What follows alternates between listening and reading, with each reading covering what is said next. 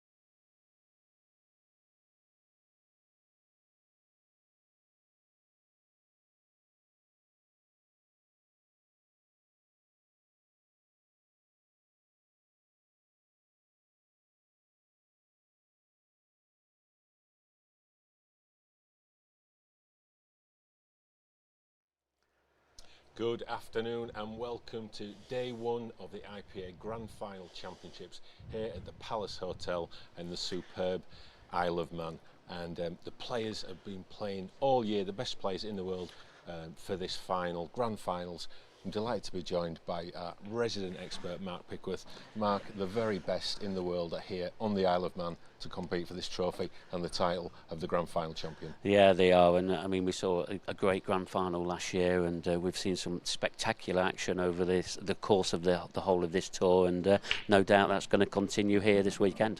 As with that added pressure of the enhanced ranking points, and let's not forget that £10,000 first prize. Yeah, absolutely. I mean, talk about the ranking points. There is so many of these players that are desperate for some more ranking points because the World Championships, it's enclosing upon us, at the end of January next year, beginning of February. So that's going to decide who's going to be playing who, etc. In like one of the final rounds, and £10,000. Wow, that's not to be sniffed at, is it? And those seedings that you say for the World Championships, they are really critical.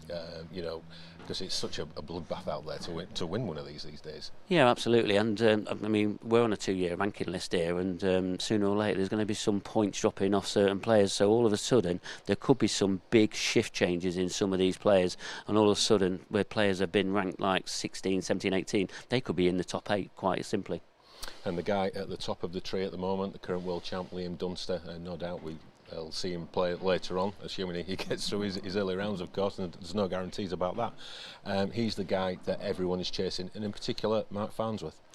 Yeah, Mark Farnsworth. Let's talk about Mark Farnsworth first. I mean, the last tour that he played against Mark Boyle in that final, that was absolutely probably the best performance we've seen. No offence to any of the other performances we've seen over the years. There's so many to talk about, but that's the one that we're most sort of reminded, that we've seen like recently, and that was superb from Mark.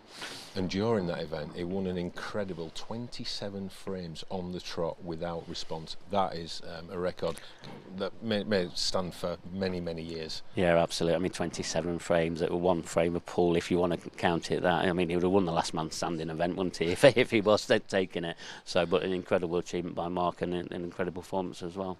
And for any new viewers tuning in, who are the other big names, apart from the Dunsters and the Farnsworth, that people need to watch out for over the next 3 days? Yeah, I mean, if you just look at who won the last event, the pro event, Corey Rees, with Craig Marsh, we're going to watch very shortly on this table. He got to a final, so we're seeing a little bit of form, but he's going to have a tough game against Mikey Tomlinson, one of the new professionals this year.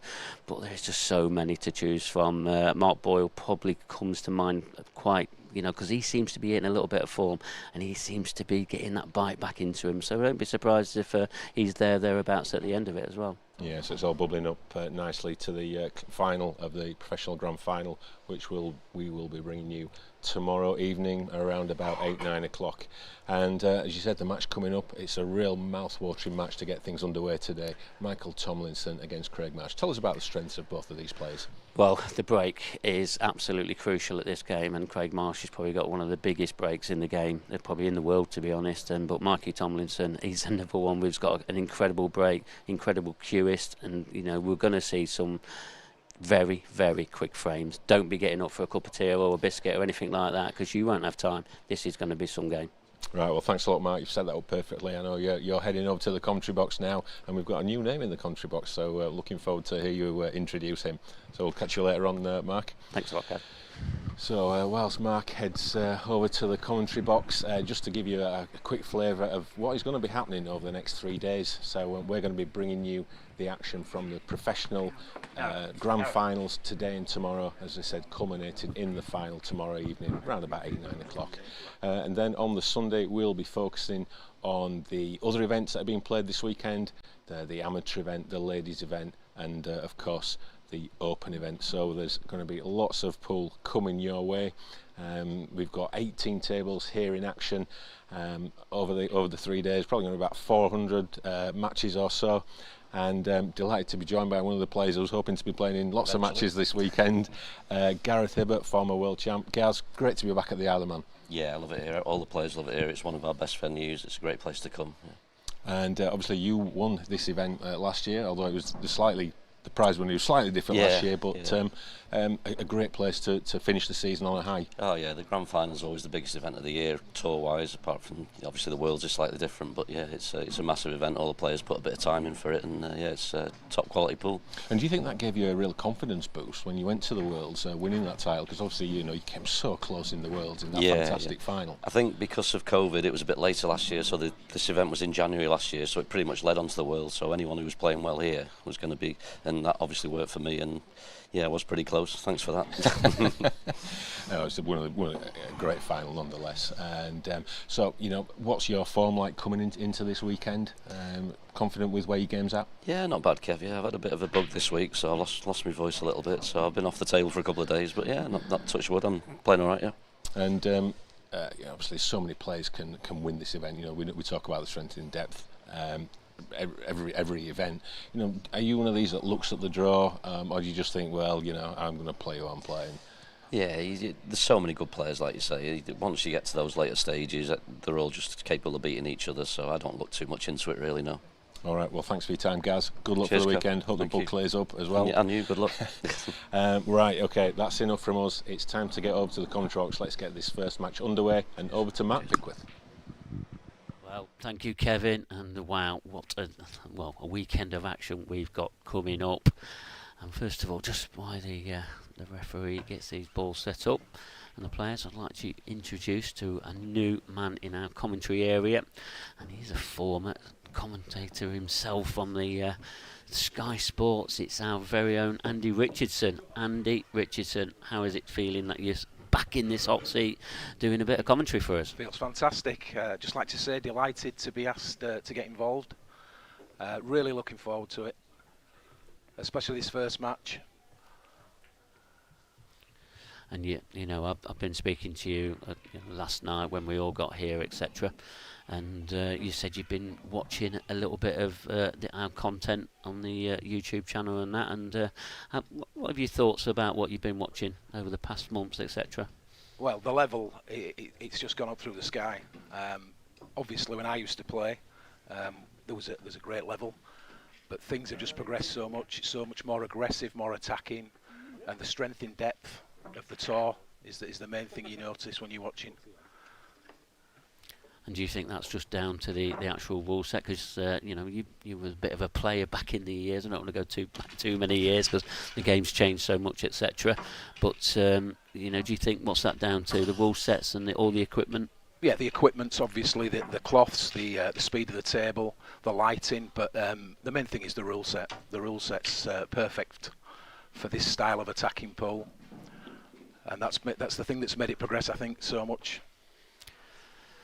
Yeah, so when I was talking to Kev, I said the break is very crucial in this game. Whether you're in the men's game, ladies' game, it is critical. And this is the first look at Craig Marsh's break.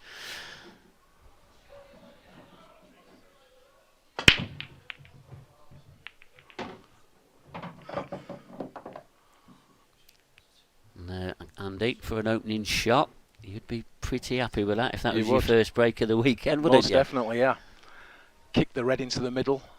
It's a great layout. Slightly tricky first ball, but lucky in reds, I would say there. Yeah, and that's only down to probably not having an opening on the yellows, and even the yellows are a little bit clustered at the top half of the table. I suppose the hardest bit about this clearance is basically the first shot. And possibly the black. I'm not sure if that passes into the bottom left-hand corner. I mean, looking at that screen you're looking at now, it looks like it does, but it's tight. Yeah, I think it probably does, but as you say, it's tight. So clashed into a few balls there. I mean, don't think it could have gone too wrong. I mean, it'd be okay with that, but some hampered queuing here. This isn't easy first frame, is it? No, definitely not. I thought he may have taken the ball into the middle there for first shot, to be honest with you. But yeah, a couple of options. He is awkward. Bridging over. But that is some very, very comfortable queuing in this first frame from Craig Marsh. And I also mentioned to Kev when he was talking to me there in the arena, You know, Craig Marsh, he got to the final of this event at the last tour, played Corey Reese, who was in absolutely scintillating form. We thought he was going to do the double, but unfortunately just got beat in the semi-final of the Open event to do that. But Craig Marsh, he's been in a little bit of form because he's had a very quiet last few years. I know, you know, whether we should be accounting the COVID years as well, but we do, because them years do count. But here we are, Craig Marsh. What a great opportunity here to take this opening frame. He needs to take these in the right order, though. Yeah, the last shot he played was a good shot. Oh, that got a bit of an extra bounce, do you think? Yeah, he just ran on a little bit there. He's the wrong side of the red, really, but... I'd love to see his expression on his face when that ball bounced off that cushion. That would have been something to look at. Because, yeah, definitely, this is a tricky positional shot. It is.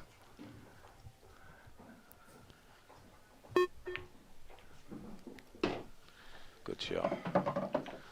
Yeah, forced to take the ball down the rail. Ideally, I think he would have left that till last. And not only done that, opened the black up as well. Brilliant shot.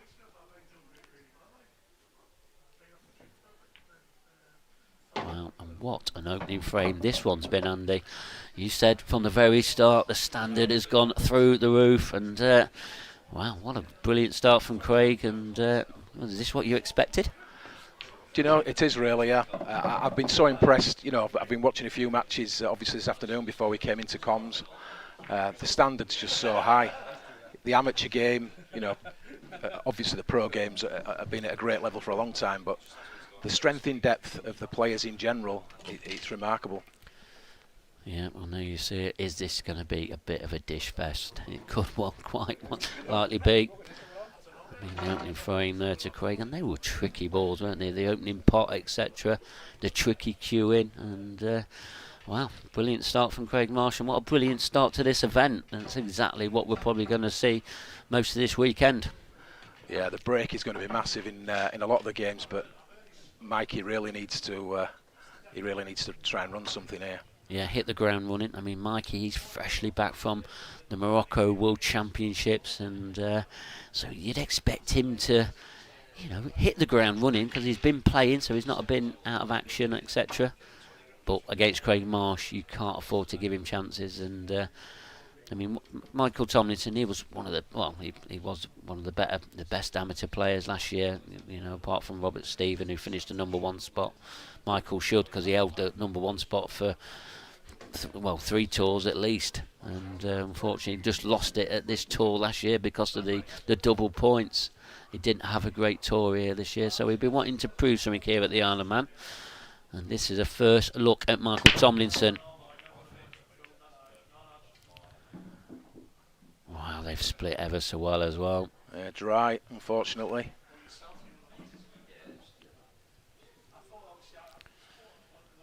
I suppose opening ball here, I mean, this is, again, it's a little bit tricky. It's going to need some developing. It's not straightforward, even though every ball is split wide open, isn't it? Yeah, you've the yellow and red sort of the bottom end of the table. Potentially could cause problems. This table's running well. It really is. I mean, the way that he's played that with so much confidence off 2 cushions, and he's landed exactly where he wanted to land. Such a fluent player. He's quite local to me, is Michael. Plays out of Andy Appleton's club in Ossett. Great talent. I've heard a lot of good things about him. Yeah, he has, and he's made an okay start. I think Michael would have wanted to done a little bit better, you know, won 1 or 2 more matches, etc. But it's such a tough standard, like you've already mentioned, Andy, and he's going to find it tough, but he's a good enough player to really come through it. Oh, he can mix it up with the best, but he's playing the cream of the crop, and it's really difficult to have any consistency at this level. All such great players. Yeah, I'm talking about the cream of the crop. Craig Marsh is probably in that category, former world champion, and when he's in fluent form, he's really great to watch. Tough pot this one, and he has missed it. He's got a chance. We've seen the first ball miss there from Craig Marsh, and Mikey is back to the table. He probably didn't expect to come back to the table, But this is a chance. Well, we say it's a chance. It's there's not many safety shots on here, so. And Mikey, as you know him, he's very attacking. Yeah, very aggressive, which you need to be at this level. That clock ticking down. Each player gets 30 seconds per shot, and they've got one extension per frame. That's why Mikey's used it there. But is he going to play it safe? This is going to be a rare safety shot from Mikey Tomlinson, and I don't think he's got it. That surprised you a bit? I mean, he didn't have an easy pot on anyway, did he? The way No, it was Craig tough table. I can understand him wanting to try and play safe. Not clear whether he can get through to this red on the rail. No, not only. I mean, if he obviously can possibly pot it off the cushion, etc. But then the cue ball will be running away from his two reds. So what is he going to produce here? Yeah, he's got round. He's going to be on one red. That's a great shot. Oh, that is good, but can he get enough run inside to dislodge this yellow, to get on this final red? It don't look possible, Andy, does it?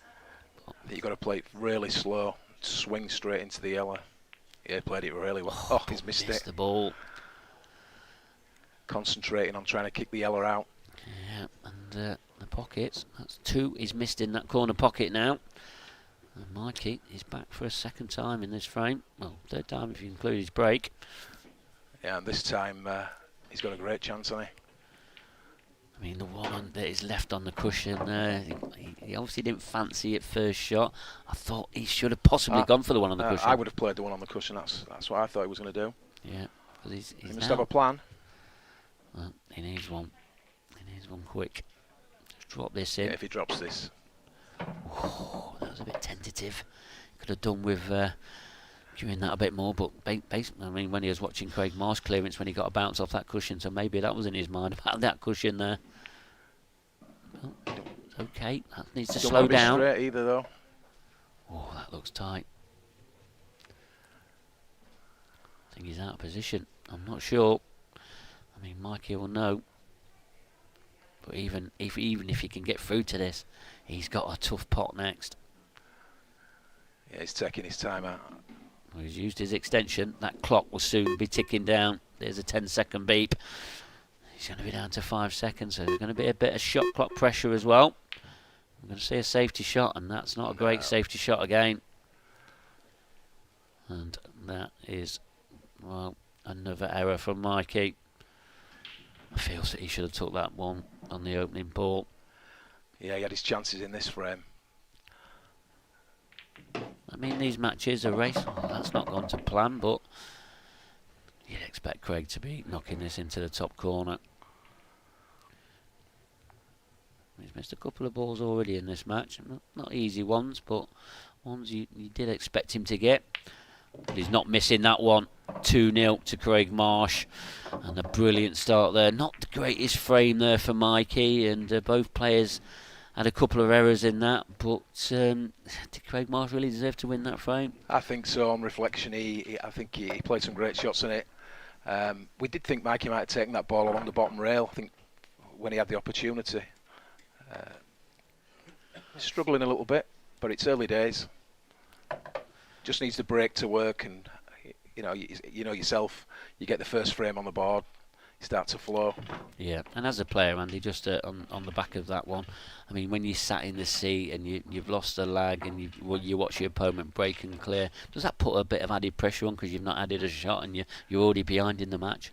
Yeah, and I think also the first frame, that Craig wasn't in great position early on, and he sort of dug it out, and I think that puts more pressure on you as well. The fact that you know somebody's taken out a quality finish. Yeah, because Craig, he looks very focused in this match, even though it didn't look too much like that in the second frame. But we can't be too critical. You know, these boys, they're not robots. They do make mistakes at times. But another look at the Craig Marsh break. Worked wonders in the first frame. Is it going to work again? Wow. Fantastic cue ball. Like I say, he's got one of the best breaks probably in the world, to be honest. And he's showing that. I mean, these look over, doesn't it? One tricky pot. Maybe he could take it on his opening one now.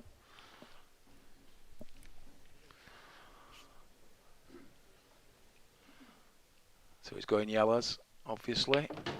That was a nice little cannon. Just bounce that off the cushion, just to make this a little bit easier and get the angle that he needs. And he's still got a tricky one to fall on, just above the baulk line on the left-hand side there. That's the one that's going to need a bit of careful navigation.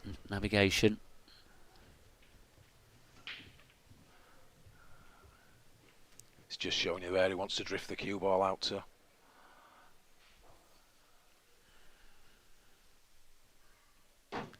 Is he short there? Is he on it? I think he may be just on it. I think he's okay. Yeah, I do as well. I think he's okay. In one of the camera angles we can see, we think he's okay, and there you see it. Craig Marsh is down to that quite quickly. It's going to drop in nicely. And wow, what a fantastic start. I mean, you know, there was a bit of a scrappy second frame, but Craig seems to have found the accelerator again. He just seems to be striking the cue ball nice. He's got this white ball and a bit of string at the moment. Yeah, he's doing really well. And this is concerning times for Mikey Tomlinson. He's going to need a frame on the board soon, isn't he? Really, to even if he can try and keep in this match.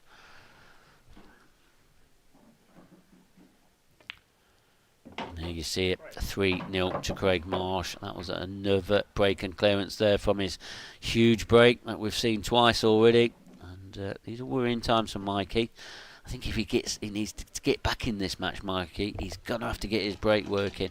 I mean, he hit his last break quite nicely, didn't he? But didn't get any reward. That's it.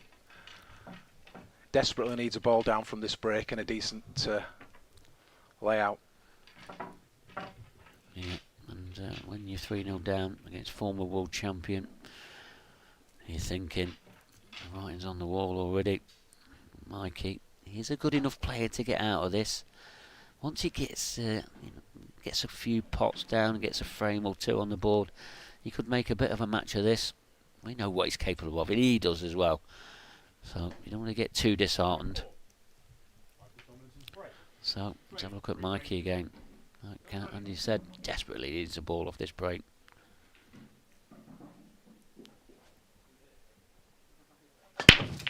Oh, is it them a dream?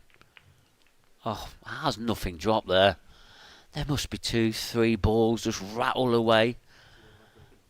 Oh, you've got a feel for him out there now, Andy, ain't you? I do, yeah. He hit those well. Yeah, he hit them really well.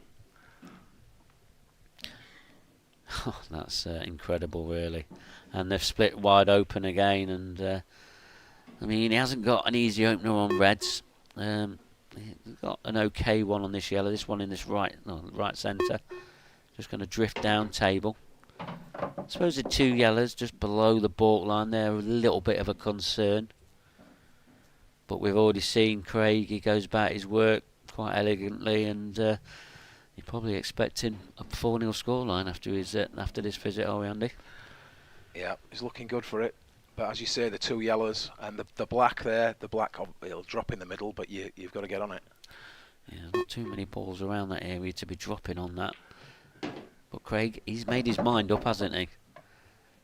Is he going to start canning into balls here? I mean, this is where things can go wrong. But one good cannon here. If he cannons that middle ball of the 3 just below that baulk line there, he'll be in perfect position. That's the ball he'll be aiming for. Yeah. Oh, he's got the cannon, but I think he's on it. But he's going away from the yellow, and he will be canning into ball again. I'm not sure if you can see it or not. No, I'm not either. That's what I'm just looking at now. Down to it quickly. You can see it. Oh, he was fine. He was fine. So a little bit of travelling to do with this cue ball. I don't think he can hold this too well, so he's probably going to play this off 2 cushions and get back into prime position. That's what we're expecting.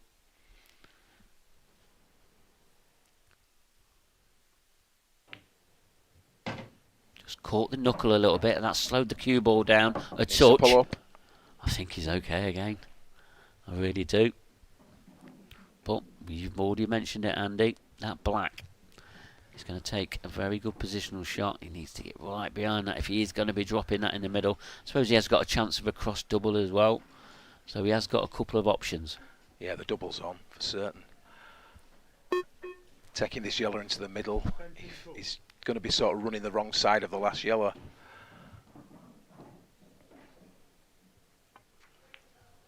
Just trying to pinch a bit of the pocket, Oh. and that's what's missed that yellow. We didn't expect that, did we? He just tried to hold it too much, and we've got another error from Craig Marsh.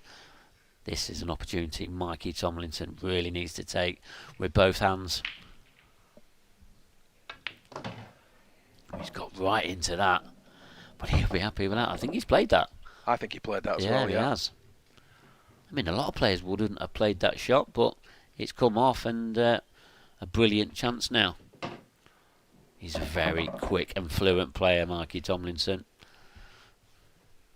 This is just what he needed. He's just got to hold himself together now. Just try and put that your 3-0 down to the back of your mind. I think that red goes. That he's behind now. Just needs to just make sure. Keep it simple. Is he going to leave the one on the cushion till last? Got a couple of options. He really has.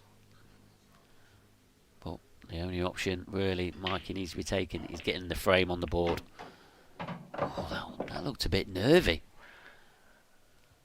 I mean, he just didn't get into that. He'd have loved to have been straight on the red that's in the open now. I think he's going to have to reroute maybe a little bit. I mean, I suppose he can just drop it in and drop the red into the centre. It looks like he's got a bit of an angle here just to drop lovely on the black. Yeah, I think he's dropped plumb Should there. be okay now.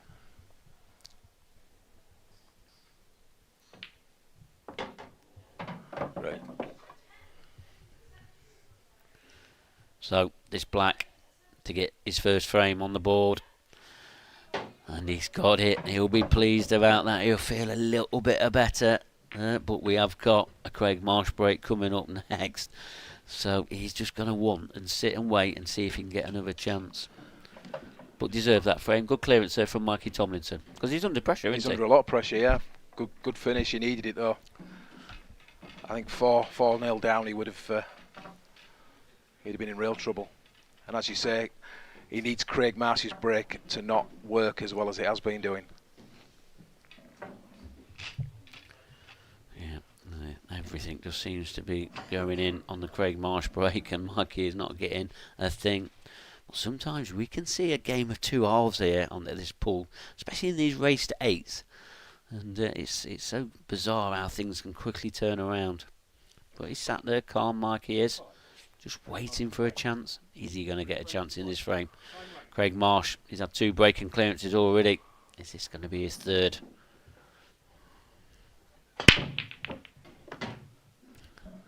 Well, he keeps continuing to pop balls off his break. First glance at that, Andy. Bit tricky. It is a bit tricky, yeah. It's once again, it's the first ball down. That's a problem. Yeah, I mean, the opening pot's not going to be a problem to him.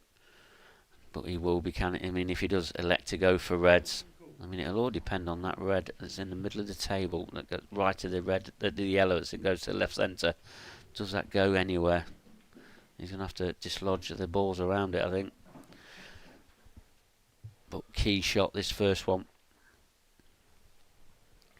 Again, he's got a couple of options how to play this. He can cannon into the red, or he's electing this plant. This could open the frame up. Great shot, but this is a tricky red. I wouldn't say tricky red. It doesn't matter about the reds. These yellows are there now. I suppose there's a tricky yellow there, isn't there? There is. But he's got a yellow down there that he could probably do something with, possibly.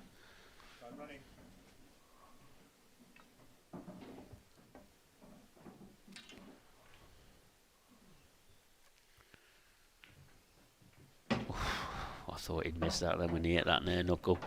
I really did. Played played it at a good pace. Yeah, the difficulty is going to be the yellow. Let's lower down the table. It's got potential here.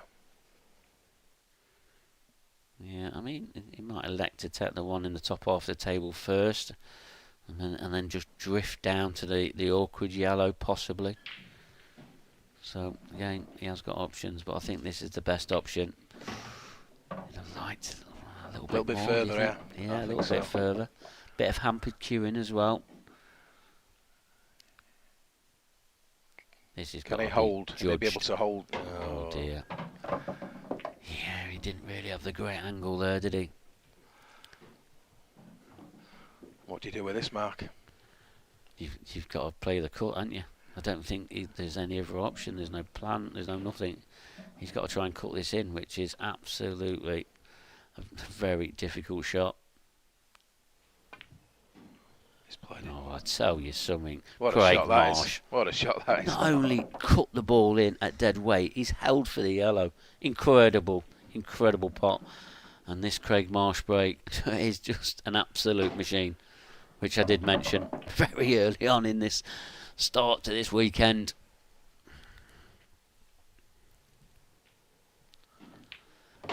Three breaking clearances from Craig Marsh. You can't do much better than that, Andy, can you? You can't. No, absolutely superb standard. And it's noticeable. He's breaking really well. And even when he gets himself in difficulties, he's still running the rack. And with Mikey struggling with a break, it's looking difficult here. Yeah, here's a quick summary of this frame here. Then. So he's absolutely crunched them. Fell a little bit awkward. That, I suppose the opening plant there was very important to this outcome of this first frame. Yeah, this was the shot where he just wanted to pull back a little bit further. But look at this for a cut. Look at this for a cut and the control of the cue ball. Best part of the weekend so far. The standard is getting very, very high indeed. And this match is heating up a little bit. Yeah, Can Mikey keep with him? That's the question. He's been striking this break lovely. Needs some luck here. Oh, he's yeah, got a ball. This isn't bad. First bad glance at that. Yeah, great. Well, the black ball's even okay as well. These are the chances you've got to take at this level, Andy, aren't they? Got to take them, yeah, definitely. If you can take this 4-2, get a chance in the next frame. Because that Craig Marsh break, can it continue like that? I know we've seen it dozens, plenty of times, thousands of times, and he's just got to sit and wait. He just times the break so well.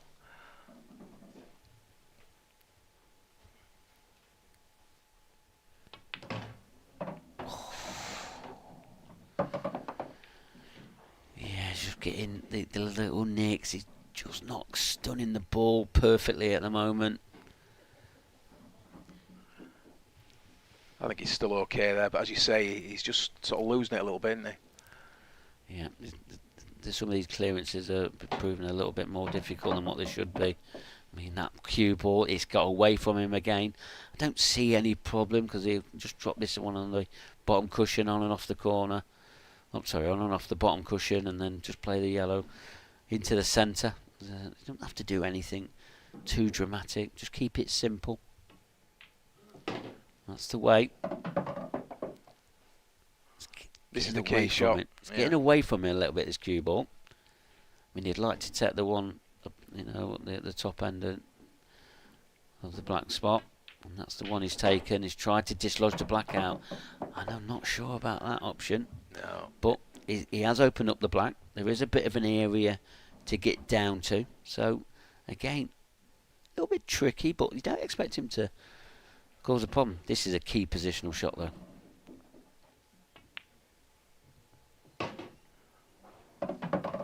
I like the way he's kept that simple. I really do. But these are the shots that need confidence. They really do. You've got to get the pace right. And he's done. Oh, he's probably just overdone it a little bit. If anything, he's cueing too well. Yeah, he's overcooked it slightly. I mean, I'd say if the black did go into that bottom left-hand corner, I'd be saying he'd be able to stun the cue. He's going to draw it off the side. Yeah. But I'm not sure. Draw it off the side. You just need that spin to take hold. Oh, now he's got a thin clip. Is this thinner than the one that Craig Marsh had? I bet it is. It looks like it is from this camera angle we're looking at. This cue ball is going to be travelling. Oh, big moments in this match. This is either a 4-2 or 5-1. Important times for Mikey Tomlinson. And he's not got the black. Where's the cue ball going to land? It's landed in a horrific position for him. And it is now looking like 5 frames to 1 to Craig Marsh. Can't see him failing from here, can we? No, he screwed that into the cushion, but the side didn't take, did it? No, he didn't. That was a horrible cut to have to play, especially when you're behind.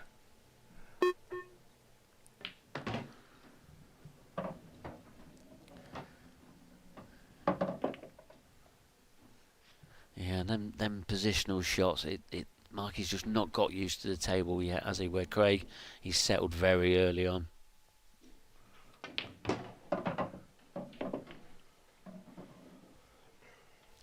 I mean, let's remember that Craig Marsh made the final of this event at Newcastle, and it just makes you wonder if that's really playing a part, that he's a bit more comfortable on this TV table than what Mikey is.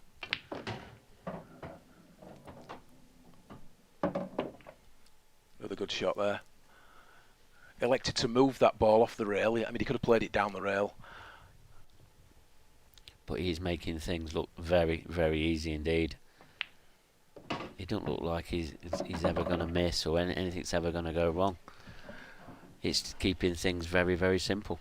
It is, and when your opponent just struggles a little bit, and you get chances like this, your confidence just grows and grows and grows. And with the break that he's got, it's looking ominous. Yeah, and it's not like Craig Marsh has had many chances from Mikey. At this level, one chance is all they need. And that is exactly what Craig Marsh is doing to Mikey Tomlinson. This black then for 5 frames to 1. And it's going to be Craig Marsh to break next, who hasn't... Well, he's been 100% success rate off the break with 3 breaking clearances. Is that going to continue? Well, it's another frame to Craig Marsh, and can you see any comeback here for Mikey? As you say, you never know in pool, but the way he's breaking, Craig's break has been awesome. Mikey's struggled a little bit. He desperately needs for Craig to break dry. Well, I can't even see that happening, to be honest, the way that I've seen the previous 3 frames that he's broke off in. So, having a little bit of a conversation there, the 2 players. I mean, he just can't get the pace of this table, Mikey can't. Oh, yeah, he's still in it. Craig still needs 3 frames, raced 8. Is this break from Craig Marsh again? Is this going to continue? Is he going to get a chance? He has got a chance, but look at the way this table's landed. Horrible. It is horrible. But let's be honest, I think Mikey will be happy to get to the table. I mean, this is probably the most clustered frame we've seen, and this is the chance what Mikey needs to be going. And unfortunately, he's the man at the table, and what's he going to produce from this? He'll be attacking from this, I know he will. Yeah. He's feeling his 5-1 down. He's got to let the arm go here, hasn't he? He has. He can get these, though. One good... Can he play this shot here to dislodge him out? I think he's got to play with a little bit of run inside, maybe. A bit awkward cueing. He's trusting to luck with the cue ball, but... Screwing into him. Played that well. Oh, really well. Wants it to hold up, though. But what about that red near the black? Does it go anywhere? Only in that far corner looking at it. But he's straight down to this. He's not wasting any time. Mikey isn't. He feels that. That's a nice little plant. Nice controlled shot there. But he's got work to do here. He's got this one on the far cushion. Looks like he's overdone this as well. Things are going from bad to worse here. I don't know if he tried to cannon into that red or hit it half ball. Didn't really have much conviction. Did he get down to it a bit quickly? And I don't know, it's not come out. Think it might be an adrenaline? Yeah. So he seemed to just overscrew it for me. I think he was trying to land on it rather than move it. Yeah, he's never looked comfortable at the moment in this match, and he definitely hasn't got the pace to the table. And his cue ball, like Craig's, is on a bit of string. This is on a bit of elastic. I don't know what he's going to produce here. He needs a big double To bank it. No. He Short. may go off Is the he ye- gonna, it off has the yellow. gone off the yellow. I think he might have a little bit of a giggle to himself there. Craig, no doubt, be shaking his head. But not only that, he's on his hardest red ball here. Can he hold for that one into the left centre? If he can, this is a chance. I think it should be okay. I mean, it looks easy sat here, Andy, doesn't it? Always does. But he's canning into balls again, is he? He is canning into balls. It can go wrong. Well, I don't think that's gone too wrong. He just needs to make sure cues through. It gets down so quickly, doesn't he? It's just the way he plays. Yeah, that was a massive shot to kick the black out. He had no choice there but to run into the yellow. It did look easy on camera, but the angle, he couldn't hold. You got to say though, Mike has had a bit of good fortune on that frame. I mean, he's had some not bad luck, but he's had it a bit of tough, and the way that Craig Marsh is broken. So probably deserved that little bit of run, do you think? Yeah, I mean he needed it for definite. 5-2. He's in with a chance still. It's far from over.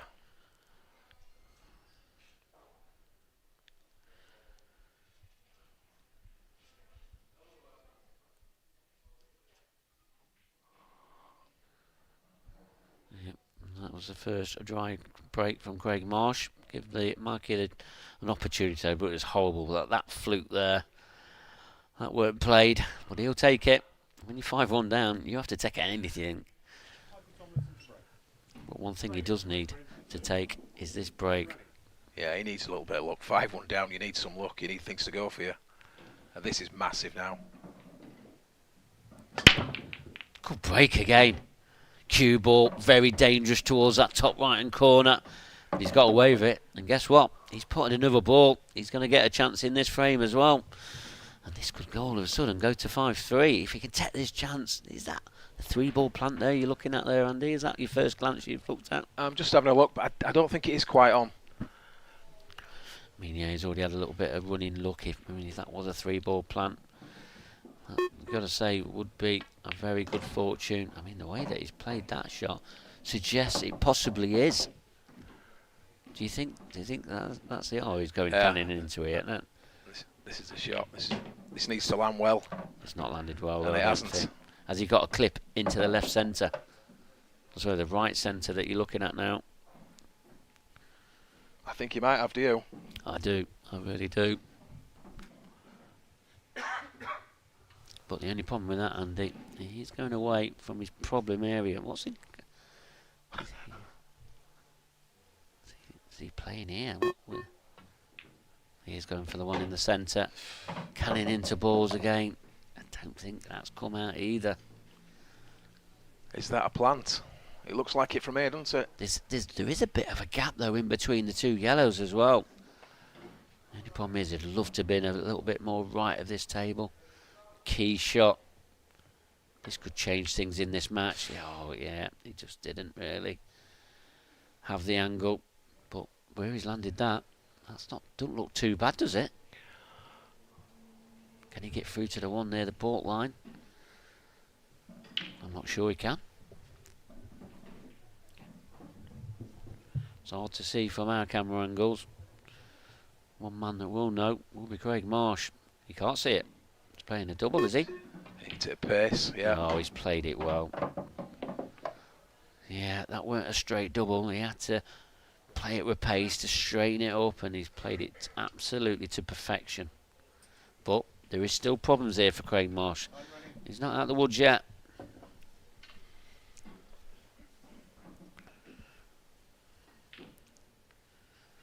I mean, if he draws this back, he has to play this at pace to try and get that red out. This isn't easy. This takes some good cueing up, doesn't it? Yeah, you can hear him there. He's growling to himself. Yeah, he's rebooting a little bit here. So that tells me he's putting all his eggs in one basket. This is probably the key positional shot now. I mean, he's relying on a little bit of luck here as well. Do you think you play long, play off the yellow to open the pocket? Yeah, that's an option. Just play rail first, catch the side of the yellow, bumps the yellow out. That's what he's looking at. Yeah, I mean, that yellow's not directly over the pocket. He's not directly behind this like he would like to be. So a little bit tricky. Needs to be a bit careful with this one. Played that well, but he's lost the cue ball. What was he trying to do there with the cue ball? He put stun on it in the end. Yeah. Surely he would have rolled that through. It was a natural angle. Yeah. You would have thought, wouldn't you? Who are we to criticise the former world champion Andy? But he's in trouble now. And this could be the opportunity that Michael Tomlinson has been looking for. What can Craig Marsh do here? I mean, all I see here is a containing shot. Using his extension. Could this be key moments of this match? I've seen a few kinks in the Craig Marsh game at the moment. We're not seeing too many. Is he looking to double the ball back up the table? Wow, big This shot. would be a big shot. I think he's Oh got it. my What God, a shot that what is. a shot from Craig Marsh. Look at the position as well. Craig Marsh has produced some brilliant shots in this match. And that's another one there, Andy. Well, that's shot of the match for me. What a shot that was. Wow. Mikey Tomlinson just thinks, just when he's going to get a chance, Craig Marsh comes with absolute brilliance. And no doubt all the Craig Marsh fans who's watching at home, they'll be jumping and cheering with that one. Brilliant shot. Smiling to himself there. But he shouldn't have possibly not been in that position, though, should he? If we're going to be critical. Yeah, it's strange when you were watching it. It just looked to me as if you just played natural ball, just let it flow through. What do you think you were trying to do with it? He seemed to hit it a lot harder than... Well, yeah, I think he just stunned it in the end and didn't really... I don't know. Only he can tell us. And he'd done all the hard work. For me, you just drift the ball across. But as you say, were we to criticise? Phenomenal double. What was looking like a possible 5-3 and only a 2-frame lead, which was a 4-frame lead, is now back to the 4-frame lead. 6-2. And Craig Marsh is breaking again. Dry last time. Dry again this time. Things are turning a little bit, Andy. They are turning because he hit those really well. Really well. But opening shot here. A bit tricky, is it? I mean, you can get the yellow quite easily, but it's what you get next, isn't it? Can he get through to something? He's looking at something, trying to clip the red. The red's gone. He's played that lovely again. Developing balls. And these reds are on now. I think we've got a match on our hands here. So do I. Mikey Tomlinson's starting to think a little bit more clearly. I think that dry break there made a big difference to him, because if you looked at his face at the end of the last frame, he looked resigned to his fate for me. Yeah, he did. I mean, that was a terrific shot, and one we'll probably remember over this weekend. The first shot from Mikey there, he's opened up the difficult red. This is where Mikey's struggled a little bit, coming down to his last few balls and just about the position of this cue ball. This now, he should be settled in this match. I know he's 4 frames behind, so he's probably not cueing as like a dream as what you want to be. But this is key moments from Mikey Tomlinson. Yeah, I think that's all he's done. Just try to keep it simple. Going to drop the one into the bottom corner now. I mean, he's going to have to do a little bit of... is he going to run this through and play the one in the corner? Or is he going to take the one in the middle or stun it back? He's got options, but he's missed the pot. That I didn't expect him to miss that one, Andy. Did you? No, not at all. Not at all. Wow. That is unforgivable there from Mikey Tomlinson, and I think even Craig Marsh thought he won't be coming back to the table in this frame, but he is back to the table. This is a good chance for Craig. He needs to take this one to get onto the hill.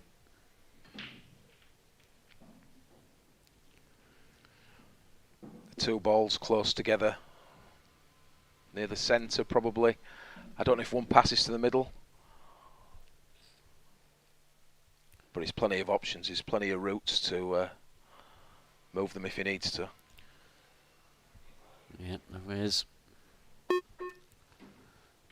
Taking the tougher ball of the two. But he's getting rattled in. It was a shot to nothing though. He knew that, didn't he? And he took all his time over that one shot. Really thought that was the key shot in this frame for him. He's got a bit of an angle here.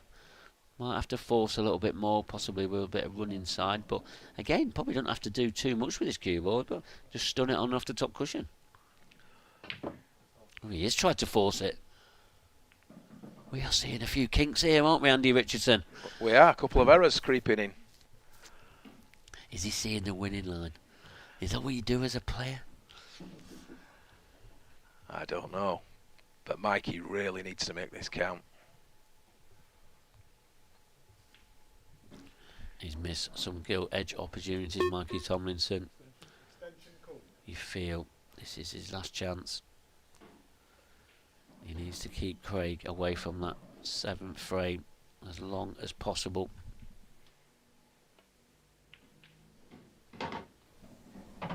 Still tricky though this, Andy, isn't it?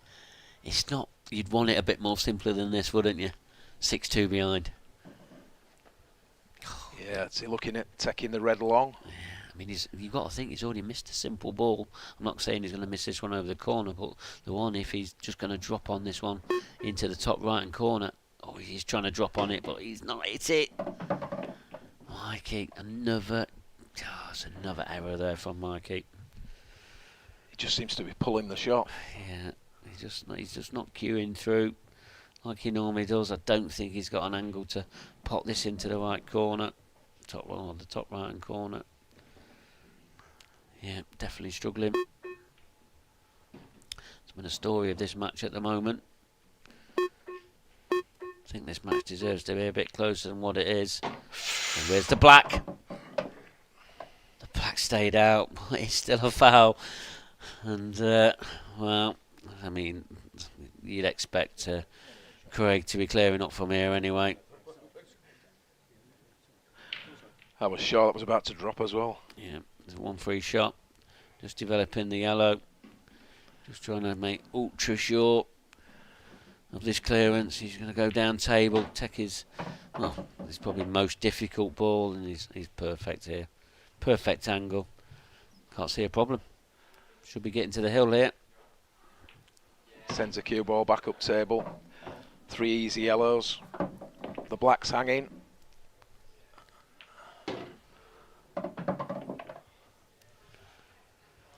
To go on the hill.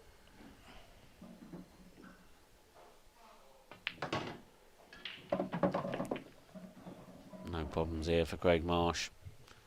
Simple yellow, simple black. Oh, what is he? Oh, I really think he'd underhit that then. There's no need to make that so close. You can hear them giggling in the background, but that could have gone wrong. They didn't even need to stun it back, did he? No, could just drop it in. Just drop it in. Didn't need to do much with the cue ball, and well, a little bit careless, but either way, it's 7-2. And Mikey, he'll look back at this match, and it's not over yet, but be looking back, knowing that he's missed chances, and that ball there that he's missed in the corner is one he might remember for a while.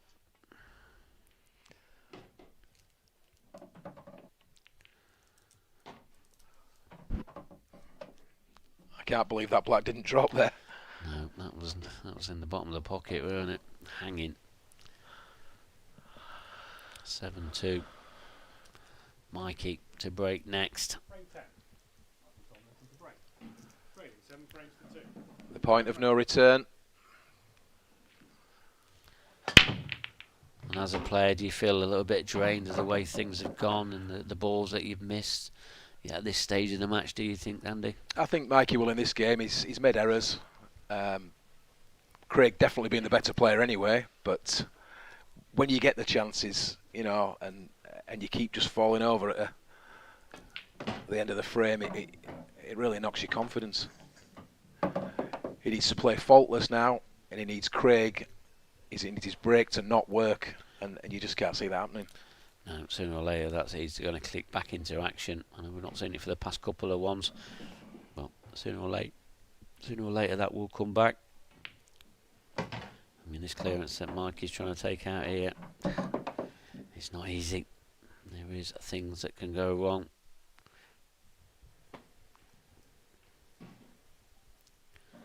I suppose as a player, when you're 7-2 down, you do start to look at things going wrong. And this is one that can go, and it's not gone to plan, has it?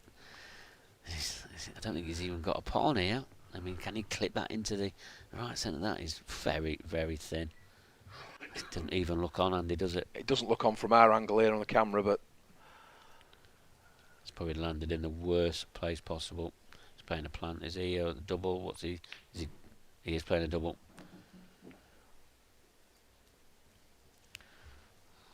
Yeah, and not great. And Craig here can open up. He's probably an area straight away. He can even drop behind it, I think, if he needs to. Yeah, I suppose canning into it, that yellow can hit the other yellow, and he can hang around that corner, can't it? So he just needs to be a bit careful with this one. But I think he's going to get a couple of opportunities of getting this red out anyway. Oh, he's played that well. Little half ball. Not perfectly on his next ball, but it's a chance. I think when you Craig Marsh, he's played okay. He's not. I mean, he'll say he's not played superbly, but it's been okay. It's not a bad performance for your first match. And that is a... Wow, just as I was bigging Craig Marsh up, we've seen another big miss from him. Easy out there. No.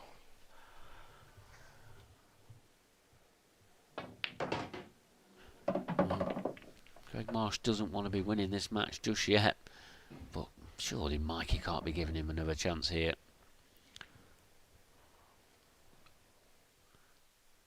Awkward queuing. Be pleased to see that one go down. He needs to start getting these stun shots, you know, these little stun screw shots. He needs to be getting a little bit of control in there. That's a little bit better. Played it a little bit more fluently. If you look at this game, he's had opportunities as Michael. Yeah, definitely. I don't think the scoreline really, shows the opportunities that Mark is at. He's 7-3 down, but I mean, we've seen a couple of frames where he's had good chances. He's been let back in. Yeah, and you spoke about it, Andy. He needs his Craig Marsh to continue not working. I mean, that shot there from Mikey, things are just going wrong for him, and you got to say, he probably felt himself a little bit lucky to get another chance. I mean, the cannon that Craig played here was nice. But this pot here, I didn't expect him to miss that one. Did you? No. He's missed that by a foot.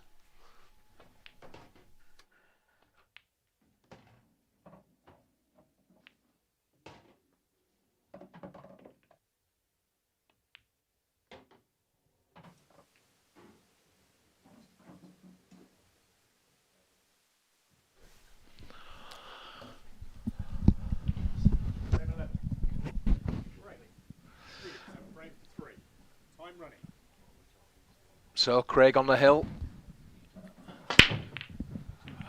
Another thunderous break. And the last ball moving, drops in the corner pocket. Could this be it? Yeah, so he's got his break back working.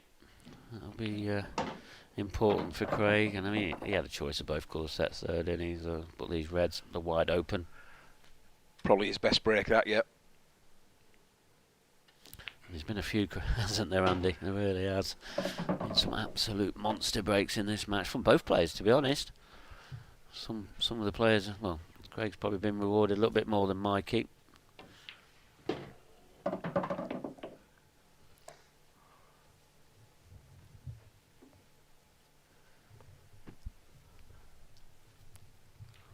Four easy balls in the black.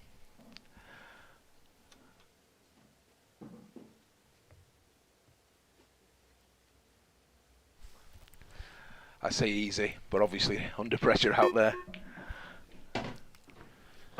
Yeah, and I suppose this the first and the last frame. We always say they're the most difficult ones to win. But somebody of Craig Marsh's experience, you'd expect him to close the match out here. He really would. A little bit shorter pace. I don't think he had the correct angle on that ball there. He's going around the back of this yellow. I was going to check it. There he is, checking it. Yeah. He's played it well. Played it perfectly. And not the best first opening, for the opening match, but as a player, you'd be happy to get over the line there, and this black, and to do so, 8 frames to 3.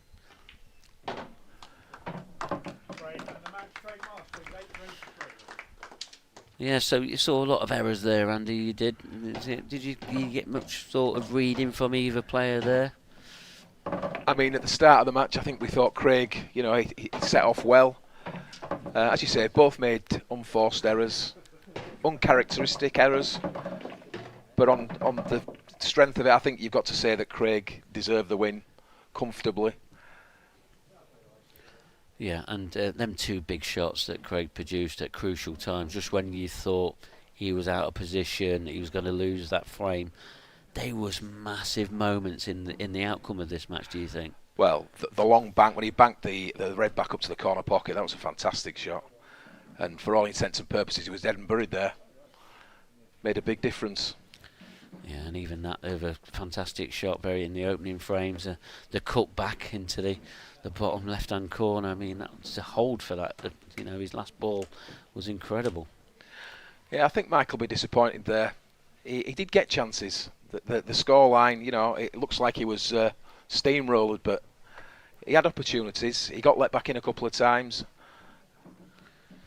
Yeah, he did. And I'm pretty sure Kevin Barton, he's going to be talking to Craig Marsh, so we're just waiting for that to happen. And, but at the moment, that's a pretty average opening frame of the opening match for this tournament, and I'm sure we're going to see some great, fantastic action. And we're going over to the studio now with Kevin Barton. Thanks a lot, Mark, and I'm here with Craig. Craig, what would you give yourself out of 10 for that performance? Yeah, it was all right. I started really well, and then I got a little bit complacent maybe at the end. But yeah, it was all right. It was good. I'll definitely take after the first round. That's it's pretty good for me usually. I'm usually all over the place, but yeah, good, decent. It's a tough first match because we all know how good Mikey is. Yeah, because he plays quite a lot like me. He goes for everything basically, doesn't he? So he's really dangerous. Like if the balls break for him and he gets a few easy chances, then he can beat anybody the way he plays. We saw at the last tour how you seem to be coming back into form. You said you'd put a bit of practice in. Do you feel like your game's in a good place for this weekend? Like I played with Sanji's the other day, first knock in a while, but I'm enjoying it more. I think that's half the reason, because I've done all my practice for 20 years, so I don't really need a lot of practice. But yeah, I'm enjoying it at the moment. So that's the big thing for me, and it's showing on there as well because I'm playing all right. Yeah, we've seen you in this chair quite a few times in the last few tours. It's getting a little bit too comfy. And thoughts on the event and being in the Isle of Man in general? I love the Isle of Man anyway. If I'd have all 5 here if I could. I love the place. I do. It's brilliant. All the people are great. The town itself. I just love the place. I think it's brilliant, and there's a nice buzz around the place when we're all here as well. People come to watch and stuff. I like a lot. So that's good. Yeah, you always get a good crowd watching you. Yeah, definitely. Yeah. There'll be a good crowd in for the next one with the local favourite David Adderley. Yeah, hi. He's playing Ben. I think you need Ben Davis. Yeah. I think I play the winner, do I? Oh, I'm not sure. Yeah, I think I play the winner actually. So. Yeah, I hope they go 7 each. Sorry, Ben. Are you a general studier of the draw? Because obviously, you think you play the winner. No, not really. I have a little look, and see who could be next, but no, not really. Just get on with it, really. And what would it mean to you've won everything in the game just about? What would it mean to finish the season off and be the grand final? Yeah, absolutely. That's the big one, isn't it? That's probably what got me out of the house down the club, to be honest. This event. So yeah, I'll try my best. If I break like that and I feel as comfortable as that, then I'm a match for anybody. Craig, good luck for the rest of the tournament. Cheers. And hopefully we'll see you later on. Thanks, guys. Thanks a lot. So Craig Marsh takes his place in the last 16. Mark Pickworth, what did you rate his performance? Well, at the very start, we were thinking, when me and Andy was commentating on it, it was a phenomenal start to the actual match, the way that he broke like king. But then he started seeing a few kinks in the Craig Marsh game, and he'll want to tighten that up. And if he wants to go far in this tournament, that he's definitely got to cut out these errors. We've definitely seen his standard get back close to the Craig Marsh of old. Probably not quite there yet, do you think? No, not really, but he's coming back. He's making a bit of a name for himself. He's getting to a semi-final, got to the final of this event at the last tour, and that he lost to Corey Rees 8-4, which he's one of them up-and-coming players. But Craig Marsh, we just spoke to him then. He wants to win this, and any player that comes to this tournament, I mean, there's a lot at stake here.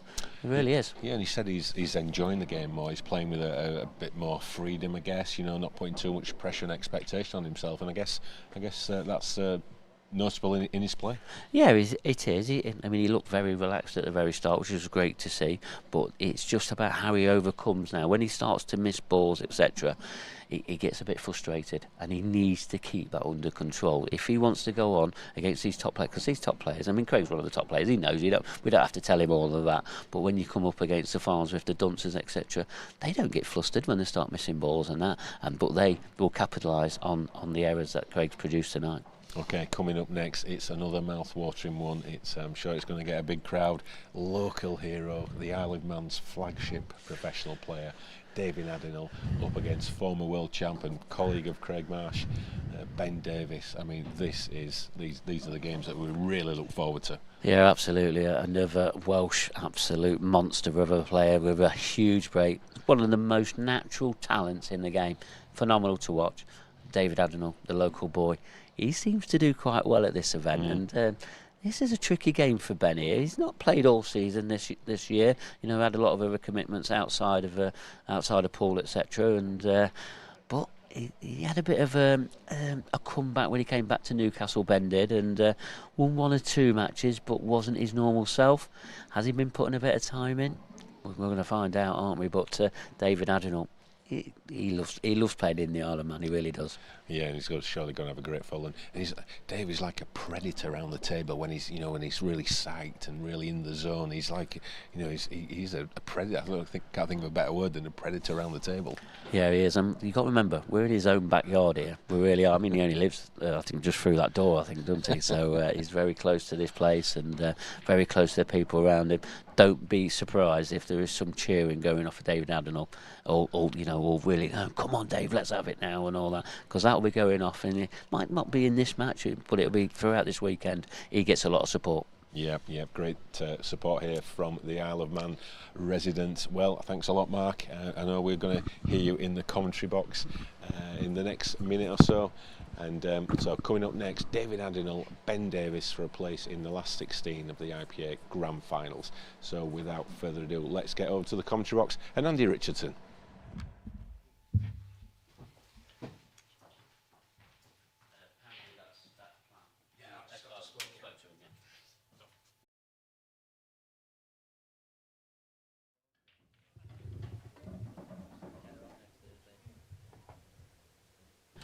Well, thank you, Kevin. And this is match 2 of this weekend, and this is another. I'm expecting a very high standard match here. David Addinall seems to always play well here at the Isle of Man, and I think he got to the last 8 last year, I'm pretty sure. But against Ben Davies, another big breaker in this game. Do you know a lot about these players? I know you know a lot about Ben Davies. Do you want to talk about him first? Yeah, well, Ben Davies, what a fantastic player. Don't know a lot about David, I will be honest with you. But if he's done well here previously, he's obviously some player. The standard is through the roof. Yeah, David, he's been in the top 16 now over 2 years, and he's deserved his space, his place in that. Even though he has missed a couple of tours when it was COVID, because he wasn't allowed out of the island because they closed all the borders off, etc. But I mentioned about Ben Davies's break, the most natural talent. No offence to any of the other players, but I really do. He's just nonchalant, I think the best word of explaining about his cue action. And that was a hammer break. sorry about the noise at home if if it's like cracked any of your windows from the Ben Davis break. But we're going to be hearing a lot more of that crunching style, no doubt. Do you think he might be taking reds here, Mark? Well, and I suppose the first problem ball that we can see is the one on this cushion, but do you think that's going to be a problem? He does really need to drop on it to make it an easier pot, but this is a good chance for Ben. And the yellows are horrible, aren't they? Even if he's got a free go at these, hasn't he? Yeah, it's a little bit of insurance. The two yellows behind the black tied up. There's another yellow stuck behind the red. So basically, you're giving David Arnold no chance of this opening frame, then, Andy, there. But, so, a little bit out of position straight away, but smashes in a double like it was just over the pocket. But he's not in prime position yet. Cue ball, he's not settled down yet. But these are his first shots. Key positional shot. Don't want to be canning into too many balls. Oh, he has done. And he's missed the ball. They weren't an easy cutback, that wasn't. Well, I know what also isn't easy are these yellows. But David is very attacking, so don't be surprised if he goes for these. But what do you do with these yellows? They're horrible. Yellow into centre, kick into the yellow, moves the red. But that only helps one player. It's a start. Yeah. What does he do now? that's the question. It's not getting. I mean, can he cut this yellow down the cushion?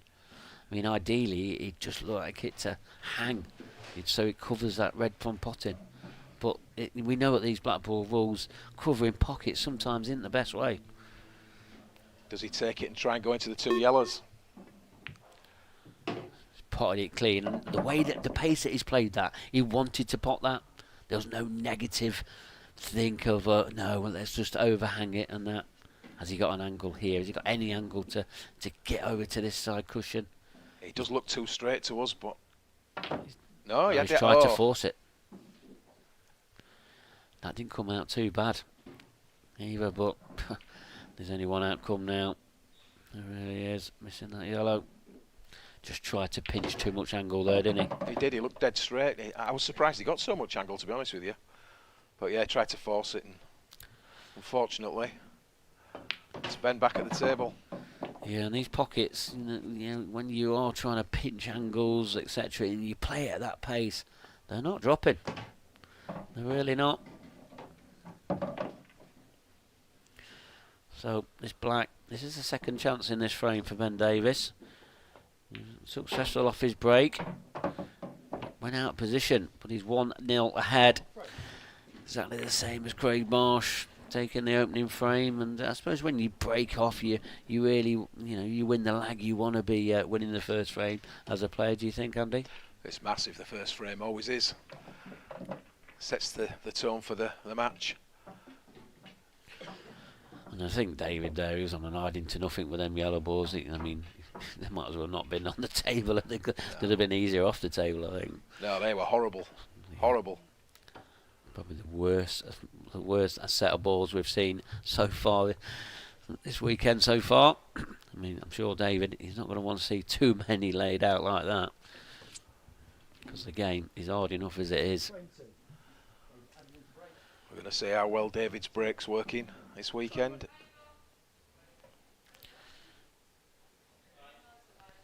Definitely not the biggest breaker, David.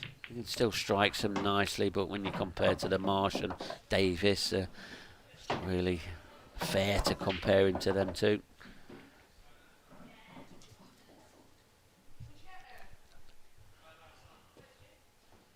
No, he didn't hit those very hard, but I think he timed them really well. Yeah, and I think that's key when you're breaking. Yeah, especially on that head-on break, you have to get the timing absolutely spot on. It's not all about pace. The better breakers, I do agree, they hit the ball very hard, but they time it really well. That's the key thing.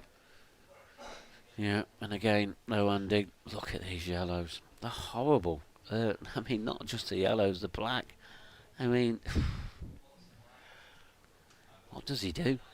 He's just going to continue to pot, and he's got a bit of a containing shot. Well, I think it's the first safe we've seen. Yeah, I don't think we've seen another one. Well, apart from Mike, he tried to play a couple, didn't he? But they didn't turn out like safety shots. But yeah, this is a first covering of the bag then, possibly. That's what we're going to put it down as. And there's no wrong with that. I mean, these reds are not great either. And this is probably the scrappy... Well, this could turn into a bit of a scrappy frame. There'll be a bit of cat and mouse trying to get the balls open and that. But that's a good shot there from Ben, opening up them two. He's going to have options there of developing his problem balls. Yeah, he's asked the question there, hasn't he? Opened his bad reds. Oh dear. That's the last thing he wanted. And not just that, opened up that bottom corner as well. I know it might not have made much difference, but opening up another pocket, it just helps Ben Davies to try and open up a 2-frame lead.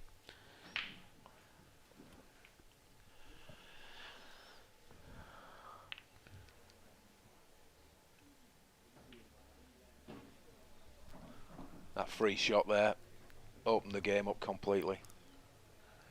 Key shot in it. When you get them 2 visits and these black ball rules, that free shot, it is crucial that you play the right one. It really is. A lot of players, that all they do is develop, try and make it easier. They don't pot too many balls.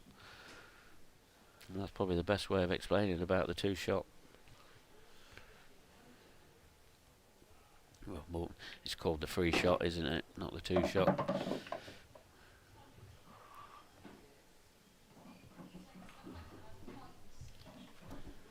Remember, these black ball rules, there's no 2-shot carry. Once you've had that free shot at the start, you've got to go all out attack. That's what makes this rule set incredible to watch, and it's probably one of the best rule sets in the world. It is, and as you say, the free shot, more often than not, people aren't potting balls. They're just moving the awkward balls or putting their opponent's ball in a worse position sometimes.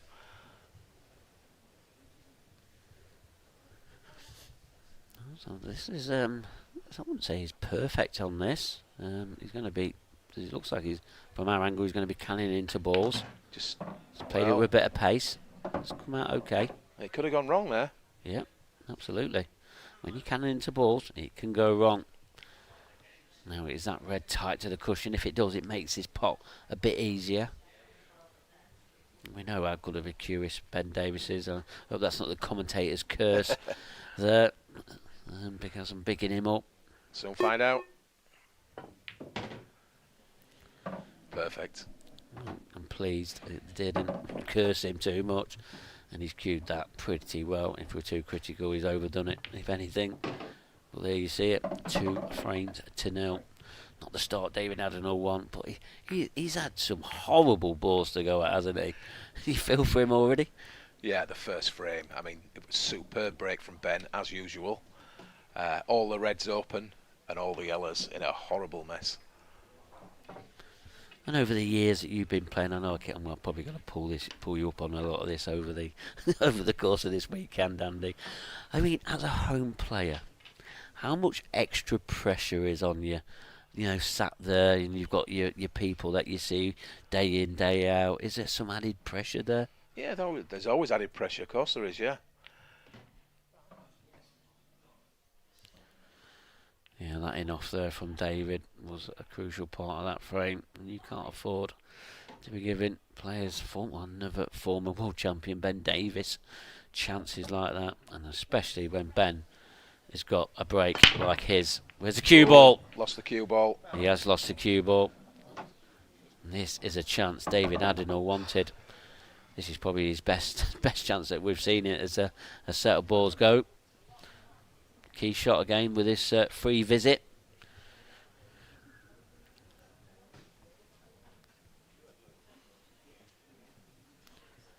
I mean, he's got a choice of both options here, I suppose. You just need to keep it simple. Don't try and do too much with it. No wrong with that. Both colours were on, as you say, but once you open that couple of balls there, red's the favourite, definitely. Perfect here. It's so important, this shot here. He leaves himself an angle. He needs to, don't want to be too straight on this. I think he might have to play a bit of a medium distance pot after this, but he's down to it quickly. He's happy with it.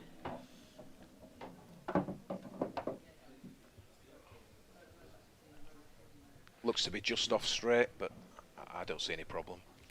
No, and this will settle him down. It really will. These are the chances he's been taking.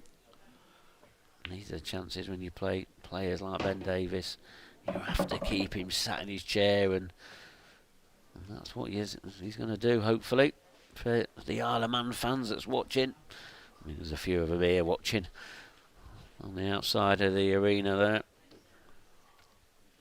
I wouldn't say he's perfect here again. Can he run on and off the cushion? Come round 2 angles. I don't know what angle he's got. He has just tried to come off 1 cushion. That's fine. Black's not got too many pockets to go at. He'd love it to go easily into the right centre, but I don't think it does. Not to leave it simple. But first things first, he's got to concentrate on getting these reds down. Keep it simple. Nicely done. If you can keep the cue ball where the red is now or somewhere near it. Looks like he's got a slight angle there that possibly goes away from the black, but surely not a problem. If he had to, he could run off the side cushion and back out. But yeah. Oh, he's played for the other corner. Yeah, he has played for the other corner. It's not a bad thing. I mean, his cueing's okay. That'll settle him down. Looks confident. He does, yeah. Really does, and that's exactly what you've got to do. And it's going to be David Adenall to break next as well. So that's the start probably David wanted. I mean, because he'll be thinking possibly in the back of his mind, he didn't really have a chance of the opportunities he had, because the layouts were horrible, wasn't they?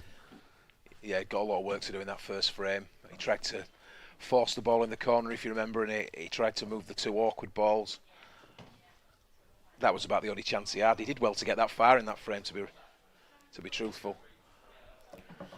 Yeah, and this is probably the first time you've watched David Adenall, Andy, and you've got to say, you've got to be pretty impressed what you've seen from him so far. Yeah, I like the technique. He seems to strike the ball really well. I even like, as you were saying in the first break that he had, he doesn't hit the ball that hard, but he seems to time it really well.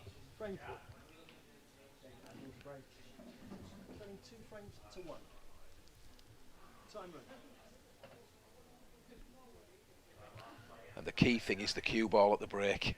The one thing you can control to some degree is the cue ball. Yeah, and we saw Ben Davis didn't, and that's a dry break. I suppose that what we're looking at here is the black, but I think that definitely drops. There's no problem on the black there, is there? So, God. Reds. Yeah. Off we go. Absolutely. Yeah, there's no other option here. I mean, not if he's going to do kamikaze exhibition stuff on the yellows. Extension cut. Well, this opening shot, key. Do you see any problems here? This, first glance at these reds. I mean, is the red sort of nearest the middle of the table that's near the yellow? But they're not really problem balls.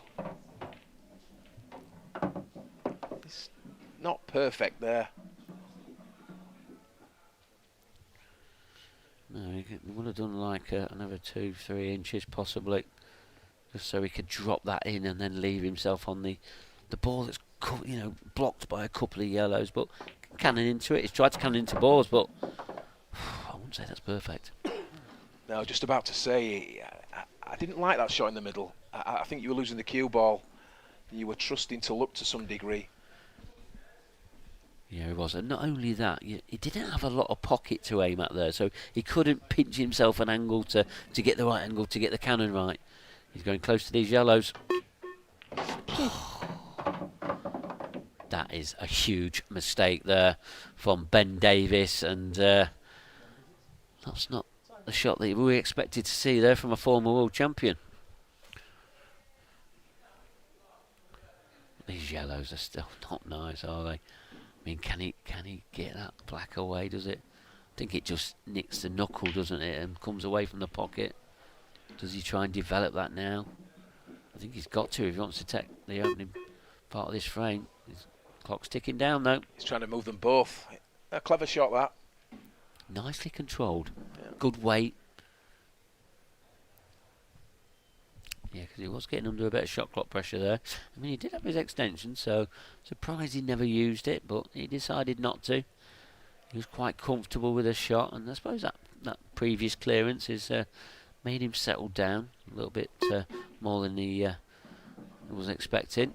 But he seems to be firing them in. David Adenall, he's on a mission. He's queuing confidently. He looks very comfortable out there, doesn't he? Yeah, he really does. I think I said that in the studio. We're in his own backyard here, and he seems to always do well in these opening moments of this match, and he seems to be doing the same. Ben Davis, he's got a tough match ahead of him here.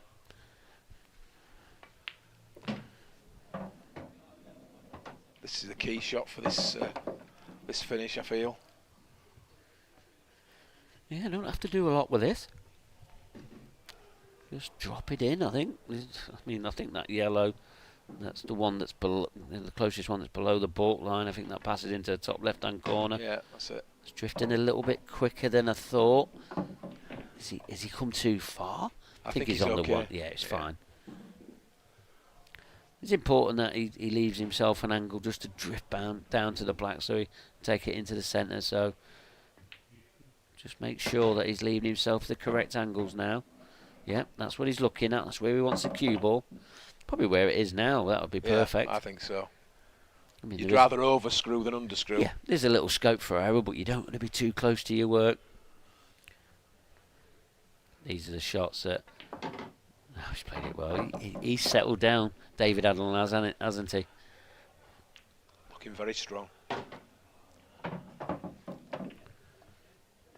Yeah, very good performance. Looks confident.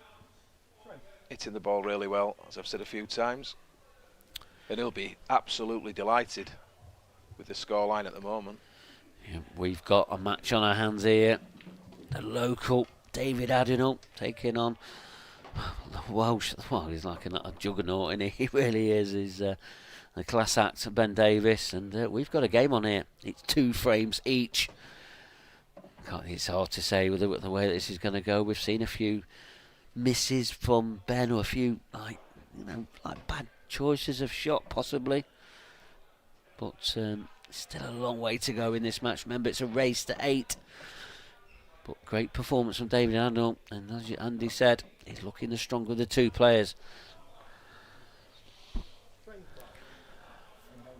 Frame 5, Ben Davis to break, so wetting off on his previous break.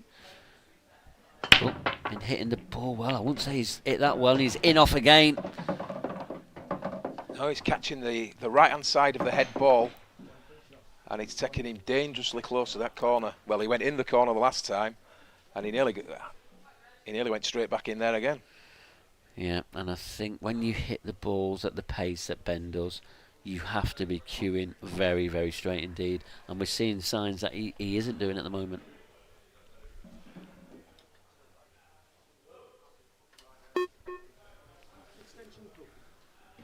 Yeah, you can never afford to screw straight into the pocket, obviously. If it gets kicked in, you can count that as bad luck, but when you're hitting the ball and drawing it straight into a pocket,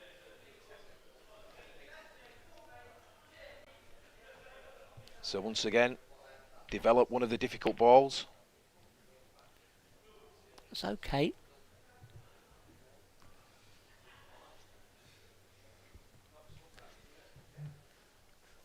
So the only ball that you think, well, there are no problem balls, but the ball that he needs to, well, Ooh. that is a slight error. Didn't get into that. It was a bit tentative. I mean, the ball that he's next to now is the one that I was about to say could cause him a little problem, and effectively it did. For me, he's losing the cue ball a bit here, and he needs to hit back in the position. He needs a good angle on this red that he's closest to now after he's potted the one in this bottom left-hand corner. so he can drift back up. I mean, I think that yellow that you've just been mentioning there, and I think he passes into the top right-hand corner. Definitely goes into the middle, goes into both middles. So probably not too much of a problem. It shouldn't be. He's got an angle anyway. Couldn't afford to land straight. Yeah, and he kept that simple, didn't he? A lot of players probably would have come off 2 cushions to make sure of the angle to come on and off the cushion, but I like the way that he's played this, gone about this. He's had to slow up. That's okay. It was a quality shot. Yeah, it was. Played it in a great area to give him a good chance now. Still needs to make sure he leaves himself the correct angles, but I can't see David Andrew having a problem here. Not the way that he's reeled off the 2 frames that he's won already. He's the right side of the red. Obviously red into the middle. Looking at a red into the other middle. And he's just looking there. He doesn't want to be straight, he wants to be low.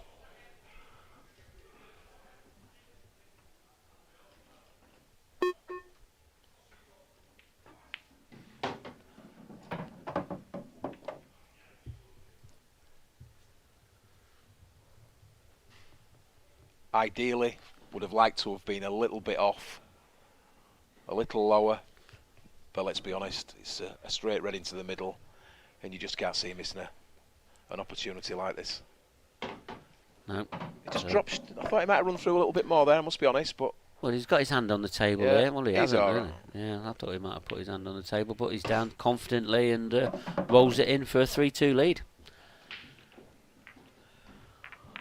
Well, the home fans will be loving this.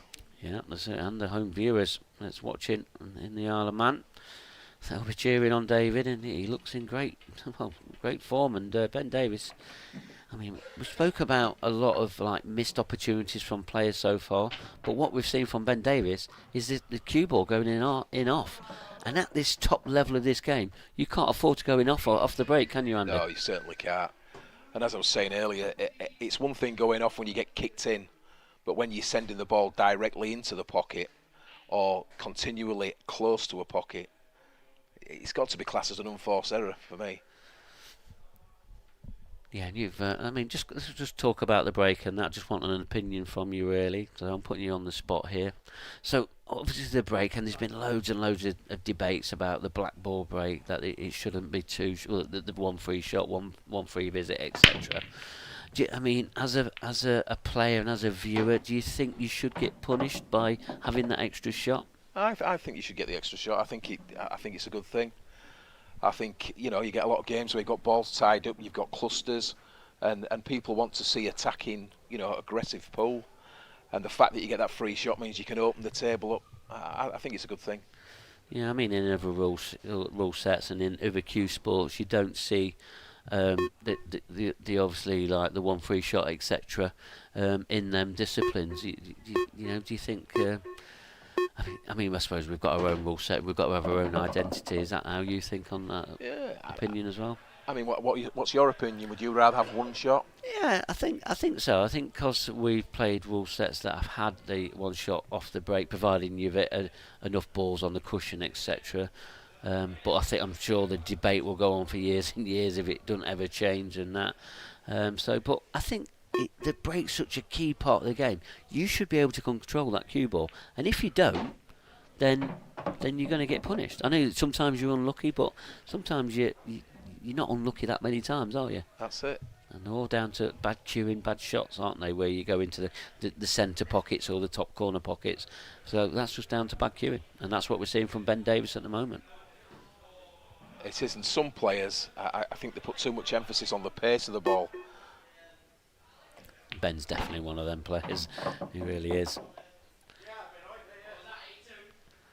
Well, here we are, David Adenauer.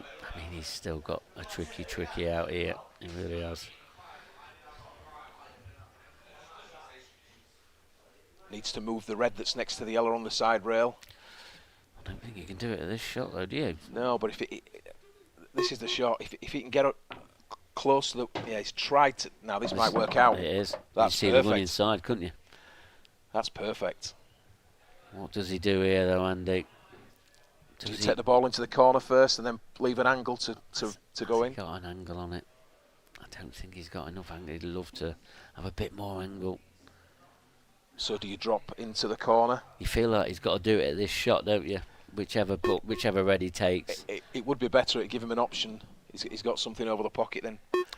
I mean, this is strange here. I don't think David Adnall's used his extension yet, but decided not to. I thought that... I mean, this is putting all his eggs in one basket now. So he felt like this is the right way to go about it. I think he thought he could get a better angle. He sacrificed leaving a ball over the pocket, but... I mean, this is a natural angle.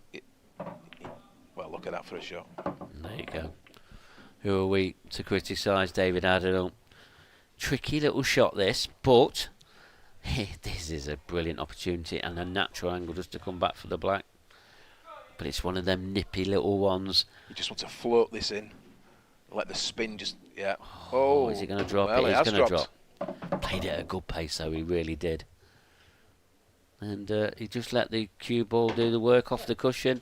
And there you see it, 4-2 to David Adnall. There's problems here for Ben Davies. It's going to be Ben to break next. And we've not seen the greatest of Ben Davies' break yet. What were we going through Ben Davies' mind at the moment? 4-2 behind, and he's struggling with his break. Well, I think that's maybe one saving grace is that he realises that it's his own error. It's the error with his break, something he can change. Surely not going to be heading towards that pocket this time. Does he take a little bit of pace off? A little bit more control? Key shot there though, in that frame though, Andy, wasn't it? It was. Played it very well. This one I didn't think was going to drop, but played it at a very good pace. Any harder, it probably would have missed. 4-2. There's Ben Davies. He's got a match on his hands here. And you feel that he needs to get his break working to stand any chance of keeping up with David Adnall, because he looks very relaxed out there in his own backyard, as I've been calling it. And look, that's a very stern face there from David Adnall. He's in the zone. He is. It's nice to be in the zone, Andy, isn't it? It really is when things are going nicely for you. Cue ball. Third on the bounce for Ben Davies. And that's just down to bad cueing. It is, but he was so aware that he's been going close to that far corner pocket. He's completely changed it, yeah. And there's, unfortunately, it's not a similar result, but it's the same result. It's 1 free shot, 1 visit. And David Adnall, another chance here of opening up this frame and getting another frame on the board. Ben Davies, he could be sat down for a while here. What do you fancy here, Mark? What are your thoughts? Well, I mean, this free shot here, I mean, he can't.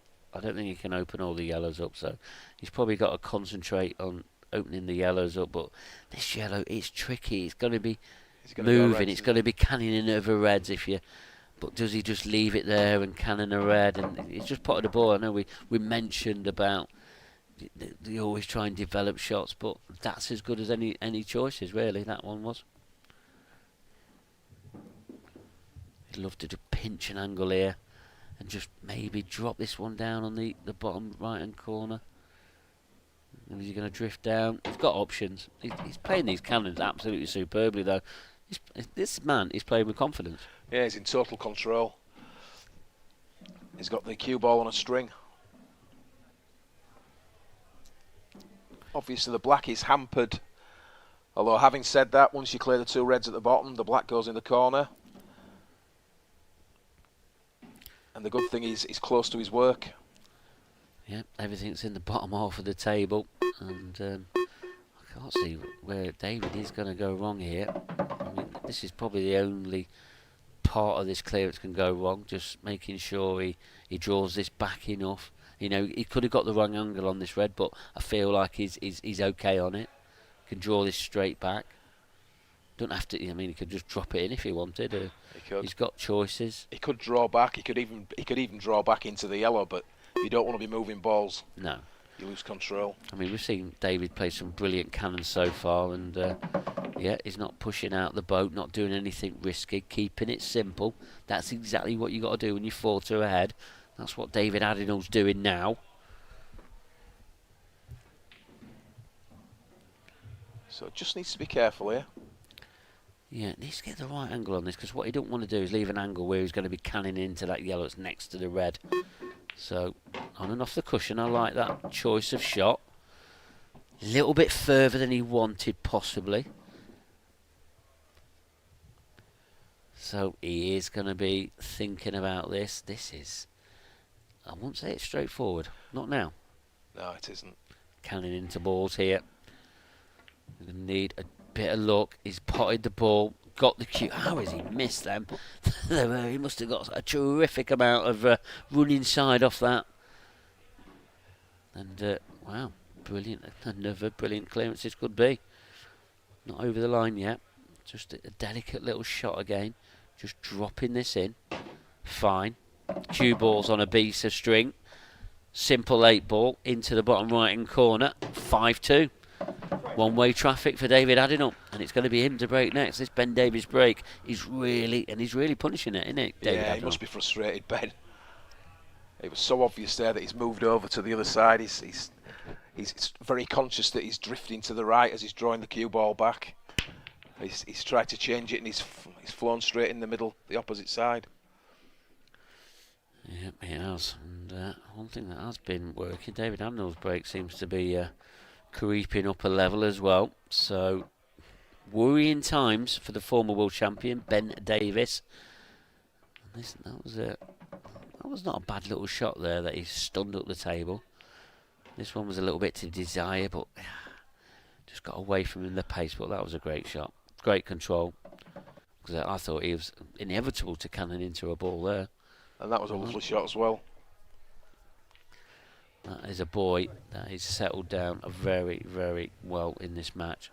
And here he is breaking 5-2 ahead. Good break again, Great good break. power. Oh. Black's down. He's got plenty of balls there. I think Ben will probably be happy to see the black go down, because it gives him another chance of getting back to the table, because he wasn't coming back to the table if the black didn't have dropped. So, re-rack, that's what happens in these black ball rules.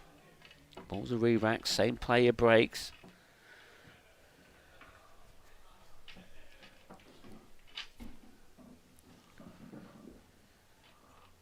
So David be looking for more of the same. Nice controlled break. The ball seemed to be opening well. Yep, and our referee there, Ben Taylor Ferrante, doing a brilliant job racking them up. And I mean the way that these balls are, I know we've seen some scruffy like layouts, but the table's opening up, isn't it? It is in really general, yeah. Here we are, David Adinall back, not changing his break. He's kept this break all the way through this match. Ben Davies doesn't know what to do with his. David Adinall, Oh, gosh. look. Oh, cue ball though. But the black's down again. It's a re-rack. Ben, as you can see in the background there, chuckling to himself. David also having a bit of a chuckle with his local fans in the crowd there, and that's 2. I think the most I've seen as re-racks is 3, but we're getting the money's worth out of our referee, Ben Taylor Ferrante, which is great. And we have to laugh about that, don't we? You don't see it often, do you? Two blacks off the break. Especially when you're hitting a head ball. You normally get a lot more black balls going when you do the cut break. We haven't seen too much cut breaking so far from any of these players that we've watched for the opening part of this tournament. But Ben Taylor Ferrante, he's back earning his money. There won't be no overtime sheets going in, Ben, before you start thinking about that. So, third time lucky. Well, I did say Ben Davies was going to be sat in his seat a while. I didn't think it was because of this. But he's absolutely striking him like a dream, isn't he? He is. I mean, the last break there, he did let the ball drift slightly. Yeah. And look at the crowd getting behind David. Oh, that was his weakest break so far. I mean, to be honest, he's absolutely 2 crackers. I think I would have run out of energy as well. But Ben, back to the table. These yellows don't look bad, do they? No, first yellow in the corner. The most difficult yellow you would think would be the one at the bottom of the table near the red. Sort of centre back. Yeah, the one in the balk area, possibly, yeah. So, do you go for it now? He's tried to. Yeah. He's not striking the cue ball with any confidence at all, is he? No, not that one. I think the way that the break he's taken a lot of momentum out of the Ben Davies game at the moment, and he's struggling to settle in this match. I mean, he's going a long way away from his work here. Just trying to keep it simple, trying to just play to his abilities of he's a great potter, etc. But he's far from seeing a finish in this one. But we know Ben creates finishes from nothing.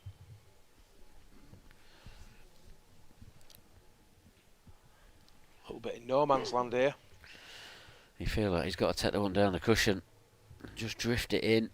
I don't know if he can get through to it. Yeah, he can get. I wasn't sure he could get through to this.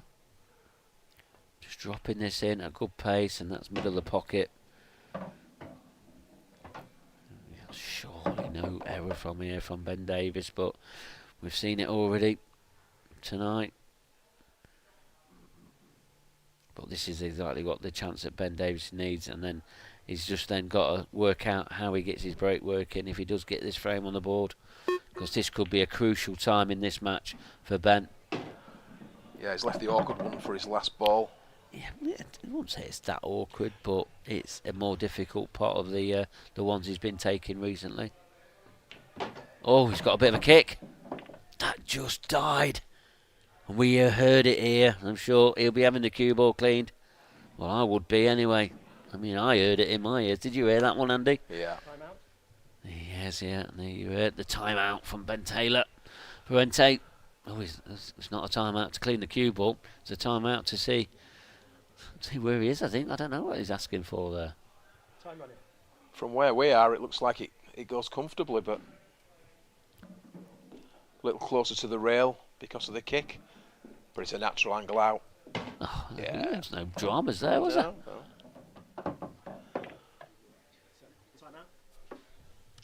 Now he's having the cue ball clean. That's a very strange. I've never seen that before. Any of the cue sport disciplines, cue ball cleaned after the not after the shot, but after the shot. If that's the best way of explaining it. Oh, right, okay. Well, Ben Davies does it his way. And simple 8-ball, 5-3, not out of this match. But the way that David Adinol's played in this match, he probably deserves a bit more of a lead. Because out of this is the second match we've seen. Would you say David Adinol's played probably the best out of the players that we've seen so far? More consistently, possibly? I think so, Mark. Yeah, I would agree with that. I think he's played really well in this match. I would say the last couple of breaks, he hasn't been quite as controlled as we see there. The ball drifting towards that corner. Yes, he got kicked in, but the ball shouldn't be travelling towards that area, really. But when you're in the break for the third time, you've got to be feeling quite drained, to be honest, haven't you? And then we saw the weak break then, didn't we, of the third one, and he must be worn out, poor David. But let's talk about the break again here, Andy. The Ben Davies one, it's been horrific so far. Right, let's see where he goes now. He's in the same position when he went in the middle bag, and he's just got down and crunched him. Has he got any reward? Oh, there's balls travelling all over the table, but not many went near the pocket apart from the one. There's the top right-hand corner. I mean, these yellows are still not brilliant, but there's balls that's down there to get his problem area out of the way, isn't there? They certainly are. This is one of them half chances that if you want to be winning this match, David Adinol, these are the ones you have to take.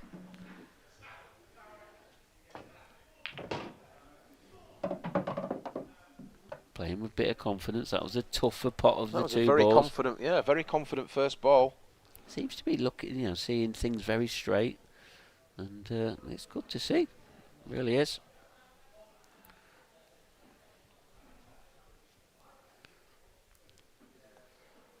This is really going to put a statement out there.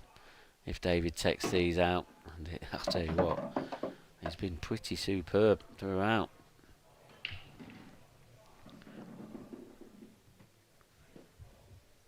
Just a little bit of work to do with the two balls.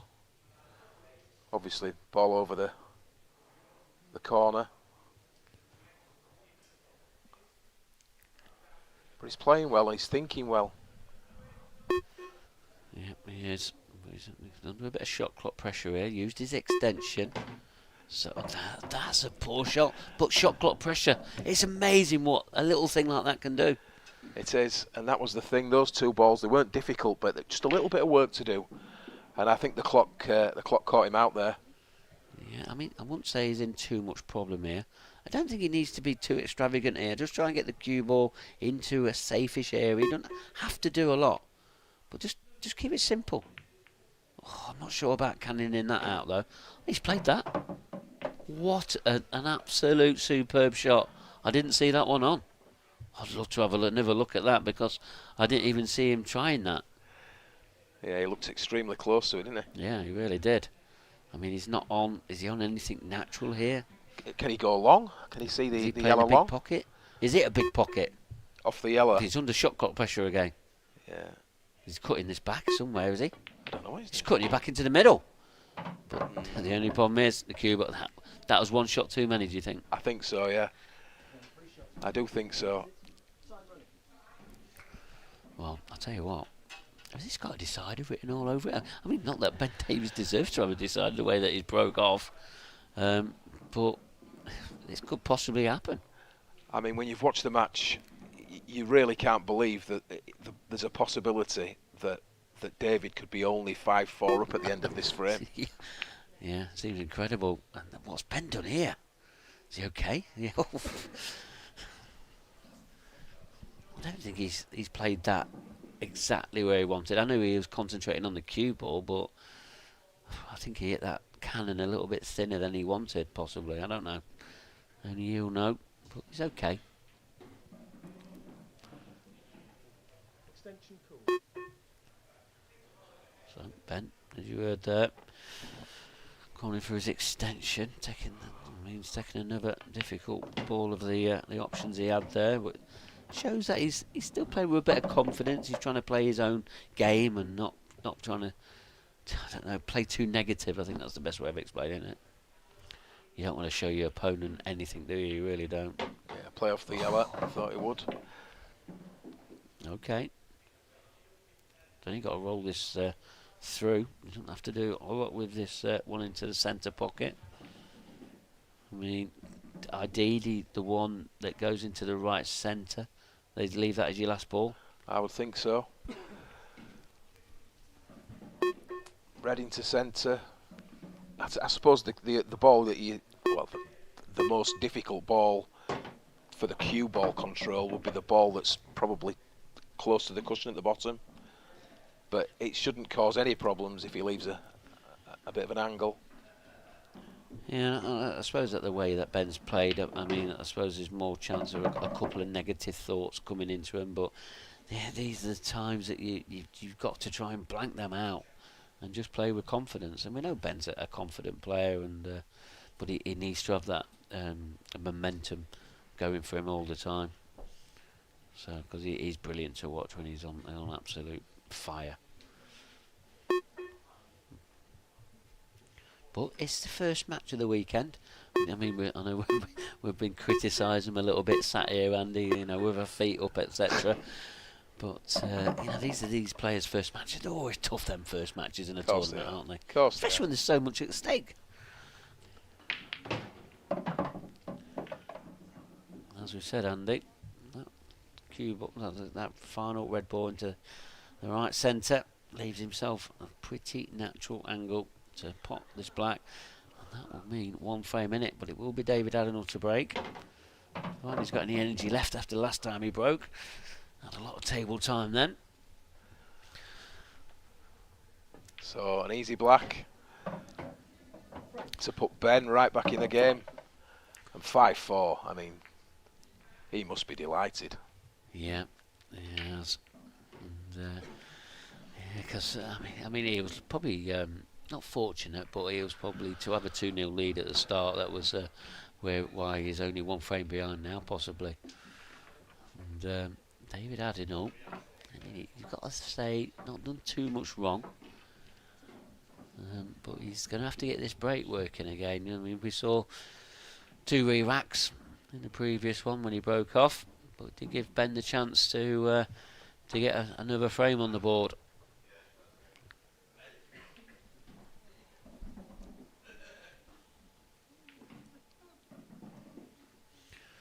So have a look at the David Adnall break. He has been striking it very well.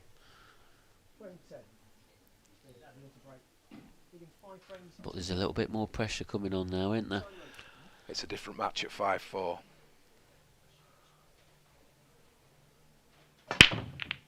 Cue ball's a little bit loose. Is that ball going to drop in the corner? It hasn't. Oh, things are turning a little bit. Ben Davies back at the table again. David, he'd love to have seen a ball drop there, but there is some clusters about here, Andy. First glance, a little bit tricky. It is a little bit tricky. But it could open up in one shot.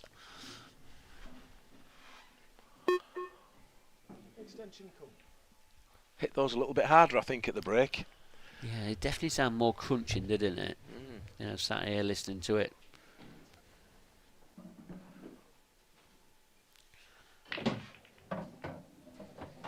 I like the way he's played that at a positive pace, making sure, yeah, you're relying on a little bit of luck, but you sometimes make your own luck by hitting the ball with confidence, don't you? Yeah, struck it with authority. And if he starts to move up through the gears now, I mean, 5-4 behind is nothing. He's at the table. It's yeah, and him to break next. He's finally kept the cue ball on the table on one of his breaks. So he elected to play. Well, it was a tough pot, to be honest, and I wouldn't say that's come out nicely. No, he's hampered by the red. If he wants to play the ball on the bottom rail. And I'm assuming that yellow just passed that red into the top right hand pocket. It looks like there's enough room there. Hard to say what we're looking at, but tough pot here for Ben to go at. But seems to be striking him a lot more confident now. Yeah, forced to reroute there, wasn't he? Yeah, I mean, them two yellow balls still a little bit tricky, but he could play that as a big pocket in the middle. That's an option. So maybe not too many problems if that opens it up. Key shot here. Has to play this at a good pace. Or at the correct pace is the better way of terminology for it. He needs a good cue ball, doesn't he? He's played it at a pace though.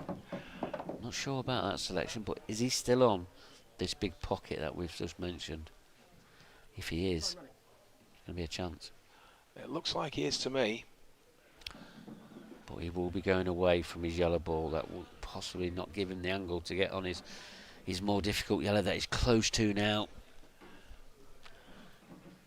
Does he just play a containing shot here? Would that benefit him, or is he going to be attacking? Can he get through to this? I think he's that going to clock attack. ticking down. He's playing a plant. Oh, we've seen some great, but look where the cue ball is. I don't think that red cuts back into the left, into the right centre. Sorry, the bottom centre on your screen that you just saw on your previous screen. Cue ball, but he had a good position as well, didn't he? Yeah, it did. It didn't look like he could play, as you said, a big pocket off the red, but I don't think obviously he either couldn't see it or he wasn't happy with the path of the cue ball if he did take it on. Yeah, David needs to be careful here. Just very sensibly used his extension now. I mean, for me, he has to play a good safety shot here. So he needs to get a cue ball in an area where he's not going to be leaving Ben pretty much anything. I mean, I don't think this red that he's aiming for now cuts back. Yeah, just trying to get a good cue ball. That doesn't look a bad effort. He's definitely blocked the one out on the top cushion. I think he can possibly be seeing the left-hand side of the one on the top left-hand side of your screen now. But that's not going to benefit Ben Davies. This could work out for David Adnall here. It's a very good shot. Yeah, what's Ben Davies working out here? I think he's got to come up with something magical now. He needs a ball to pop, because David Adnall, these reds are at his mercy. I think I'm not sure about the pace that he's played that out. think he's tried to come off 2 cushions and pop the yellow into the opposite centre, maybe. I don't know. Only Ben will know. But David Adnall, good chance to get back this 2-frame lead. I mean, we definitely think he deserves a bit more of a better match lead than what he's got at the moment. But he'll take any lead against Ben Davies, wouldn't you? Yeah, and he's got 6 reds left and no traffic. Just a matter of taking him in the right order. Just taking a little bit of time. I don't blame him.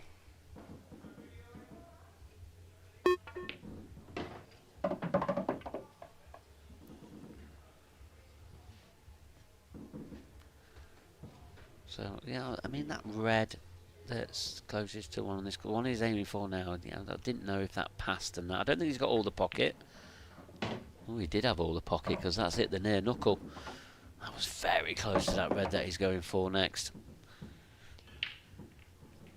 So the key in this frame looks like being the red at the top end of the table. It's going to be his last ball, I would think. Yeah.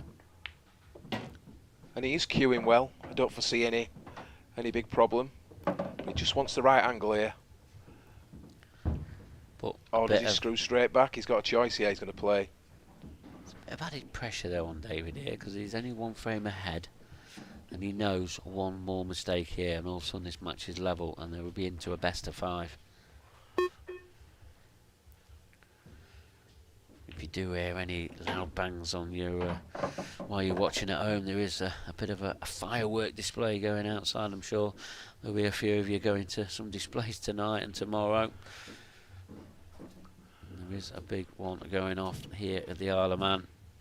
Is there going to be a bigger one here for the Isle of Man local in David Adnall? This will be a huge result for him, beating former world champion Ben Davies if he can get over the line in this match. But is it cue ball? Is it slowing up? Is it going to be perfect? Oh, Andy Richardson, that's not great, is it? Does it go? No, and he really needed some authority with that shot. I think he knew the import. It was a big shot for this match. It landed exactly where he wanted to be, and it just looked like he was asking himself the question. It was very tentative. This needs to be ultra thin. This cue ball's flying. Great pot. Has he got a bit of luck? He has got a bit of luck, giving himself a bit of an angle to pot this black.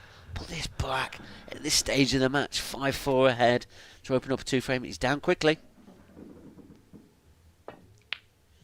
Oh, there you have it. Any questions answered. Huge moments in this match, and David Adnall with a brilliant clearance there. I didn't think he was going to get it there in the end there, Andy. No. Surprised you a bit? Bacon slice of the last red. Yeah, it was. Yeah, dry break there from David Adnall gave Ben a little chance. The way that they opened up, didn't open up too kindly, but just the cue ball was always getting away from Ben Davies. It really was.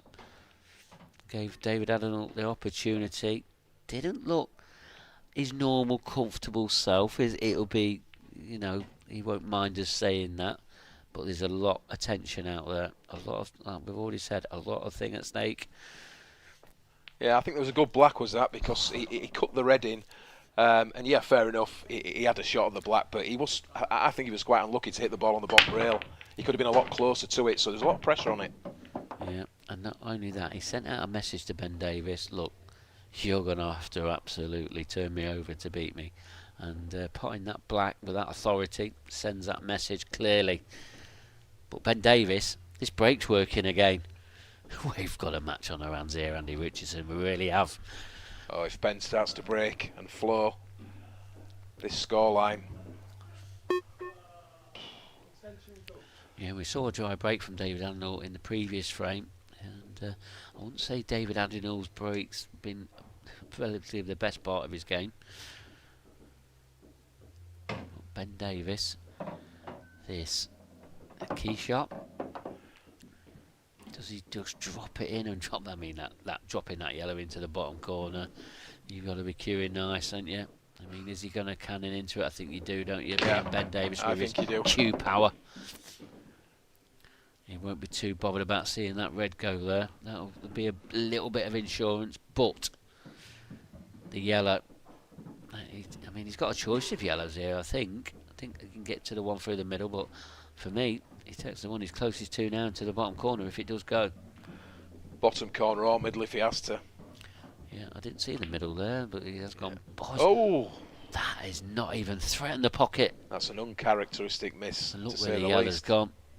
That's David Adenau's insurance. And these are huge moments in this match. I mean, we was talking about David Adenau probably feeling it. Maybe Ben Davis has been feeling it there. Because that was a long way off for Ben Davis. I didn't expect him to be that far away. You looking shocked there, sat in your seat. Andy looking at the screen. He got his break going, and I just felt that he was he's going to kick up a couple of gears. But he's left a bit of a tricky table here. The previous shot where the two reds went safe, the insurance you talked about. Yeah, that insurance, which, I'm talked about with the yellow, it's probably made things a little bit harder for David as well. So he is looking, is he just going to develop these two reds? But I don't like this shot. I don't like it. Because he's left himself an angle here, has he, to get this yellow out. That's a strange choice of shot for me. But at the pace he played, yes, developed the reds, but why play at that pace?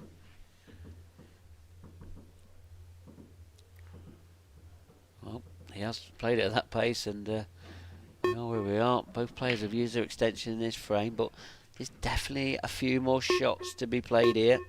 We're going to see him go out for it. Cue ball was all over. Really went at it, but he was under shot clock pressure. You don't get a lot of time to make your decision when you've already used your extension. What does he have on here now, Andy Richardson? I think he can get through to the one in the pocket, but it's no good to him. He's got to make it this shot. He's double it. Oh, I'm not sure about the way that's turned out. Clip the black and then clip the one into the centre. He's come out well at that, hasn't it? I know he's clipped the black to the cushion, but I don't see a problem. That's could be a huge turning point in this match. Big turning point. Takes this into the corner. Oh, is he overdone it? He's okay. He's okay. I thought he'd overdone that, but then I mean, this pot's a little bit more difficult than he wanted, and he hasn't got a choice of both. I don't think. I'm not sure. But it's made him slow down a bit, thinking, just hang on a minute, Ben. He's asking himself a question. Just chill out a minute. And we've already seen him miss a pot that oh, what has he done with his cue ball? I did think he was going to play the ball in the corner there. I don't know if he could get through to it though, Andy. That's what I think he could, obviously. But I think he could possibly. It did look like he could, but yeah. Yeah, where we're sat from, it looked like he could, but he's got. Well, I mean, the pot's easy, but the black he's going to have. Basically, he's got that black to stay in this match. What's he done now? Has he gone past it? He has gone past it. Wow, I don't get why you'd risk playing. I don't know. Who are we? I mean, this black though, it's horrible. It is. All he was trying to do there was get back over this side of the table, obviously. A lot of players just drop that in, just leave yourself a shot at the black. This black. It's wide. It is wide indeed. And that is probably that now. David Adenau is back to the table again, and some crazy shot choices we're seeing, and not the Ben Davis we're normally here to see, but we've got to say there's plenty of nerves out there. Yeah, he's not settled, has he? No, he really hasn't. I thought that was going wide a little bit then. Bit nervy one. So come on, David, you need to get on this red now. Yeah, he's perfect. He's all right. A little bit straighter than he wanted, but I don't think he could do much more with that shot than what he's done. Shouldn't cause him any problem at all. Yeah, on and off the cushion. Looks like he's cueing very well, doesn't he? Yeah, he hit that sweet, didn't he? And choice of balls here. And this is a straightforward finish for me. And this to get on the hill. 7-4 ahead. You got to think that the writing's on the wall here. David Adinal, not sure about that one, but again, shouldn't be any problem. Drop the red, hold the cue ball the same spot. I think he was overreaching a little bit there, so that's why he didn't get as much power in it as he wanted to. Going away from his cue ball, going away from his object ball a little bit, but that Just red's natural. tight. It's natural. Play these with run inside, just drifts it in, doesn't it? You don't have to do a lot with it, do you? Just control his cue ball. It's fine. Simple 8-ball, top right hand corner to go one frame away from getting into the next round. And there you see it, 7-4 ahead now for David Adinal. And it's going to be David Adinal who will be breaking in this next frame. Can he see the match out of this opportunity? Started off really strong breaking, I thought. Last couple of breaks, not quite as fluent. But 7-4 up, he's going to have more than one chance in this match, regardless of the break. Yep, it really is. And but this is, you know, when you're at this top level game, you know, David is in the top 16. You've got to get this break working. It's got to be part of your armoury. It really has such an important part of the whole of this game. Ben Davies looks a bit defeated there, doesn't he? Yeah, looks deep in thought, doesn't Just he? waiting for a chance. But you never know. The next shot, if this dry and he breaks clear, he clears them, breaks clear, all of a sudden there's one frame in it, and the pressure is back on David Adinal. So here we go, 7-4 up on the hill. One good break and a good layout. That's what he's looking for. Cue ball. A little bit loose, the cue ball, and it's gone to the top cushion. I wouldn't say this is a nice layout, this opening pot to knock out a former world champion. There's some pressure on this now. Has it? I mean, is that oh, I don't. I mean, I think the yellow's a natural plant, but I don't think you can get through to that now. Does this pass this red? Looks like it must pass. Oh, it did pass easily. I mean, what was we looking at? We didn't give it any chance at all. No. Well, now these are wide open now. Don't see a problem. Just the pressure. Just the pressure, yeah, seeing this it. match out. You know, will be a bit of pressure on David here, on his home turf. It's the former world champion, Ben Davies. Multiple tour winner, Ben Davies is as well.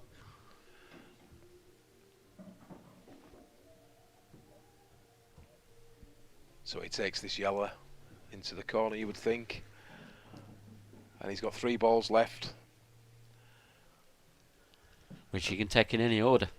He really can, but so he'll want to try and take one of these two that's together.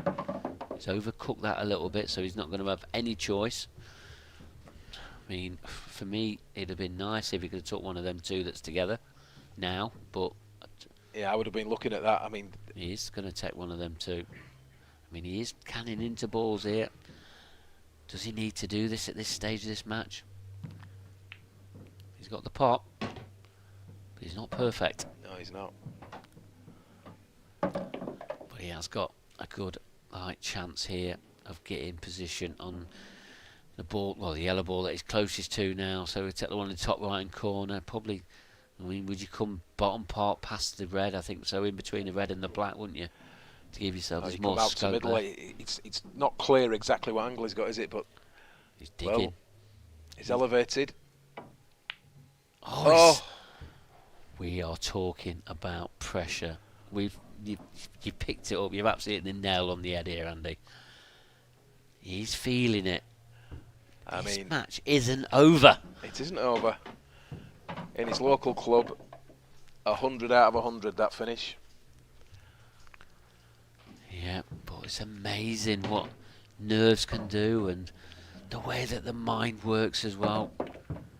This would be a big scalp for him as well. Let's not forget that. I know Ben Davies, we've not seen the Ben Davies we normally see, the standard he plays to, but and and he's not going to, roll over and give this match to David Adinal. But Ben Davis, he's got to take these chances out. We spoke about it. If Ben gets his break working, you've spoke about it throughout this match. We could go to, he's only going to be one frame behind. But still a long way to go yet. A lot of balls to happen, but he seems to be settling a little bit. Not perfect position here, though. He'd be a bit disappointed. But nothing too extravagant. Does that black pass into the top left-hand corner? I think it does. I believe it does. He's right behind this.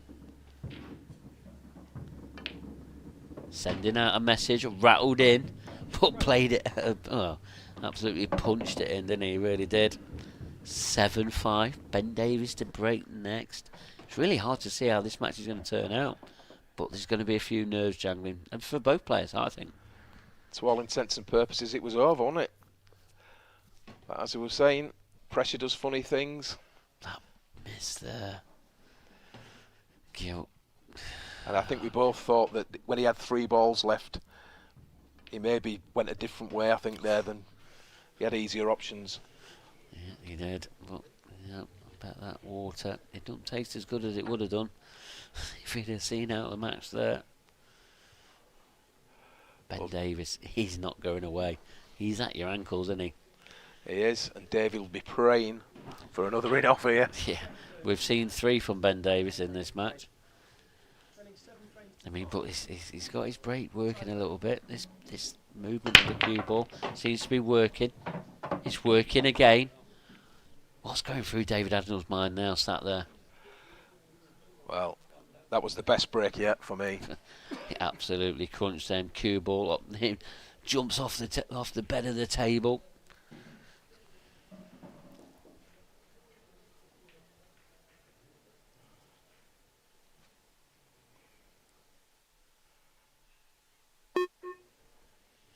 The red and the yellow together are awkward. Yeah, I mean, but that makes clearly, I suppose once you take this yellow that you're closest to now, if you did opt for yellows, you then need a ball to get back down there, don't you? And it's not great options, is it? So that's why he's having to think about it. I mean, does he take reds and cannon that red out now? But possibility, yeah. It can go wrong. But then you've got the 2 reds at the bottom of the table, and you've got to get behind them. He's gone for a huge plant, and what a positional shot that is. Hey? Fantastic shot. We're on about players thinking clearly. That's as clear as a player can think. He's not give up in this match, has he? No. He looked a bit, we mentioned it, he looked like he was a bit defeated, etc. But I think he's got a new lease of life.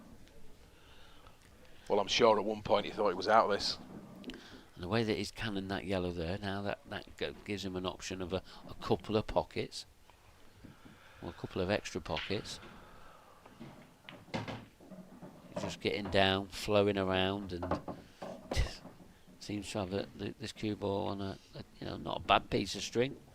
Might be a little bit far for taking the one into the top left-hand corner, but hard to see from the camera angles we've got.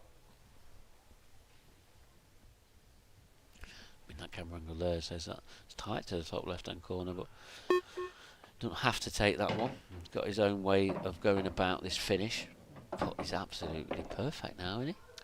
Yeah, and it's a different match now. We mentioned the 7-6 scenario. Some pressure on the next David Adnall break, isn't there? Yeah, be coming to the table. It's looking like 7-6 up, and they'll be thinking, please, please, please. Ball in off the break, and he's not had a ball for the last two breaks, so he'll have that in the back of his mind as well. But this black left himself a nice little cue through these 2 reds here. A little bit clever the way that he's positioned that cue ball, and 7-6. Ben Davis still in this match. 7-6 match on. This match should have been over about 20 minutes ago. Probably a little bit longer, possibly. I don't know. It's he's had how many more chances is David Adnall going to get to see this match out? He's just got to forget all about the error he made. This could now, right? he could now have one break, right, and not get another shot and lose this match 8-7. Absolutely. Absolutely. Cruel game if that does become the outcome, but it's a possibility. This break's crucial for David Adnall. This could be his last shot. Which sounds incredible. It sounds incredible. 7-4 ahead, looking like he's going to get over the line, no problem. But there's going to be nerves jangling.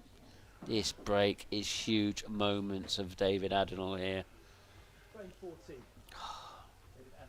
All the Isle of Man fans that are watching him inside this arena and outside on these screens, I'm sure they've got their fingers crossed for him. Big moments now. This break, David Adnall took a bit off that break, but it's worked. He's got a ball. The David Adnall fans, they'll be looking at the screen thinking, come on, David. And chance. This is a chance. Big chance. He's got a choice of both colour sets. Really has. I know you always get a choice of both colour sets off the break, but he has got a choice. But I suppose the pot on the yellows isn't great. So, but these reds, it's all about controlling these nerves and controlling that cue ball. When you're in these moments, Andy, as a player, you've got to keep this very, very simple indeed, haven't you? Of course you have, yeah. It's clear thinking, good technique, spends hours, weeks preparing for these tournaments. And when it comes down to it, it's how you handle the pressure. They're all fantastic players. Tricky little pot. He's got a nice little cannon. He's played his cannons very well in this match, David Adnall has, and that's not take that away from him. Probably showing a little bit of a snooker background that he has, and it's very important that you have these shots in your armoury. He's played them very well tonight, but he needs to see this match out. He's already had one opportunity to see this match out. This is another one. So he runs off the bottom rail for me, but yep, both ways work. Yeah, I mean, a lot of the players always have different ways of playing shots, and he needs to keep this simple, because I bet these nerves are jangling. Oh, most definitely. Huge moment here for David Adnall. He's got to hold himself together. I like the way that he's played that, quite positive. Stunned it nicely. I think he's got an okay angle here to run through. The way he's placing his cue there suggests that he has.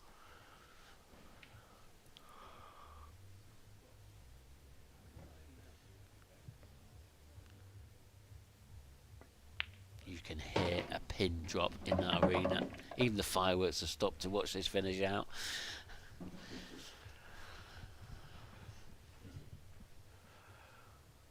So this last red, and good position on the 8 ball, and the match is over.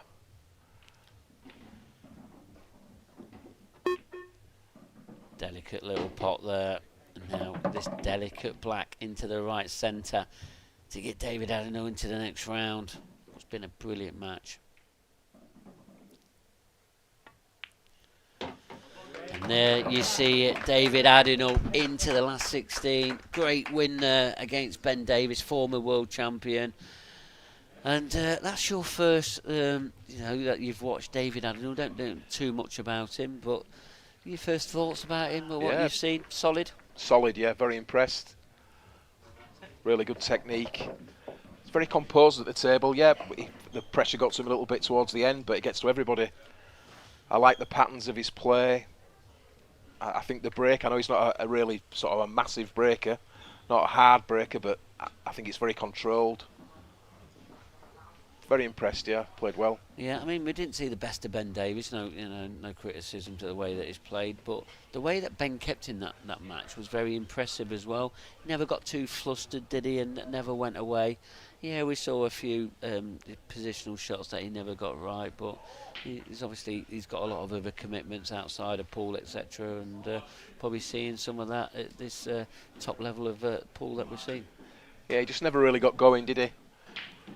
Given an opportunity at the end, and we thought maybe, you know, he was back in it. players, and I'm sure Kevin Barton, he's going to be having a few words with the local man. And let's go straight over to the studio now with Kevin Barton. Thanks a lot, guys, and I'm delighted to be joined by a beaming, well, he was a minute ago, all the cameras came on, a beaming David Adnell. Dave, great victory there against a great player in Ben. Yeah, absolutely buzzing with that. It was a good game, bit of a mixture of roller coaster of a match, really. Ben missed a few balls that you wouldn't normally see him miss, but sometimes you need that against the calibre of Ben. Yeah, you were sort of comfortable in the match, and then Ben started to win a couple of frames, and he was starting to get a little bit nervy at the end. Were you dreading the deciding frame in that match? Well, my matches seem to go to a decider usually, so that's exactly what I was thinking. But it's just a matter of just sticking in there and just be ready for the chance. I had one. It was a little awkward, but I was a bit disappointed at that, and I thought, well, is that going to happen? So it's just a matter of just keeping my head ready and making sure that if I do get another chance, that I'm ready for it. Yeah, and you obviously got the chance. You must be really proud about how you handled that situation. As the pressure mounting, to take out, nice finish to close the match out. Yeah, it was tough with the pressure and being here in the Isle of Man. It was tough to hold myself together for that. So it probably looked better than it felt anyway, but very pleased to take it out in the end. So how do you find it playing here in your home turf at the Isle of Man with all the weight of expectation of everyone on the island? I love it. Yeah, it's to have to always try and get the Isle of Man on the pool map, so to speak, and to have the event here is just amazing. So to have so many people there supporting me and wish me all the best, it's just great, and I'm just really pleased that I could give them a victory. Well, you certainly did that, and no doubt the phone will be a little bit busy once you get back to it now after this interview. So looking forward to the rest of the event now, and obviously you now feel like you're in the tournament, last 16. So what are your thoughts heading into tomorrow? Just try and keep doing what I'm doing, because my form, I feel, is a bit hit and miss recently, but I was quite happy there, so it's just a matter of trying to just continue that. I enjoy it on the TV table, regardless how I play, so I think that hopefully will help my focus, and hopefully that'll put me in good stead for the next round. And if you are holding the trophy aloft at about 10 o'clock tomorrow night, what would that mean to you and to the island? Well, I think I'd have to wake up first. I couldn't even imagine it. It'd just be absolutely amazing. I'm a long way off that. I've had a few mixed results this season. Lost a couple of deciders, and so it's just a matter of plugging away, and hopefully, them deciders that I've lost can turn into wins, and sometimes can turn into a few wins. So it's just hopefully I can just continue that. Well, Dave, you're in the mix for tomorrow. Good luck, and hopefully we'll see you again tomorrow. Cheers. Thank you very much, tomorrow. So David Adnell serenely leaves the studio, and Mark Pickworth, not as serene, is joining me here. Good win that for Dave. Good to get one over the line on the TV table where he's been so close so many times before. Yeah, absolutely. I mean, me and Andy Richardson was talking about, as a local player in your own backyard, and you've got a lot of support here, a lot of support possibly watching as well. It can be an added pressure, and I think David dealt with that very well. Ben was probably a little bit closer to him than the way that David played, because David, I don't know, he played some really solid stuff. That's the first time Andy Richardson seen him play, and he was very, very impressed with him, and we've seen him, produce a brilliant performance. And I said it to you in the studio, David Adnell, he seems to always do well here at the Isle of Man, and there you see it again, and that's a big scope for him against Ben Davis. It certainly is. And would you think Ben's a little bit ring rusty at the moment? He's not had a full season. He's had other things he's had to contend with this year. Do you think he's just going to reset and ready to start again at the World Championships next year? Yeah, I think that's what the realistic approach he needs to do now. Just needs to see this weekend out, try and get a couple of. I know he's obviously lost his first match, but in the Open, try and get a bit loosened up, and then reset, come back for the World Championships. And you never know. We know that he's an absolutely outstanding talent. Ben Davis is. No doubt we're going to see him at some part. Hopefully it is the World Championships where he can get to the latter stages, and that he's too good of a player not to be playing at the top level, and I'm sure we're going to see him bounce back at some point. As you say, he's a former world champion, and when he won the title, the man he beat in the final is who we're going to see next. The boomerang Simon Ward up against Andy Crosdale. Tell us what your thoughts are on this match. Well, I'm sure these two have played each other a million times in like previous like organisations, etc. And I'm sure there's a bit of history between them two. And you know, it's Wales against England, sorry, and it's going to be a very impressive match.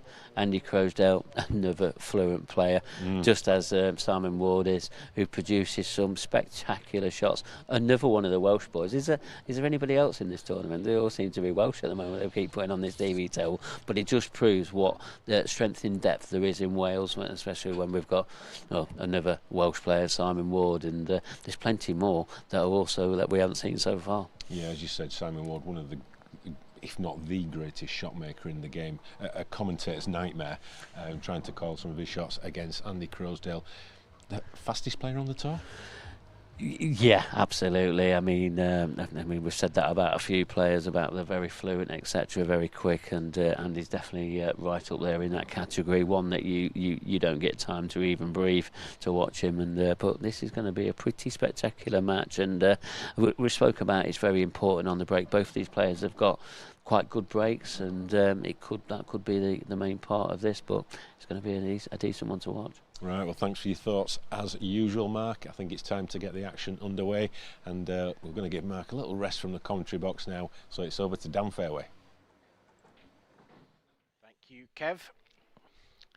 Andy Crosdale versus Simon Ward in the last 32 of this IPA Professional Grand Final event.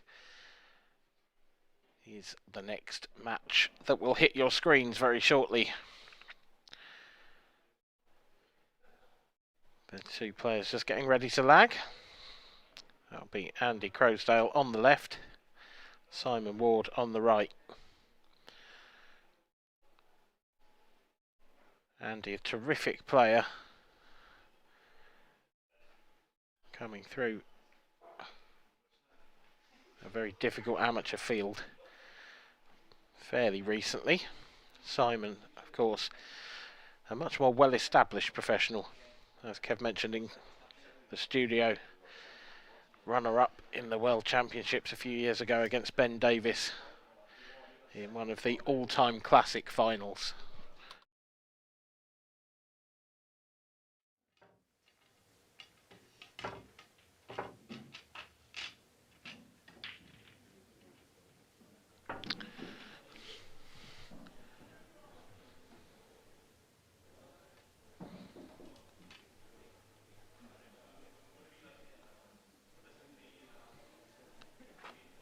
Crosdale will break off first. Just been out on the balcony of my hotel room just before this match, watching the official Isle of Man Douglas fireworks in preparation for, well, bonfire nights tomorrow, of course, but they had them out in the bay tonight.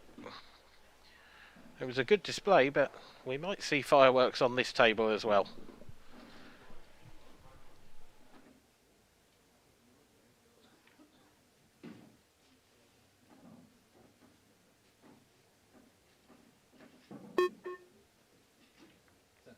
Extension.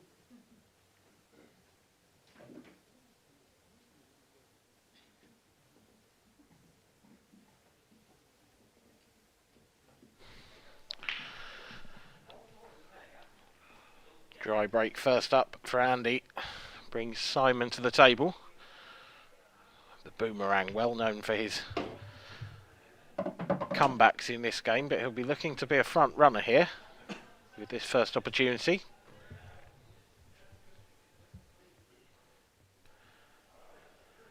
And it's a decent opportunity, but the black is awkward. Certainly the yellow on the balk line is a little awkward, but there is a nice yellow just above to play on that to the top right. So the pattern is emerging here. He should be able to drop on that black as well from what would be his final yellow, the one furthest up table.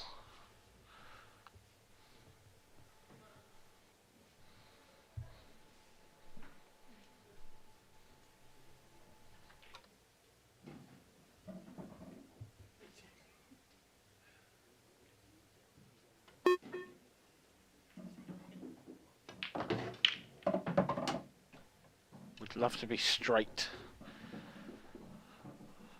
on that yellow. Would love to have been a lot closer. This is now a very tricky shot to control. If he's not straight enough, he might have to screw into the yellow on the baulk line.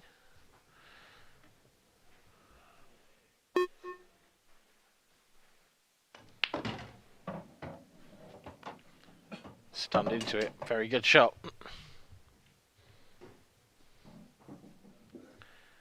Has a little more angle on this penultimate yellow than he would like. He should be able to hold it. Needs to be careful of that middle pocket. Cue ball will be running fairly close to that.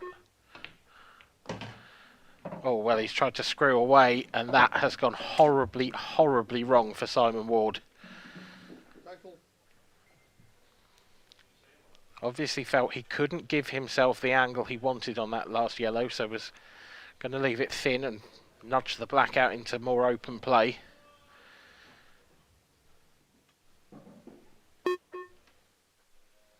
He's now only got one option. Cushion first, into the yellow. There's a chance it comes off the red here and goes in. But he needs to hit it.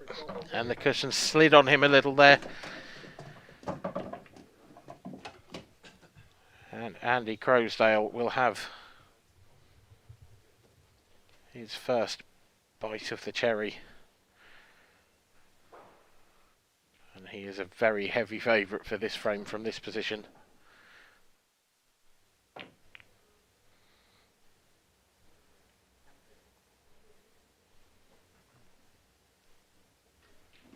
It's a clever first shot. It's opened everything up.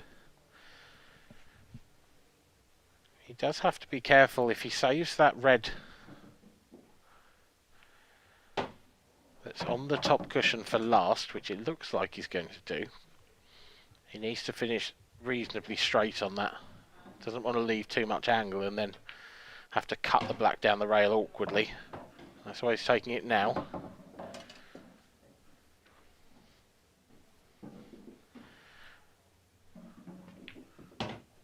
In getting that red out of the way, he's made a lot more room for the cue ball for what will be his final positional shot.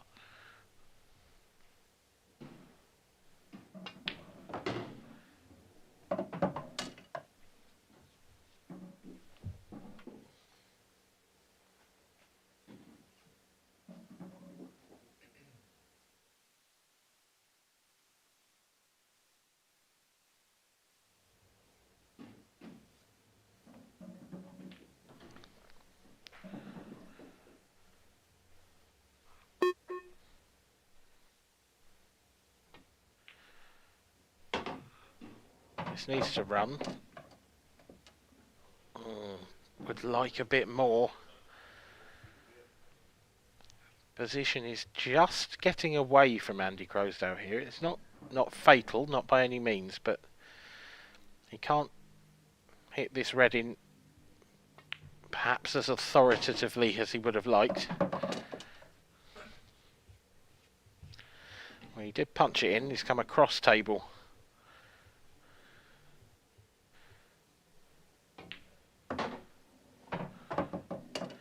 And that is a very nicely controlled shot.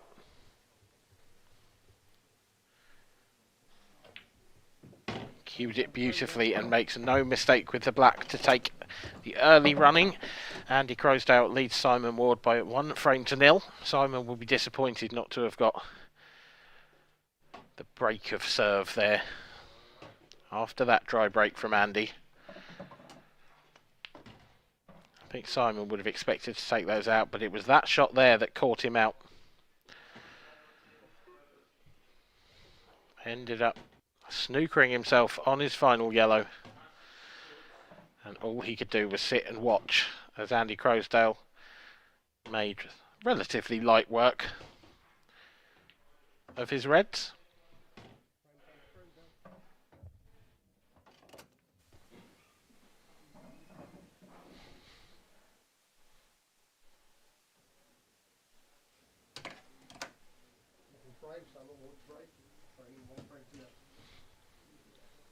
Simon Ward now to get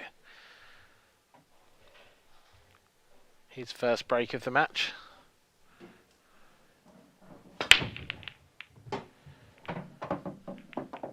And that is far more successful than Andy Croasdale's first. Not the cleanest of contacts from the break.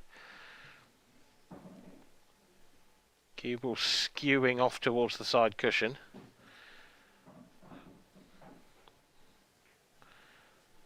It leaves a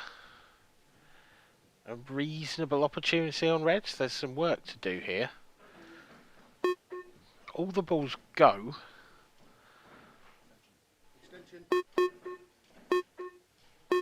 But it's not a clear and obvious route around the balls.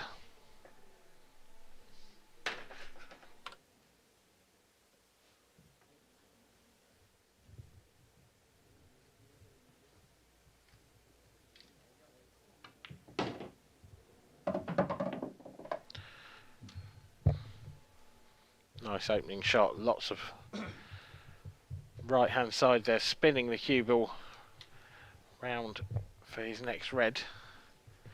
But it's definitely going to be awkward to get between those two reds in the top half of the table. Getting from one to the other there is going to be very tricky indeed. And as I say that, I've got some company in the commentary box. And it's none other than, well, a man that you might be getting sick of in your screens by the end of this weekend, and I'm sure he'll be hoping that's the case. It's David Adenall. I won't argue with that. I think that'll be lovely. A lovely weekend too. You are the home hero. Oh, where's the black? That's a slightly risky shot. Yeah, it's tough to get through onto the red. I think he's going to have to run through, is he? I think oh he no, might. Yeah, it's nice the shot. Yeah. He's just had to leave the double. Yeah. Had no choice. No, definitely.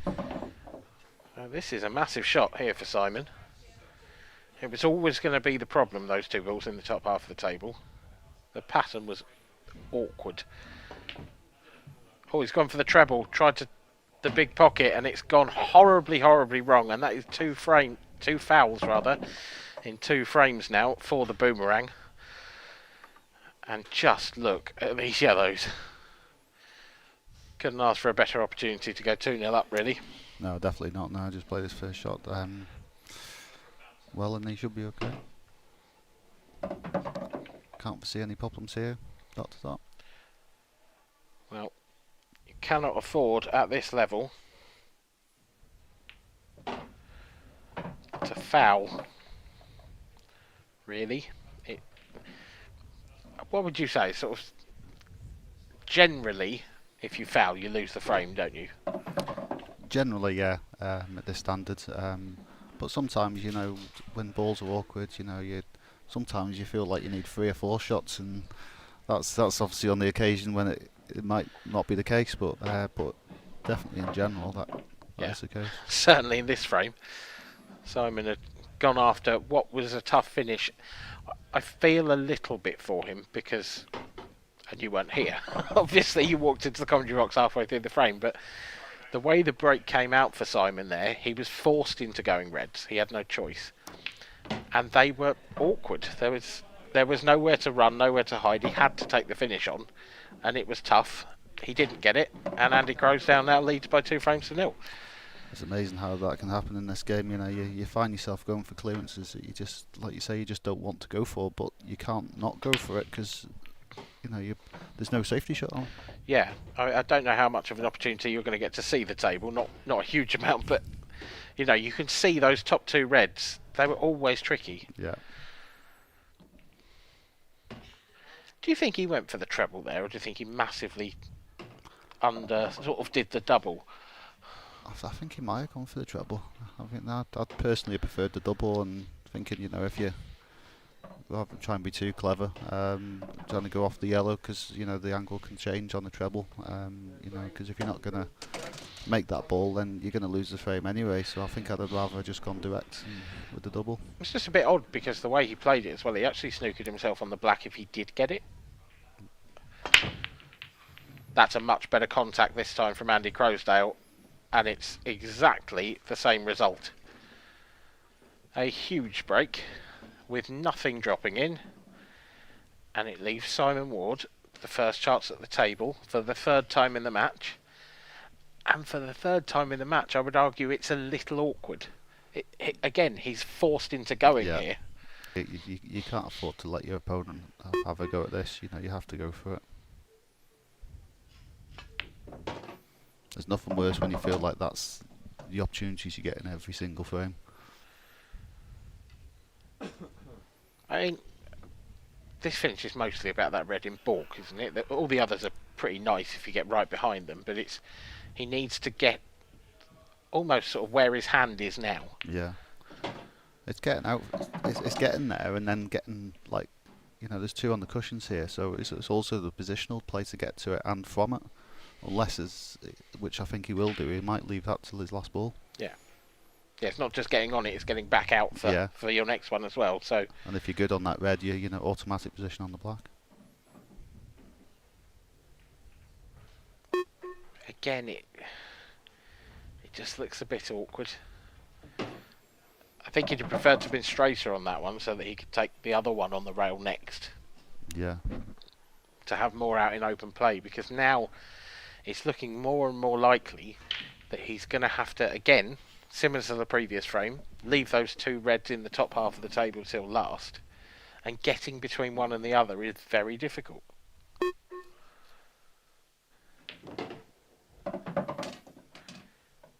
He might go down for it now, I think. Good position on that. It's a bit straight. I think he might be able to force a little bit of an angle there. If you run through, just go past the knuckle and the right hand side, you can soon get down there. Or you could go down, pop one down the rail, and then the red I was mentioning in the middle of the table, you could play that into the bottom left and play up for the last red then. Yeah. Either way, though, whichever way he chooses, he's got to be quite precise. Yeah. You know, there's not a huge gap to land nicely on that red. If you overdo it and go too far up the table, you bring the yellow into play. Yeah. If you underdo it, position on the black, okay, it's guaranteed to have a shot, but you don't want to be running into that yellow and potentially leaving yourself hampered. Yeah. What makes the shots harder is the shot harder as well is, like, you know, if that top yellow wasn't there, you'd have so much room of error, because on this shot you can't overhit it, but you can underhit it. Yeah. And it just puts that little bit of tension on the shot. He's played it well. That's very nice.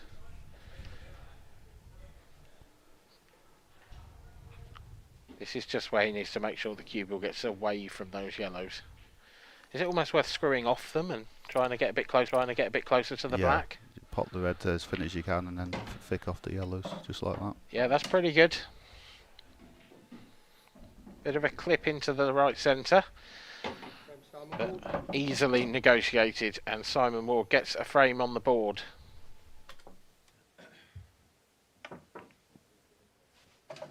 He trails by 2 frames to 1.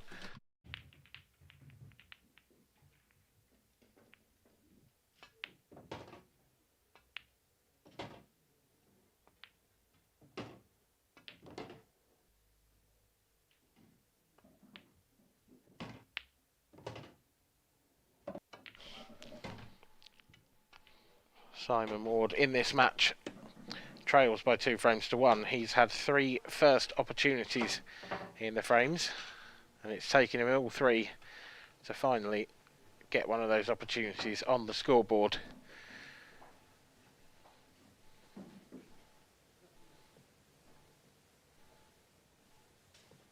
Frame, water break, training 2 frames to 1.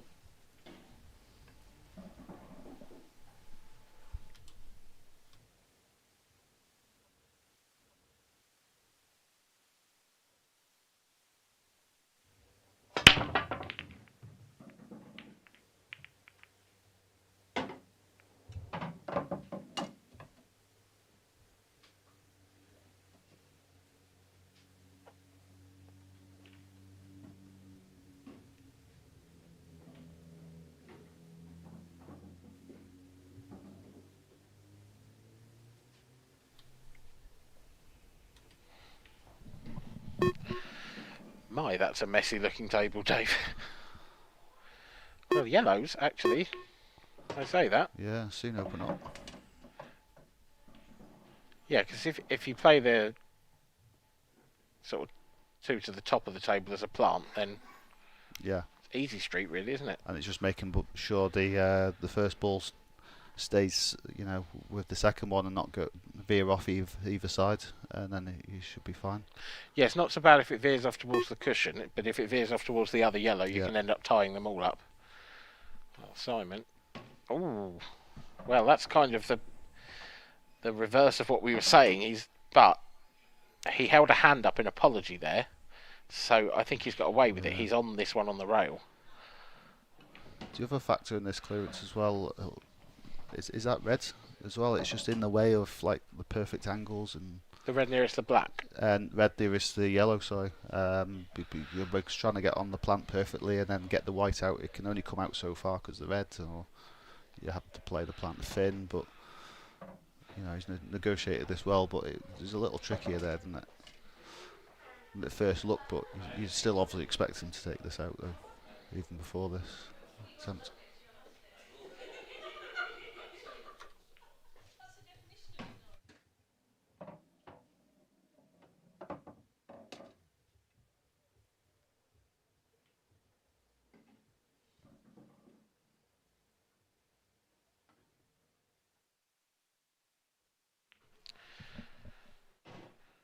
Simon Ward started this match off with a couple of awkward finishes that he didn't get. The last couple have been perhaps just a touch easier, but equally he's played a touch better. It's quick fire pull. He levels the scores at 2 frames each. This is probably one of the quickest matches we could have in terms of the two players. And in terms of their styles, neither of these two hang about much. No, they don't hang about at all. They're both attacking players. Like to go for the shots. Sometimes the white's a bit interesting, as people talk about with Simon, so that makes for interesting viewing. But he's great to watch when he's taking those clearances out. Yeah, he's an unbelievable shot maker, is Simon Ward. He has a vision that very, very few people have. He plays some naughty pool at times. So if you ever want to learn how to do that, don't play position. Yeah, I wouldn't advise it.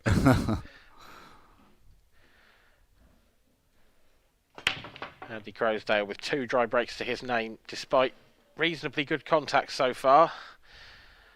And you can strike that 2 off and write down a number 3. It's another dry break for Crowe.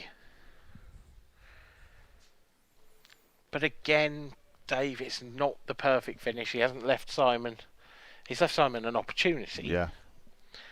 I'm looking at yellows. I'm looking at the yellow nearest the balk line, sort of to the left of it. I think yellows are looking good. Yeah, I like that shot.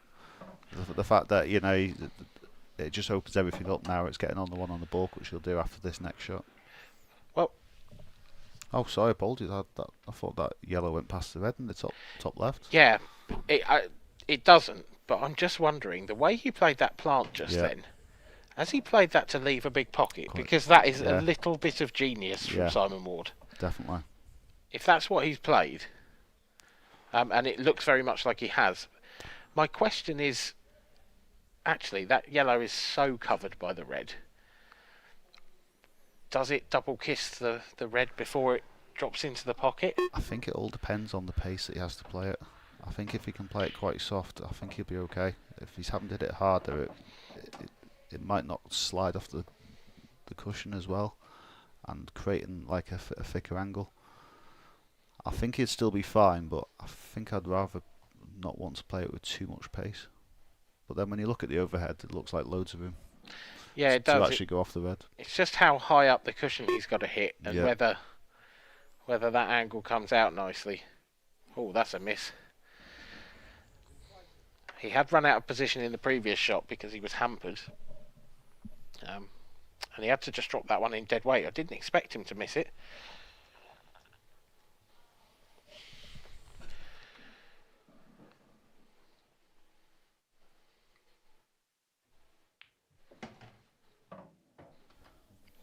not an easy or straightforward clearance here, but Andy will just be pleased to be back at the table to have a go at these. Yeah. But there's plenty of opportunity. I'm a little bit surprised at him taking that one first, just because I felt like it might have been a bit of insurance. Yeah. Andy's got to realistically move those two on the right-hand side. They're covering each other. They're awkward anyway because they're on the rail. How's he going to do that? He's got the one... I think he's going to... Yeah, sorry. Sorry, he's got the one on the bottom rail. My only worry is going to... He tried to go into him.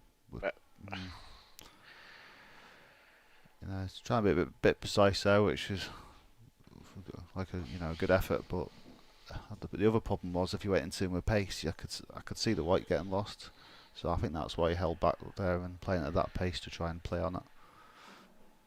Because the thing is, at least he knows now after potting this one, he's got a double and it'll push the other one down the rail. Yes. Yeah, it's all about this shot now. Needs the double, also needs a nice angle on the red that he's going to move. That will do very nicely. That's perfect. Very good. Yeah, super shot. Well worked out from Andy Croasdale.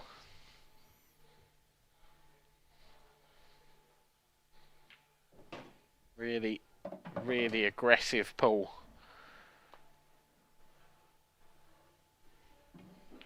Backed himself to make the double, and that was what made the difference. Andy Croasdale takes the lead once again, 3 frames to 2. Simon's got to be a little bit furious with himself here, hasn't he? I mean, he's had first opportunity in every single frame of the match, and he finds himself behind. Yeah, he will be. The kind of golden rule. Although it's impossible to continue with this all the time, but when you get your chances, you just want to make sure you take them. Even if you don't get enough to potentially win a match, you still want to take them and ask the question. And the thing is, it can affect momentum as well. If you don't take your chances, the match can turn. Yeah, that missed yellow in this frame was a pretty dreadful shot, it has to be said, from Simon.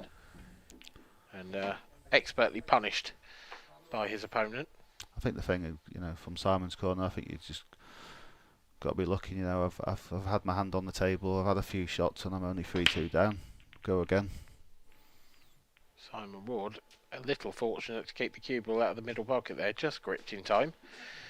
But this time it's his turn for a dry break. Can Andy Croasdale succeed where Simon Ward has failed a couple of times in this match so far?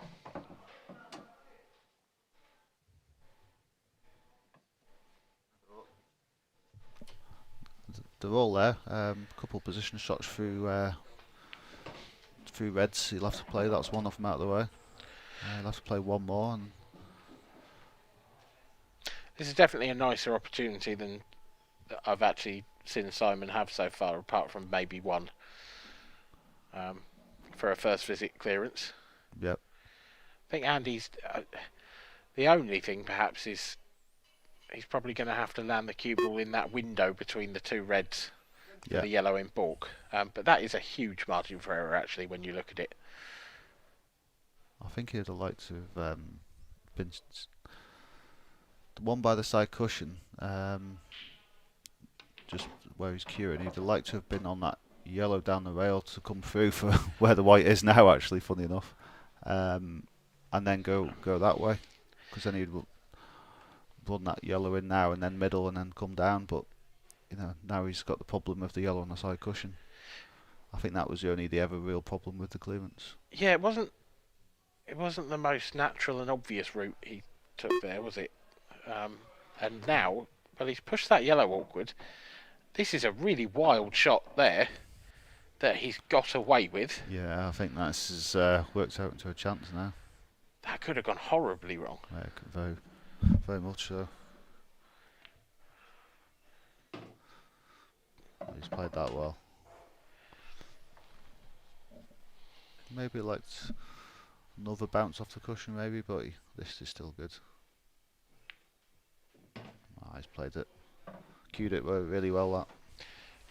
Yeah, I don't think he's got to worry too much about the centre pocket here, has he? So just drift the cue ball across. It'll finish a little bit high up the table, but it's a mid-distance black for 4-2.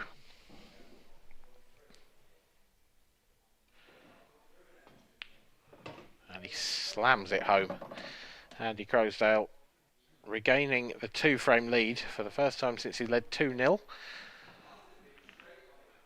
Simon Ward, for the first time in the match, didn't get to the table in that one. And that's I guess, a microcosm of Paul, where Simon might well feel he should probably be at least 4-2 up. He now finds himself 4-2 down. And now, if Andy goes on a good run, there is nothing Simon can do. Potentially. Yeah.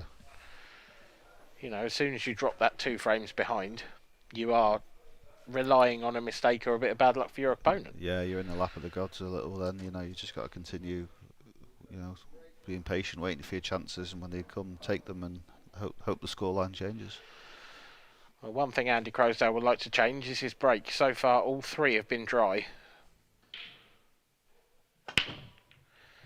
Into 4. It's another great connection. He's not hitting them badly at all, and yet nothing is finding the pocket. But it's awkward again, isn't it? I think this is a good opportunity. Which colour are you looking at here? I'm looking at reds here, purely because the red by the yellow, you can play high on that and pot it still, and all the others go. You don't think that yellow's a little bit close to make it just that bit awkward? I think it would be more awkward going for the yellow, so that's why I go. But yeah, fair enough. Yeah, but I don't think it'll be an issue. I think looking from this camera angle now, yeah, it would definitely be fine. It's just controlling the white though. That would be the hardest part, and getting position on it as well. But actually, if he drops this one in down the rail, yeah, he'll naturally leave himself a nice angle to drift into that yellow, and then which would be nice to do. Yeah. Yeah, then that leaves no problem at all. But yellow near the middle pocket's the red near the middle pocket is a little bit of a concern for me. Yeah, I was gonna say that. Yeah, definitely. It's like you say, if you pot it, you can clip the yellow and sneak yourself, or not get enough pace to go past it. Yeah, see, the way this is going now, he's going to have to leave that a little bit thin. If the cue ball does nudge into that yellow, there's absolutely no guarantee he gets on his last red at all. No. And even if it was the last red as well, it's not guaranteed to get on the black, unless it's quite straight and you can force the angle out there rather than clip it in and then potentially clip the yellow. This is not easy. No, and even if he does get nicely on that last red, the black is surrounded by yellows. Yeah. Okay, it goes into the left centre and it goes into the bottom right, but so now I think he's playing for the gap. Oh no, from that camera angle it looks different. Is he trying to go off the baulk cushion? And if he goes off the baulk cushion, he's coming off the yellow and the cue ball's going away from his work. It's quite thin though, so this is... Has he got away with it? That's really tight. I don't think he has. No. And that was exactly the problem. Yeah. Oh, he might have done, Look at that camera angle. He might just be okay. No, he's going cushion first. I think position is the problem as well. I think that's another reason he's got to go side cushion. Good pot. But you were absolutely right, Dave. Bang on the money. Simon Ward has no position at all on this black. We called him the game's best shot maker. He needs one now.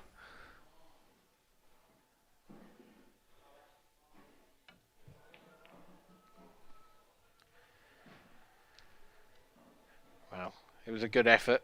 I was briefly excited that it might flick off the yellow and go in, but it hasn't. And Andy Crosdale, not for the first time in the match, has all his balls laid out nicely in a row to just plop in. Just how you want it. Yep. If every visit was was like this. But I guess that is the sort of flip side when I'm saying Simon Ward's had first visit, near enough every frame. When they're tricky and the patterns aren't obvious, sometimes that can be a burden. Yeah, very much so. You just don't want it. It's sometimes great to have the first opportunity to, because if you don't get that opportunity, you might not have a chance. But if you are fortunate to come to clearances like this, when your opponent's made a mistake late on, then you'd love every frame like that. And he's just going to have the white clean there because there was a huge kick. Fortunately, he didn't stop the yellow finding the pocket, but It was a bad one, that. That was a really heavy contact. It's nearly as bad as the fireworks during my match. I was watching those from my balcony. I can't. Better than the pool. Oh, definitely. Yeah. I thought it was a little bit presumptuous of them to start it before you won your match. I didn't think of it that way. Gotta think of that during the match. Great shot there from Andy. Real confident yellow. And he puts the kick to the back of his mind. And extends his lead to 3 frames. He now leads by 5 frames to 2. And Simon Ward is staring down the barrel now here, isn't he really, Dave? Yeah. There's still a long way to go. Andy still needs 3 frames. Simon's got to remember that and just keep doing what he's doing. Keep trying to put pot off the break if he gets a chance, and just take them out, and things can soon change.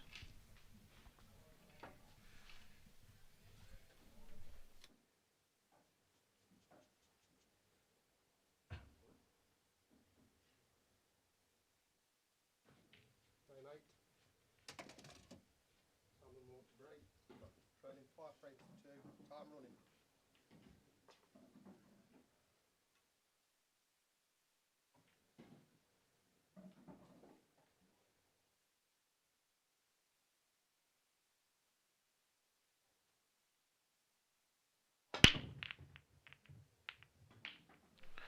Oh, that cue ball looked perilously close to the centre pocket. Was nudged away by a red. But it's another dry break. And that is 4 in a row now in this match. Andy Crowsdale has yet to pot off the break. It's quite incredible. I'm winning 5-2. Yeah. Yeah. You can win the odd match not potting off the break, but you can't win a tournament. Andy needs to find his break. Although, from what I've seen, he hasn't done a huge amount wrong. No, exactly. And as you alluded to earlier, with Simon having the awkward chances going first from Andy's dry breaks, it's just the way the balls have landed that they've just been horrible, and that's how the scoreline is what it is. Whereas Simon's dry breaks, and this is now his second in a row, have come out mid, really. Yeah. Yeah. This is a great chance for Andy. He should be getting these twice, So you put them 2 factors together, and then you're potentially looking at 6-2. Yeah, it's.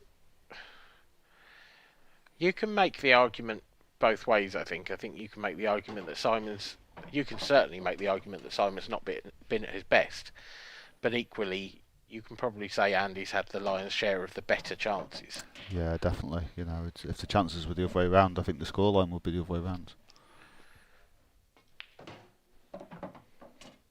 Not taking anything away from Andy Crowsdale, of course. He has most definitely not. Played an excellent match so far.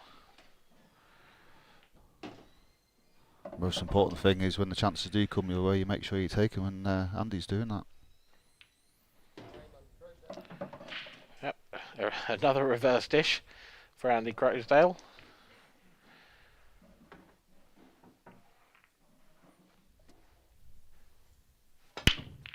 Let's have another look. There's that break from Simon Ward. Can't really explain him not making a ball off that one. No. Certainly not off the last 2. No. The table's playing well and breaking well, but you just get them few frames where you just nothing goes, and you just can't explain it.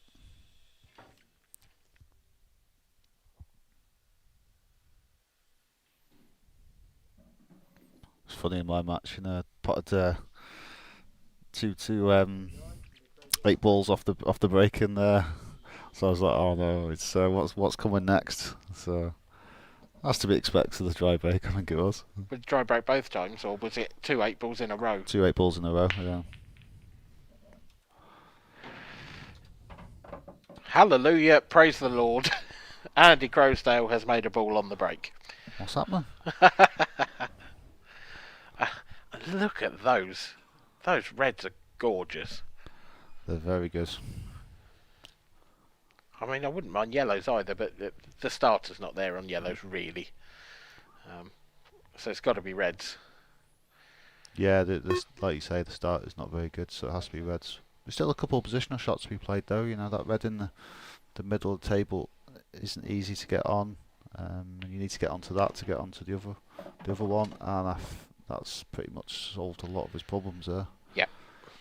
Yep, that may even have solved all of them, because the one just below the balk line, I imagine, is the one you're going to say next. But he can actually take this one in the middle, screw into the yellow, it'd be nicely on that. I just don't know if there's too much angle for that, but if it is okay, then yeah, that's definitely the shot. Okay, yeah, a bit too much angle. I feel like he could have dug into that a bit more and done it, but he might still be on it now. So yeah, I think he's played the right shot there. Oh, well then. Did he? I mean, he got down on that so quick that you didn't really think about it, but it did look tight. Yeah, well, the previous shot, you were saying about going back into yellow. The only concern was that if you did miss the yellow, you'd have been behind it. So I think he was just trying to leave himself a shot. But yeah, I still thought that went. It could have been, like you say, tighter than we first thought.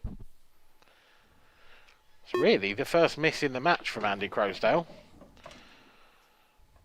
And it's one that Simon Ward absolutely must make the most of, now trailing by 6 frames to 2. With a 4-frame deficit. Yeah, Simon's got to take these. I think if Simon doesn't get these, he loses. Yeah, I think moments like this is, you've got to say to yourself, this can be a turning point if I can take this. That's what you've got to look at, after a mistake, which Andy hasn't done yet until now. Yeah, I mean, as a player, you've got to think, is this a turning point, and make it count. It's a good point you raise, because if you look in the sort of mistakes column in this match, it's sky high for Simon Ward. And we've explained the reasons for that, and equally some poor shots in there from Simon as well. But yeah, perhaps that moment from Andy does just have the potential to turn the tide in this match.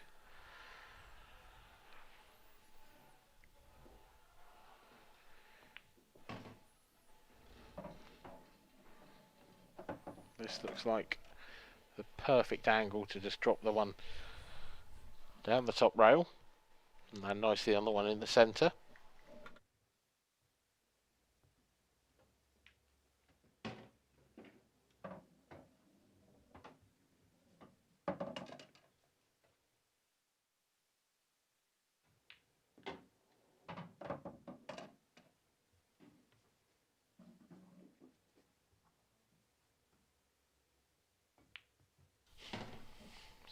Three, when it looked for all the world like it was going to become 7-2,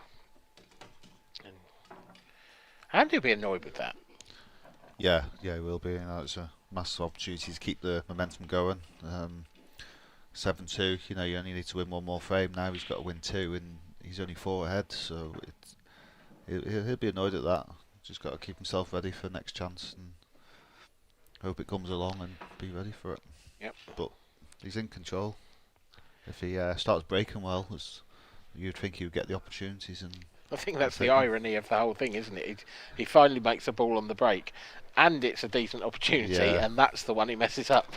Yeah, I was thinking, I was saying that before, but I didn't want to. Put the mockers on him. Yeah, carry on breaking dry, and he'd be fine.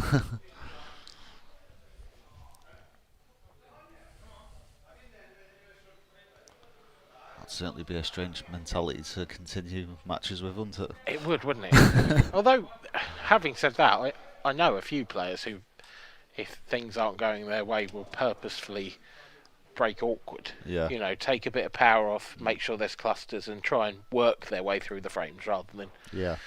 You're not going to see that in this match, certainly not. But Yeah, like you say, if you feel like you're just opening up the chances for your opponent all the time, you know, you've got to mix it up and you've got to change it. Otherwise, you'd feel you're handing the match to your opponent. But like you say, you're not going to see this in this match. Simon Ward has broken off and made a ball. This is a great chance, but it really is all about the first shot, isn't it? Yeah. You can take either colour here, but the first one's awkward, whichever way you go. Nice cut back on that yellow. This was it. It was always about the position. I don't think it's perfect, but it's not too bad.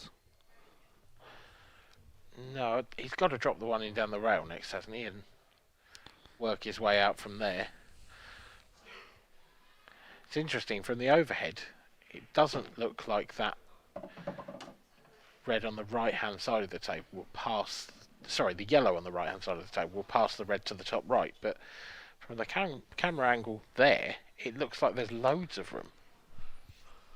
Yeah, if it goes, it's a bonus. Yeah, there's always the opportunity to have it into the middle, but it does make the pattern a lot harder. And now just bump into this red will help. Yeah, that's he'd have played that to leave his options open. He knew he'd be on something if he missed that cannon. The only downside for him is it looks straight, but I think there's a little bit of angle there he can work with. I think he can punch this into the middle and just move the cue ball over to the right a little. Or just take his medicine and just drop it in and play it long. No, he's played it well.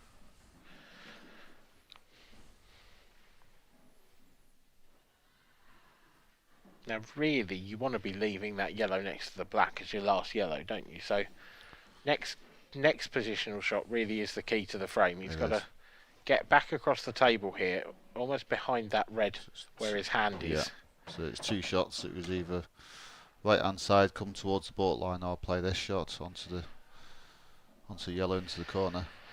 That was a slightly odd choice for me. And it's so hard to play them kind of shots with that much side to get across as well. Yeah, and on these tables they're slidey, so the side doesn't actually take as much as you'd think if it's check side. This is a brilliant recovery. Where's the cue ball? Oh, well, it's been a bit lucky that the yellow stayed out there, because otherwise he'd be on his last yellow and snookered. Yeah, very much so. Now, it does make the safety shot a lot harder as well.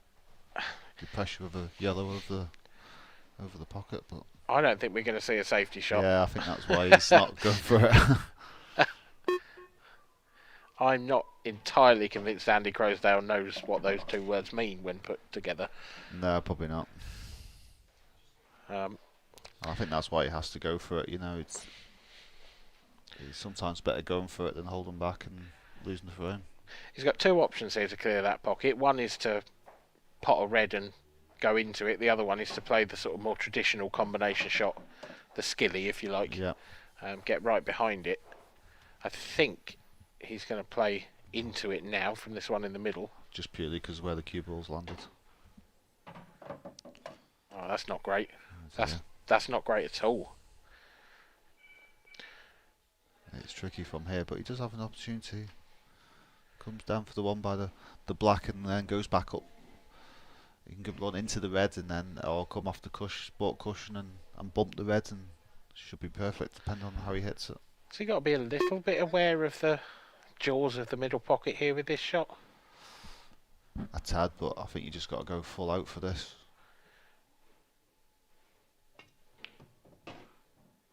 Oh, it has gone wide. He might if he hit that thicker or got a bit of side on it. Oh, I think he might have been a little worried about the jaw of the centre. And I think in that situation where the balls were, I think you just got to think to yourself, I'm going to lose the frame anyway. I'll go out full-blooded for it. So what's the full-blooded shot here now? Is it the skill shot or is it the double? It's the double.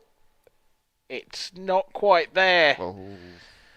It's so close, but worst news is it hasn't covered the pocket either, and it leaves easy pickings for the Welshman.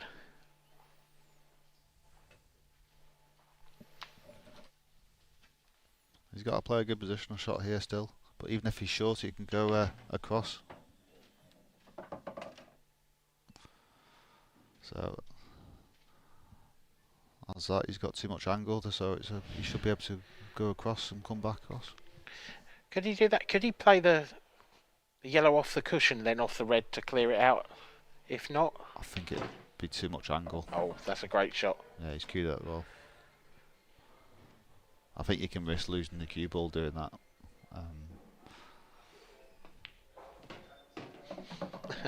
Just for good measure. Showing him how the skill shot's done, Andy Crowsdale. That's cheeky, Simon Ward. That's very cheeky. Simon Ward is well back in this match, though, now trailing by just the 2 frames. And they are frames that Andy Crowsdale will feel he should have won. I just wonder if there was a little bit of a tactical error there from Andy. I think when he went for the skill shot or to clear that red out, I think there might have been a better option available to him. I think he could perhaps have saved it for later, come up on the combination shot. Because look how far that yellow is in the pocket. If you get right behind that, it's easy. Yeah, and I think as well, if there's any way he could have got onto that red into the middle, he'd have been on perfect position. But it's sometimes the tricky part is actually getting there. Sometimes you haven't got the link-up balls to actually get there, and I think because the shot that he played, the cue ball went close to the side rail, and that changed his options. He then couldn't play that. He had to go into it because the cue ball was on the side cushion. And there's no way you could play a skill shot from there, really. Into the 11th frame of the match. Andy Crowsdale with another successful break. And another chance. Another great chance. I mean, he has to take this. Yeah. Otherwise, the match can potentially turn on its head. Doesn't want to be straight. Oh, it's dead straight. It's still not the end of the world. No, it's not. No. If he could leave the cue ball where it is now, I think if he just stuns it back. Scoop into the yellow. It's actually probably better. Funny enough. Yeah.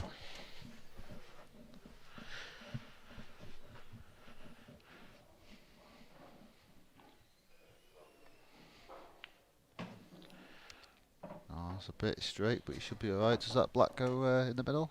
It looks very much like it does to me, but yeah, it must do. If it's tight, it probably wants to be a little closer, but I don't think it's of any issue. That is just the tonic for Andy Crowsdale, having missed 2 opportunities to get onto the hill. He takes the 3rd, and he now leads by 7 frames to 4. Yeah, important frame that for Andy, get back on track. Simon needing all remaining 4 frames. He'll just be hoping for a chance now. Yeah, well, he's broken pretty well in this match as Simon. The ones that have been dry have come out nice. So if something goes down off the break here, you feel like Simon will keep himself in the match. That's all he's got to do now. Just try and break well. Yeah, he's just got to continue to try and just try and break well now, and hope Andy struggles with his break and the chances come his way. Curtis Lee there behind Simon Ward. He'll be waiting patiently because I believe I'm right in saying he's the next player on this stream table. He will be facing Dan Davey. So there we go. Confirmation. Dan Davey versus Curtis Lee, our next stream match. Now, I don't know about you, Dave. They're both very good players, but given the form of the season, I feel like Dan is probably the slight favourite. Yeah, I think taking that into account as well, I think it's pretty much what I said. Yeah, I'd have to go Dan on that, but it could be a very, very close match.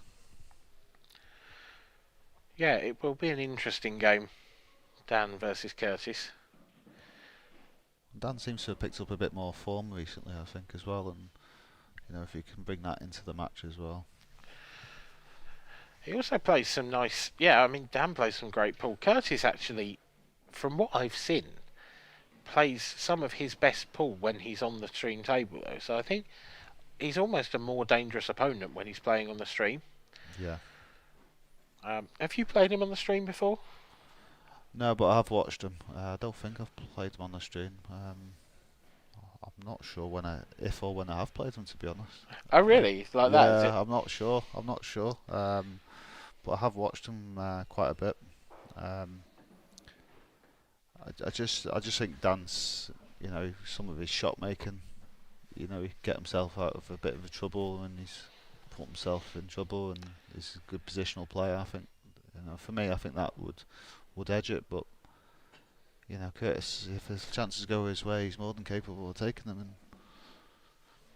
Yeah, Curtis v Dan is very much a two big personalities facing off against each other. I'd love to hear them both in commentary box, actually. I think that'd be hilarious. Back to the action here, though, and Simon Ward is breaking to stay in the match. And that is a good start. Balls hitting the back of pockets all over the place, and look at the Reds. Brilliant. Just look at them. I'm half tempted to chalk this up in my notes as 7-5 now, but we have seen Simon miss the odd one, so I won't just yet. And if he does, he might be listening to this.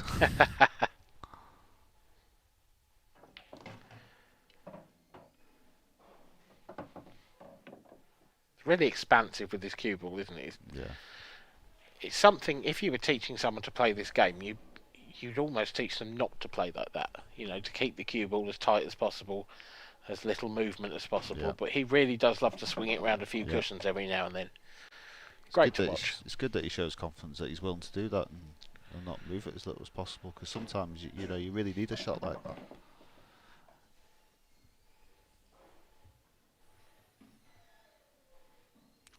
Coming up the side rail here, I'd say. Somewhere by the middle pocket, or if it's not, it doesn't really matter as long as he glues himself to the side rail. Oh, he's underdone this. That for me was a danger. I'd have rather have gone up.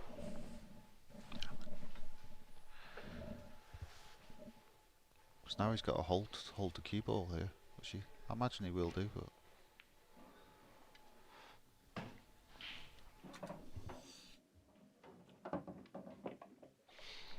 Yeah, well recovered.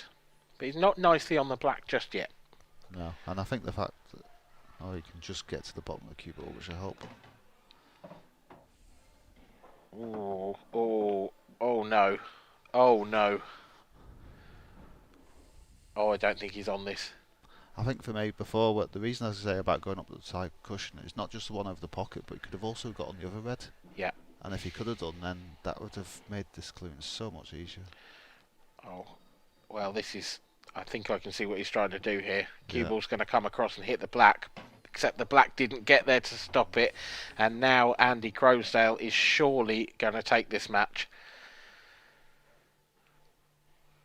I mean, great thinking from Simon there, but the execution wasn't quite right. I think personally on this, I'd rather the cue ball more the centre of the line and just clip off it and come down here maybe. Now with that shot, I know he didn't mean to bump the middle, but he's got two down here. I mean, it was a little careless, yeah. I'd probably agree with that, and I think looking back, Andy would probably agree with that. But that said... Yeah, he should be fine. Oh, wow. I'm slightly speechless with that. I mean... he didn't give that entire visit. I think you were bang on when you said, about his first shot. I think that entire visit he didn't give it the respect it deserved. No. It was almost as if he'd already won the match. It just needed one good shot to make it virtually unmissable. I just don't think that yellow was which is why he played it. I don't think that went easily in the middle. And just a little clip off it, and the white come down to the bottom cushion. I think it was all there then, and dot to dot, and that'd have been a good positional ball for the black, the one over that you would have left over the middle. That is one of the worst. I think one of the easiest tables I've ever seen a professional mess up, if I'm honest. I know that's harsh. I do. But You better hope Andy wins after you say that. well, Yeah. I think he'd agree with me. Yeah, no, you've got to say what you see, haven't you? I think he'd agree.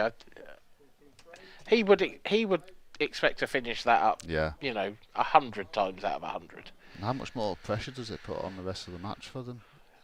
For Andy, it's... Depends on this break. Yeah. A lot depends on this break, and isn't it always the way? Momentum. You mess up a chance, and you leave the next opportunity to your opponent. Andy Croasdale, maybe he was thinking about his dinner, or getting in the shower, or buying his first pint and getting ready for tomorrow's action. But he's now got to sit and watch Simon Ward potentially take this out and potentially take himself one step closer. Still got a bit of work to do on this one, Simon. I think them 2 reds at the bottom, I don't know if they plant. I don't think they do, and you potentially lose the white or one of the reds. Yeah, I think they're a makeable plant. Yeah. What happens then after? That's the issue. That is the question. Mind you, if he is about level with it, he could actually play the plant and send the red up the baulk end of the table, or the middle, and the white with it, and then that would solve a lot of problems. He might be trying to move those 2 reds now. There you go. That's a good shot.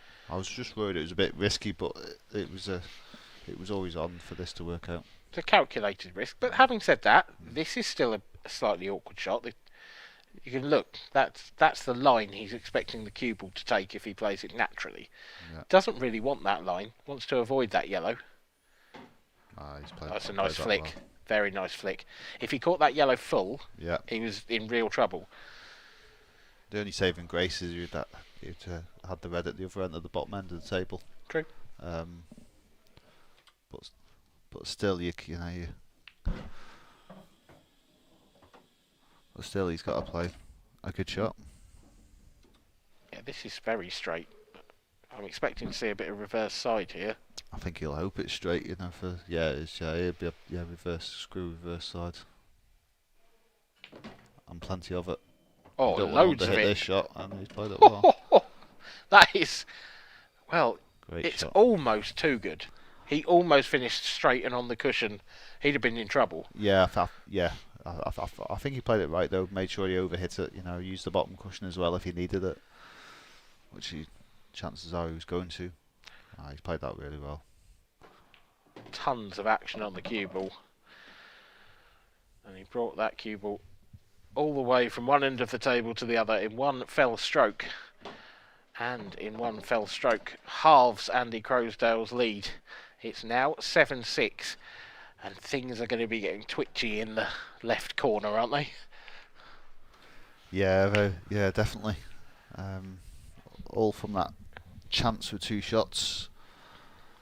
For me, not played the right shot there, and now 2 frames later, he is just going to be hoping he gets another chance.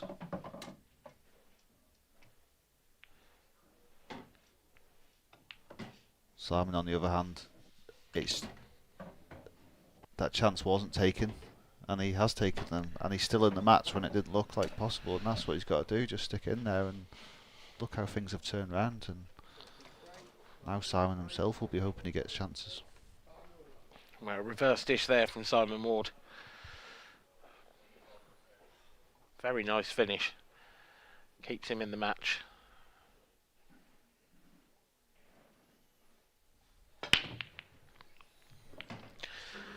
And it's another good break. His break has been excellent in this game so far, and Andy Croasdale might have his head in his hands, because what an opportunity this is once again. Yeah, it's a good opportunity. That red next to the black is making reds awful, actually. There's no real nice way to get into that, so he's got to go yellows. Yeah, you have to go yellows. Slightly thin snick. That first shot into the middle, probably. Still got to be a bit careful with the 2 over the pocket, that you take them well and don't lose anything. But he should be okay. He might even go for it now to get that out of the way. Or Yeah, I think I would. The one closest to the pocket, you get that out of the way, then there's no traffic at all. yeah.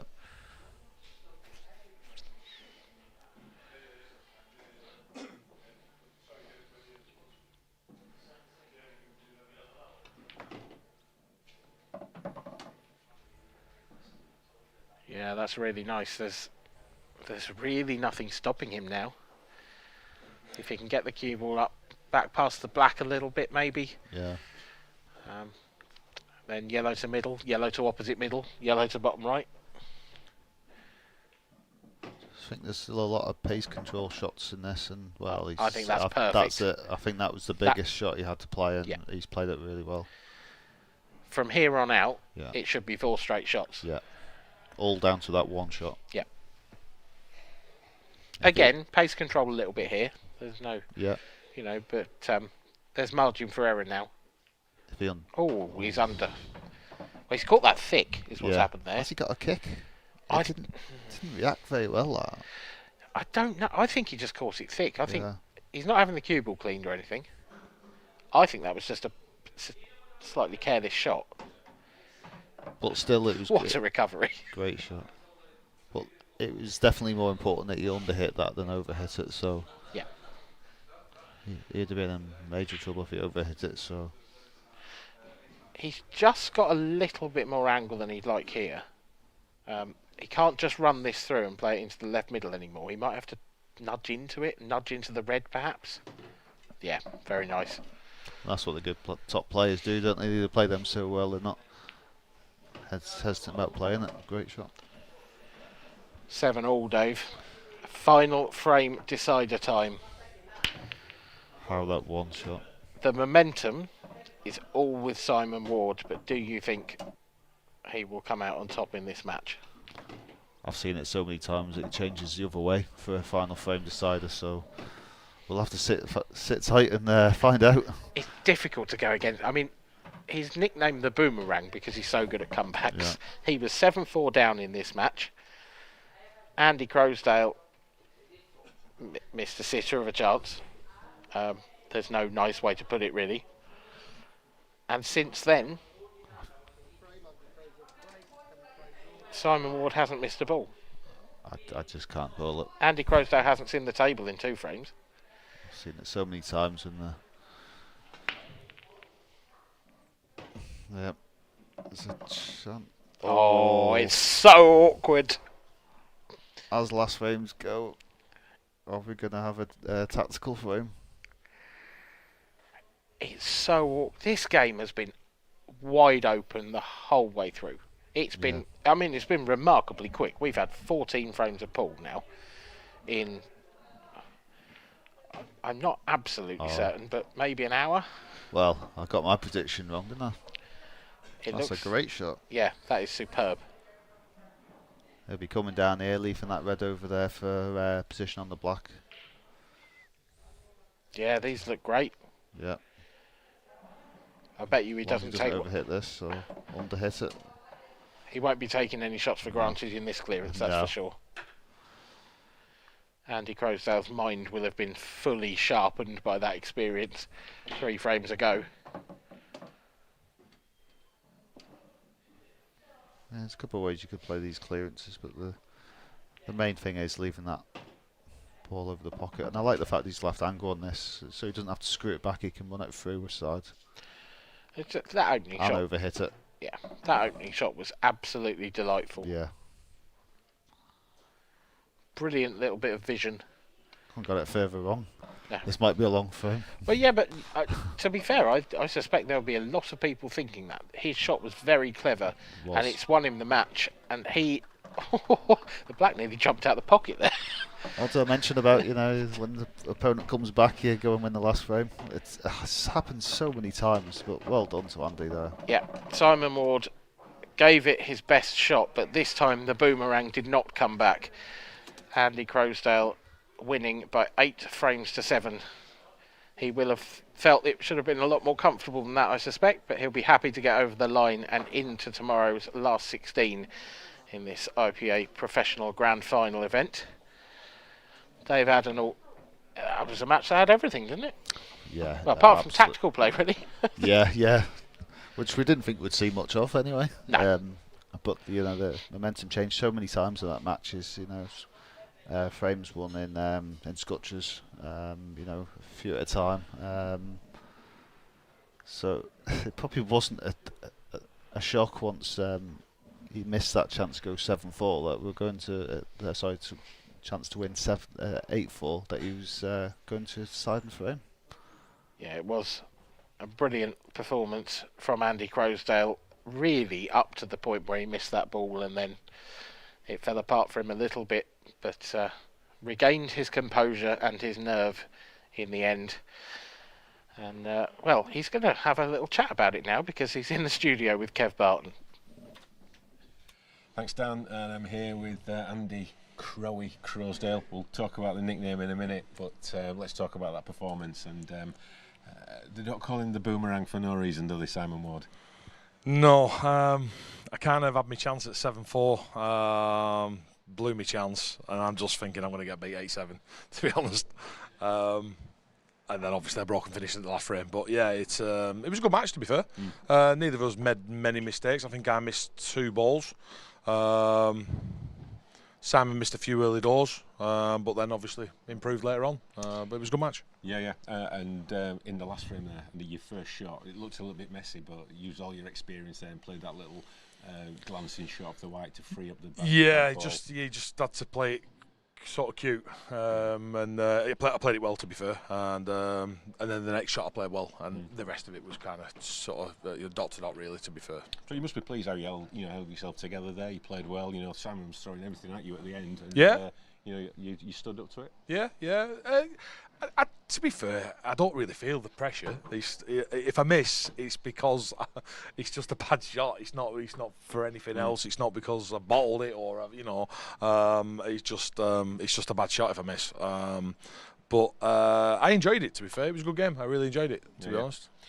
Even more enjoyable when you win, of course. Obviously, yeah, of course. Yeah, it's nice when you get over the line in the end. Yeah. You're renowned as one of the fastest players out there. I know I've known you for years, and you've always been a super quick player. How do you manage to process your patterns and your shot selection in such quick fire time? Well, it's funny, really. I mean, when I was younger, it used to be the way I used to floor, and as I've kind of got older, believe it or not, I've actually slowed down a little bit. Which I've kind of had to because I feel as if I don't play as much as I used to when I was younger. When I play quick, I'm usually playing well. And when I slow down, it's usually because I'm struggling. Are you actually sort of thinking of the shots? Are you just letting your you just see it. You just see it. Yeah. You just automatically see where they're going.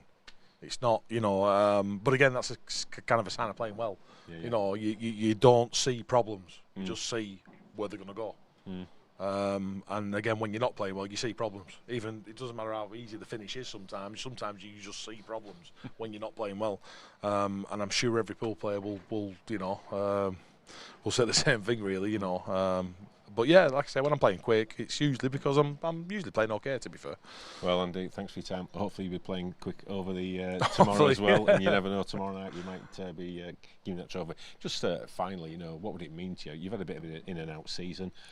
We all know how good you are. What would it mean to you to finish off the season and be the grand final champion? Yeah, it'd be amazing, absolutely amazing. To be fair, I haven't really thought about it. I just take one game at a time, and if I keep winning, then I keep winning. But yeah, it would be amazing, obviously. Yeah.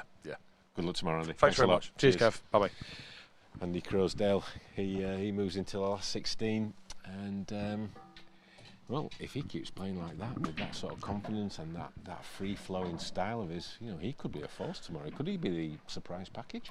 Yeah, more than likely. I mean, he's got plenty of experience. There's no reason for that. And what was really noticeable about Andy's performance there, he was playing the cut break, and that's not normally Andy's game. But the way that he's been executing that cut break, it's very well controlled, and he's getting the results. And that might have been the major difference in beating Simon Ward. Yeah, well, certainly good win for Andy there. So moving on to the next match now, it's the battle of England against Wales. It's Dan Davey against Curtis Lee. Dan Davey, who we know is in great form at the moment, got to the final of a big event in France recently, and Curtis Lee, the grinder. You know, he's going to leave everything out there, and he's going to be fighting his best to beat Dan in this one. Yeah, absolutely. I mean, whenever a Welsh player, these Welsh players just keep coming out the woodwork time after time, and Curtis is another one of them players. Curtis is a very experienced player, even though he's as a new pro, but he's got a past experience of being a professional as well. So, don't be mistaken. He's one that you really cannot rule out. Dan Davey, another great professional. Both of these players, they had really good performances in the Champions Cup earlier this year, where they produced some really scintillating results and did very well. Curtis probably hasn't had the best season to date, and Dan's probably he's been getting to quarter-finals, semi-finals, so Dan Davies probably the favourite, but don't be writing Curtis Lee out. It's a very interesting matchup. We can see both players there getting ready for the match, and certainly Curtis there he's pumped and in the zone for this one. Yeah, he's already in the zone by the looks of it, and Dan there very relaxed as he always is, and yeah, I mean, Curtis isn't the most fluent of the Welsh players, as what we're seeing with Craig Marsh and Ben Davises and that, but he deserves to be a professional player. He's had some great results, not just in the IPA, but throughout the UK, etc. And as you said, Dan Davey, he's gone on the back of a very impressive weekend, and there's no reason why he can't go far in this tournament this way. It's going to be an interesting one. Thanks a lot, Mark. It's time to get over to commentary box for Dan Davey and Curtis Lee. Over to you, Andy. Thanks, Kev. Dan Davey and Curtis Lee. Dan there on your left, Curtis on the right. The players have done their lag while Kevin Pickers were whittering on. So it will be Curtis to break first.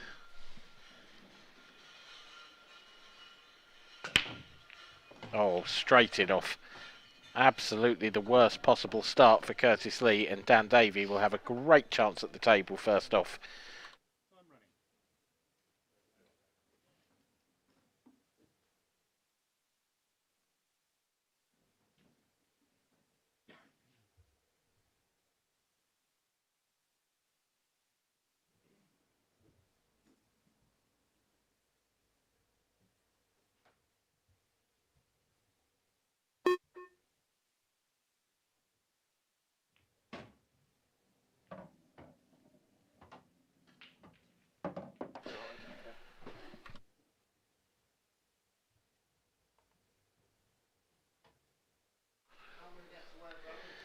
I won't be a lone voice in the commentary box for this match. Andy Richardson has joined me. Good afternoon. Evening, Andy. Sorry, it's been a long day and I don't really know what time it is or where I am or what's going on. But I do know that Dan Davies at the table with an early opportunity in this match. Oh, he's taking yellows. Yeah, it's an interesting matchup, this one. It's two players. Dan Davey is a previous tour winner, but it was all the way back in 2016. Hasn't reached the top step of the podium since. Has been in the odd final, the odd semi-final here. And it is an absolute class act, but by his own admission, I think, would say that probably hasn't played to the standard he would like. But it does seem like he's getting back into some form and finding some fluency at the moment. Curtis, again, one of those that flies under the radar, does make the odd semi-quarter, but has yet to show us his best, I think. So an interesting matchup between these two. As always, the first rack, very important. No real problems here, no traffic.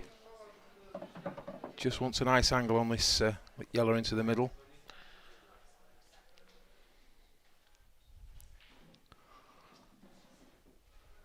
probably a bit more than he'd like. He's going to have to dig into this cue ball a touch. You can see him exactly doing that there. Played it well. Perfect position.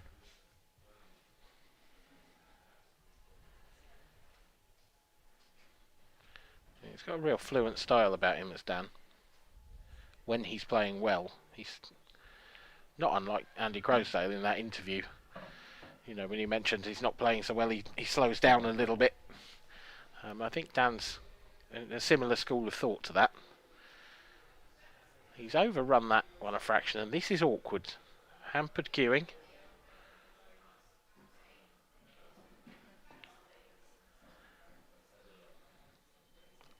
Oh, is that going to drop? Just about. I thought that was hanging then for a sec. I think you stopped breathing. I then. did. Yeah. I think you held your breath, and I think so did all the Dan Davey supporters at home. But that yellow just about found the bottom of the pocket. And our referee, Darren Maidment, cleans up the balls ready for frame number 2. But that was pretty close. It was. He just he sort of lost the cue ball, second to last yellow. Left himself very awkward. Tough pot, and it did look like it was going to hang, but thankfully for him, it dropped. And he takes the first frame. So Andy, this is your first IPA tour in... Is this your first ever IPA tour, or your first IPA tour in a long time? Is that? It's the first one I've been to, obviously, on commentate, but I played on it when it first began for a couple of years. And I also played early 2000s, but not the same sort of consistency. I sort of came along for the weekend. I didn't really commit myself to it, but no, through the years I've been here a few times, but it's a long time since I have been here. I haven't been here for over 10 years anyway. You must sort of notice that there's a massive number of changes in that time. Of course, yeah, of course. Is it a completely different animal now to when you played on absolutely, yeah, completely, yeah. It is a different animal completely. Obviously, the games, the level has improved massively. As I said earlier, strength in depth, really good standard. The equipment appears to be better than it ever was. The lighting's better, the cloth's better. You know, everything's sort of moved up a gear for me. It's great to watch, and it's what I do like. Absolute all-out attack. So it's ability that gets the rewards. Now, I think I'm right in saying you're not playing this weekend. I don't play at all. To be honest with you. Is this making you want to get your cue out? Of course it does. When you go into the arena and you've done it before, you're thinking, oh, I'd like to play on that. Yeah, of course, yeah. It makes me want to play. It does. But I haven't played for a long time, and it's... Well, I mean, after this event, you've got the winter to get the cue out and dust it off. It'd have to be some sort of seniors thing. I'm 55. Get some polish on it. Yeah. Well, Kevin still does it. Kev Barton's still high up there. So, I mean, Gareth Hibbert is always the one that I look to as a brilliant longevity. Like, he seems to have been around forever, and admittedly, perhaps that's because I haven't been around for that long. But you know what I mean? He's just constantly there, and I actually don't think that age is as much of a barrier in this game as it is in most. No, I absolutely agree with that as well. We used to think that you sort of got to your 30s and it's time to sort of think about stopping playing. I hope not. And well, honestly, you did. A lot of people sort of seem to drift away. But you can see the same thing with snooker. Look at snooker. Yeah. The consistency of the older players. Oh, that's a full-on bounce out. That is a horrible thing to happen to you, and it's a horrible thing to happen to Dan Davey. And Curtis Lee, has he flown to the table? Because he's out of his seat really quick. He was. Was he waiting for that? Yeah, he wasn't expecting a shot there, was he? No. That is desperately unlucky for Dan. But just the opportunity that Curtis needed. He's going to tie things up here, living up to his nickname as the Grinder, and that couldn't have gone much worse. No, he's attempted to set the pocket there, hasn't he? And unfortunately, he's left it wide open. I mean, he's probably caught the one spot on the jaw there that wouldn't have taken that pocket, because a little bit wider and he catches the yellow and probably nudges back across, a little bit narrower and he takes the pocket. But Do you think in Dan's head he might be thinking that's a bit of karma? Not against Curtis, but just for the fact that he had a bounce out. He's hit the back of the pocket there. It's horrible when you get a bounce out. Horrible. Yeah, I think Dan might view that as a little bit of justice done, perhaps. So he drops this yellow in. He's looking for the yellow next to the black. I would imagine centre pocket.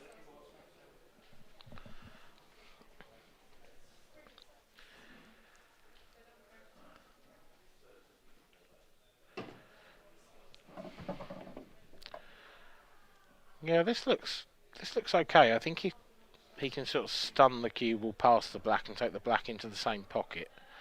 Yeah, that's what it's looking like. It's just got a little bit of an angle, hasn't he? Just enough, I think. So do I. Oh, he's actually taking it past and... I think he had more angle than we thought, didn't he, there? Perhaps, yeah. Needs to be careful of the cue ball here as well. Cueing off the cushion. That's going to go close to the middle. And it was weighted to perfection, and Dan Davey now leads by 2-0.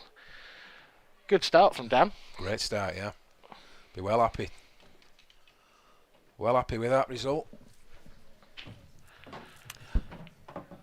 I think our replay team might just be about to show us that bounce out in a second. Let's take another look at that, because it looked like it hit square the back of the pocket. Oh no, we're not going to see that one.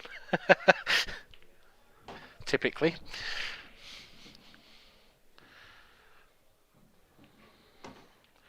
Do you think Curtis will feel that attempted pocket cover was a little bit unlucky, or do you think he'll be annoyed at himself? Probably annoyed at himself. I mean, it wasn't fortunate. He sort of caught the only point, as you alluded to, that didn't sort of take the pocket.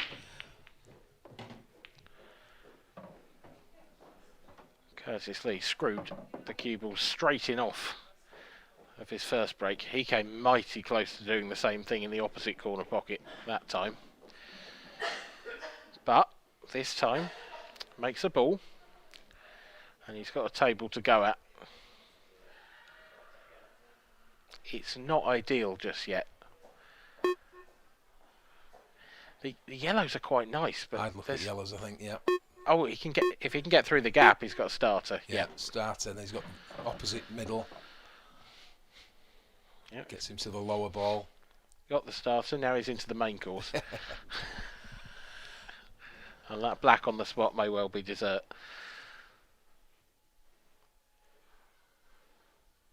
Just drops this in.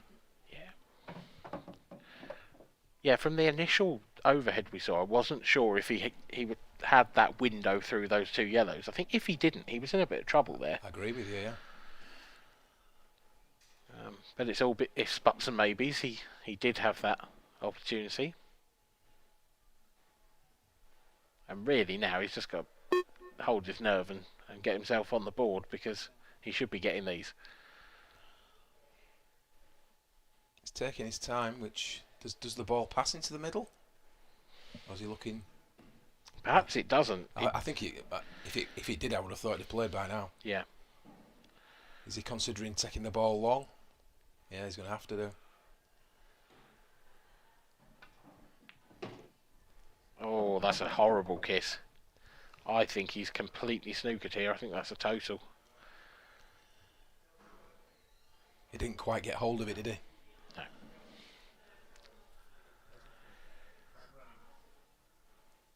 No, it was always a slightly awkward shot, but yeah, like you say, it perhaps just decelerated a little. Little bit, yeah. Now, cushion first. He needs to pop one of these. Oh, he's missed it completely. Is he going to get lucky and get a kiss? He's not. No. Things are just getting better and better for Dan Davey here.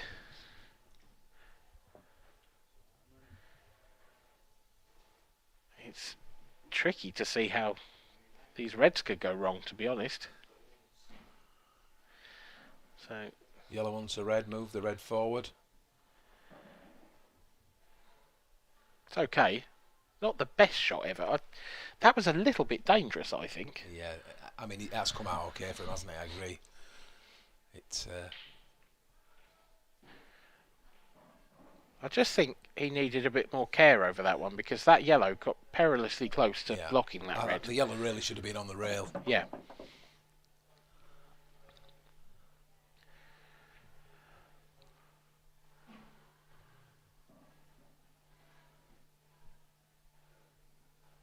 Just bring it out to the middle of the table again. He had to bridge that from quite far away, essentially, because he sort of had to keep his body away from that red near the corner pocket. So he did well to control that, because there was a lot of cue between his bridge hand and the cue ball.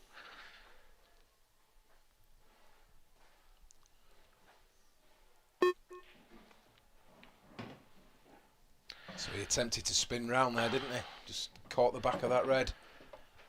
I don't feel like Dan at any point in this finish has worked out his route. And that surprises me a bit. But I do feel like he's just on a wing of prayer at the moment. Big shot. Big shot. Nailed it. Great shot. Still not quite out of the woods, because he's pushed that red.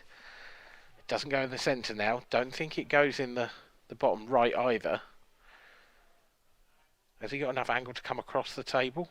That's what he'd be liking to do. That's his intention, I believe. Well, no, he's decided to go back up.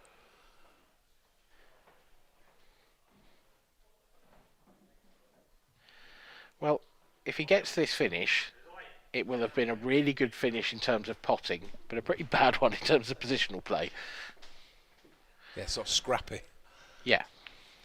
Yeah, he's really chased this finish. It looks like he's going to get away with it.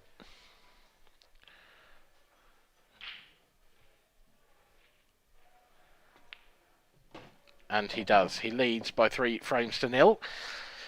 And Curtis Lee, well, he's sinking without trace at the moment, and you feel like he needs to find something from somewhere, because that was a great opportunity he had in this frame, really. He did have a good opportunity there, yeah. And 3-0 down, he really needs to find something in this match.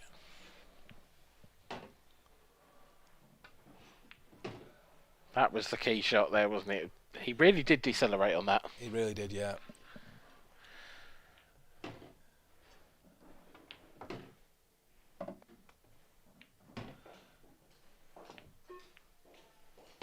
That was a very nice pot from Dan. And yeah, as we said, it was a succession of very nice pots with less nice cue balls.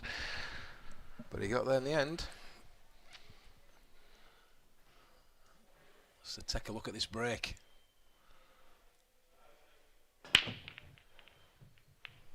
Didn't catch that. Didn't catch that well at all. No, he didn't. They didn't split very well, did they? No, the cue ball sort of skewed off the pack. It didn't come back. It didn't go forward. I think he probably caught that front ball, maybe 3/4 ball if he was lucky. And you can see the result. It's a messy table. There's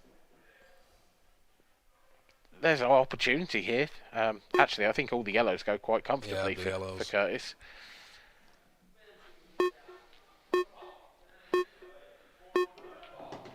Has got to be a bit precise in this finish. That's not the best start. Oh, I don't think he's on anything. He's in trouble.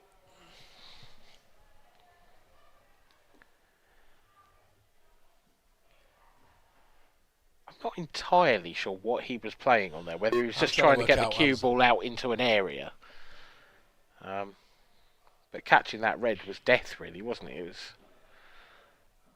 It might have actually be a death sentence in this frame, because... Yeah, there was no easy safe. There was no attacking opportunity there. Put himself in all sorts of trouble. No, the only ray of light for Curtis Lee is that red closest to the right centre.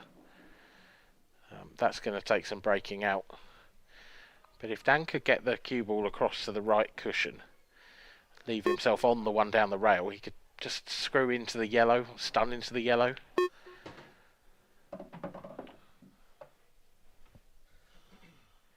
You know, you can see a way out here for Dan, but you'd have to say if he's going to make it, his positional play better be better than the last frame. Yeah, I mean, he can set this ball into the corner. He's got an opportunity here to go into it, and you would think he'd be unlucky not to be onto something in the middle. Not as intended, but he did get the red out. The problem being that the cue ball is in no man's land again. Yeah, he's got more of a shot than Curtis had, but that's not saying much. I mean, really, he can only cut the one nearest the middle pocket back into the bottom left. It does look that way.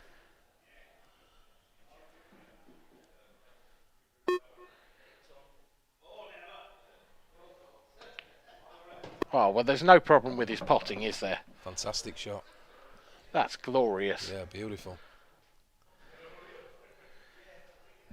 He's back in decent position now, actually. I think that's his next ball, the one on the right-hand side. Just wants to get close to it so he can screw back out. Or stun off the side rail if he has an angle. So just hold up there. Yeah, that'll do. Yeah, it's perfect there. Yeah, if he can get straight on the bottom of those two on the left-hand side, if he can get nice and straight on that, he can just drop it in and take what would be his last red long. Yeah.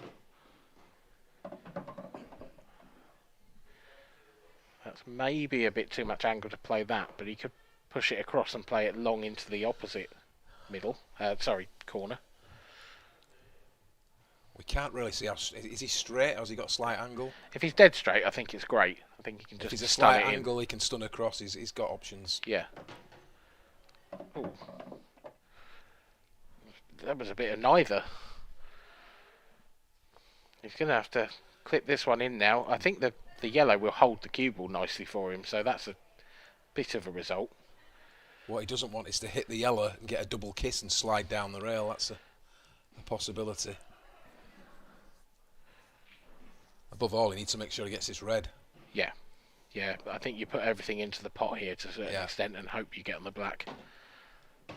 And he has. And he has. That'll do. Yeah, really thin on that yellow. Much thinner than I expected. Oh, and he's missed the black. I didn't see that, did you? No, I didn't see it come because his potting in this game so far has been exceptional. It has. I think he'd be livid with himself after that one.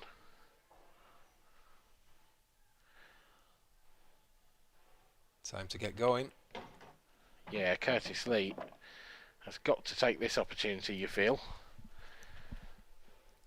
Has he left himself a gap through to the yellow that's in ball? Because if not, he must have done, mustn't he? I think he can see the lowest ball as we look at the table now. Surely.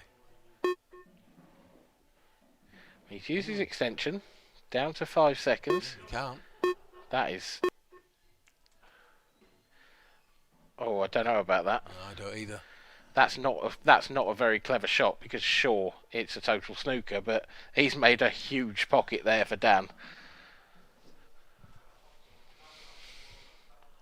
Yeah, there's a big chance of making this 8 ball.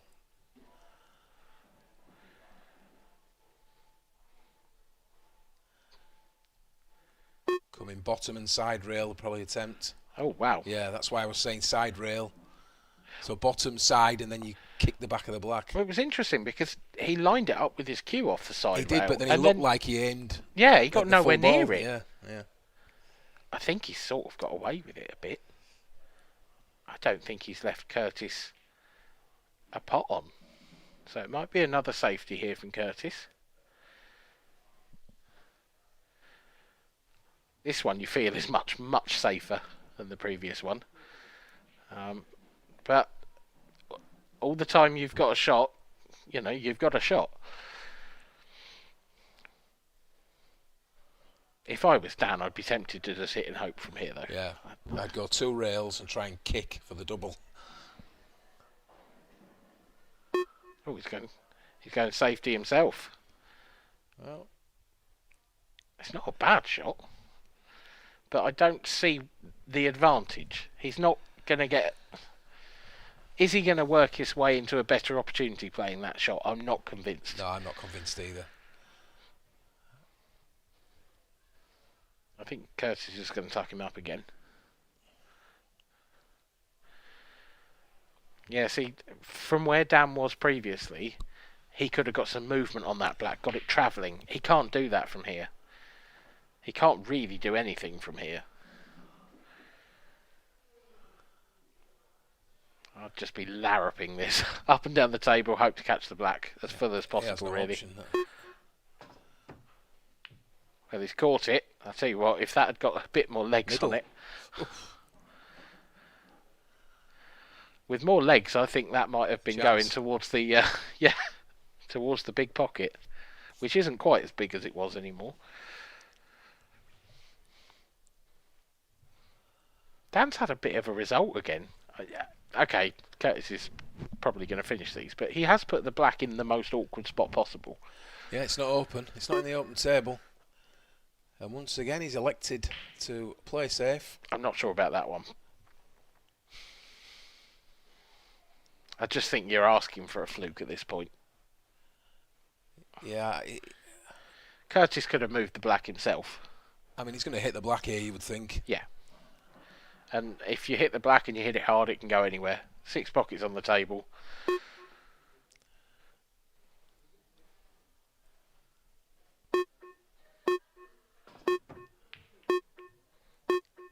Oh, the cue ball's in.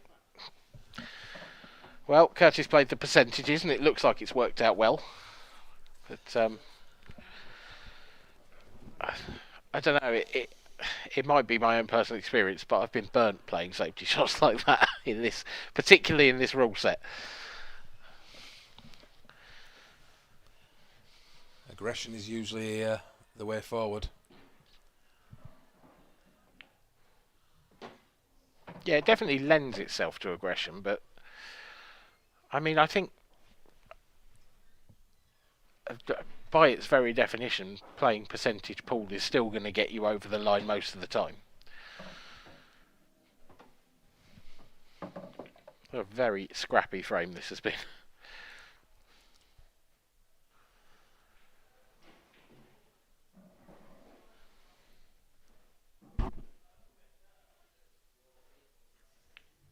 Looks like Curtis should be getting his first frame on the board here.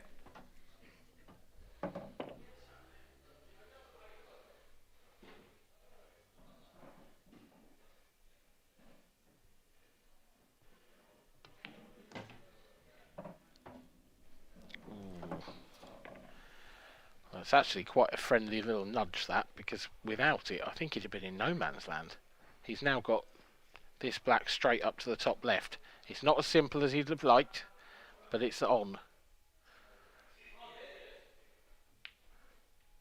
And he's missed that by a country mile.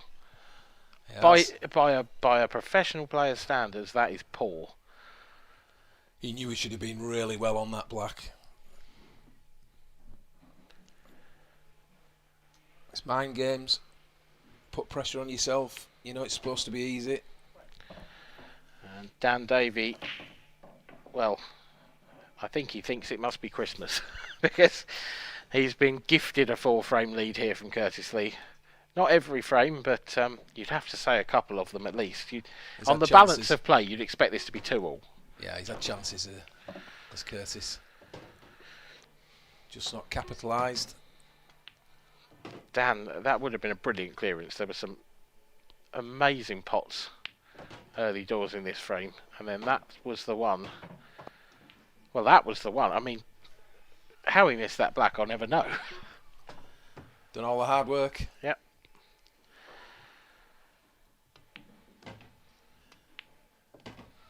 And finally one of them got the black in, and we can move on to the 5th frame, and it's Curtis Lee to break.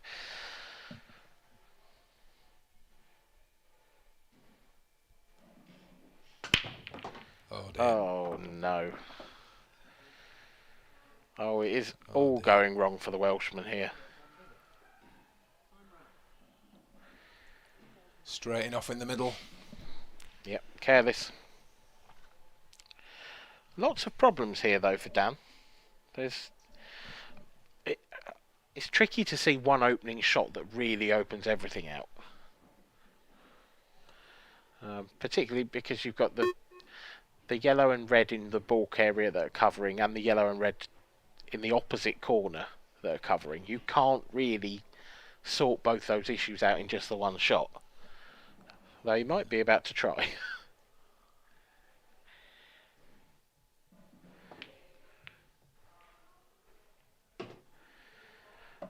Well, I don't think the intention was to play the red in, but I think the intention, and he's got it, was to open up the yellows. And it has. All the yellows now are reasonably open. Be even more open after this shot when he moves that red. Doesn't want to slide behind the yellows though. No, that He's was okay, I think. Yeah, I think he's still on the one to the left middle. If not, he's certainly on the one down the rail, but that is tough.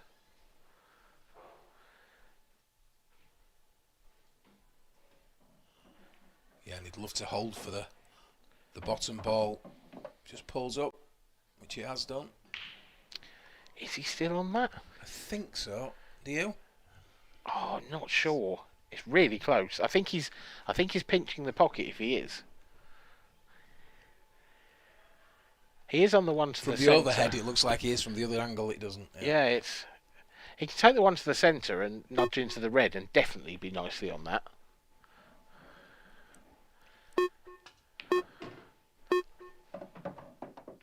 Yikes. Well, he certainly got into the cue ball there. But I'm not entirely convinced what he was playing. Do you take the ballsy shot on now and take the yellow down the rail? I think so, do you? I'd be tempted. You're still leaving Curtis a problem with the red nearest his hand, so it's kind of worth a go, this. Great shot. Didn't even touch the sides.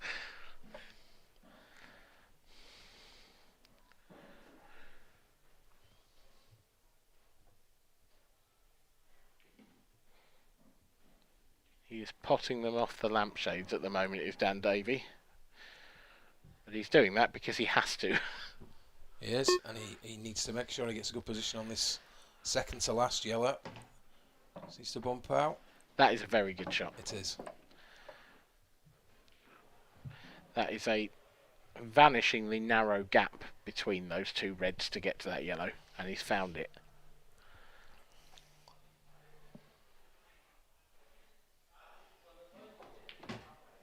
Oh, Dan. Behind the red. Oh, it's just going to run, I think. I think he has just got away with that.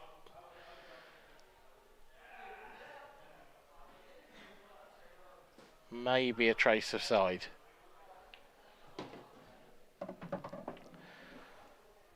Oh, he's played well, Dan, but he's been a bit blessed at times. He's run out of position, but he keeps making the balls, doesn't he? He does, and he leads by 5 frames to 0. Another reverse dish for Dan Davey takes him 3 frames away from victory. Curtis Lee, it would be one of like the mother of all comebacks, wouldn't it, if he were to come back from here? Yeah, the way he's struggling as well. It's he needs some run. He needs Dan to struggle with his break. He needs faultless breaks himself. He'll do well to get the opportunity. Yeah. 5 behind, alternate break, massive ask.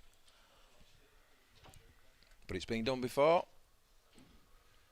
You never know. I think the only thing in his favour is that Dan hasn't got his cue ball particularly good at the moment.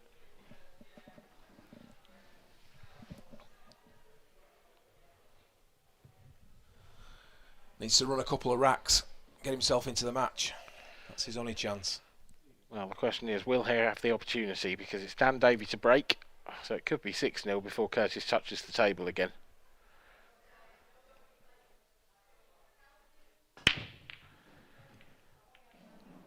Again, Dan's not caught the front ball. The cue ball skewed off to the side. But a couple have hit the back of the pocket. And at first glance, I didn't think he was on anything nice, but actually he's on the yellow in baulk, and yellows are a good opportunity. I think his biggest problem might be the one closest to the cue ball, but I'm just wondering if that'll sneak into the right centre. If he takes this into the corner and gets the right angle for the middle, can he just push through, and I think he can land on it anyway. I think or he might might play middle and run. He's got a couple of options. Yeah, I think he might have too much angle to land on it, to sort of run into the red, but he might just bump it out here because he's almost guaranteed to be on the other one to the opposite centre. Yeah. This is looking very nice for Dan Davey. It's not looking so nice if you're Curtis Lee.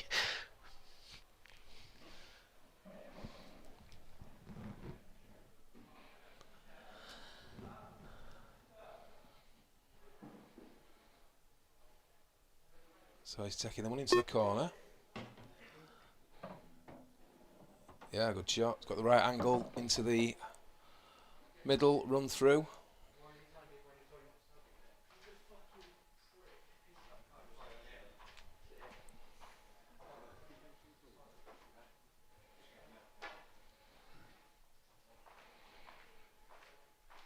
Does he have more angle than I thought? Perhaps. Yeah, I'm with you. I think he can just drop this in almost dead weight and he'll be okay. But perhaps because the cloth is so slick, he doesn't necessarily want to play it dead weight. You know, could be worried about a roll off even. Looking to push it through. That's a very good shot because he did have clearly more angle, but he has held this for the top right. Is he just off angle in the wrong way here though? I think he might have to punch this and take the the last yellow into the sort of wrong corner pocket. Nope.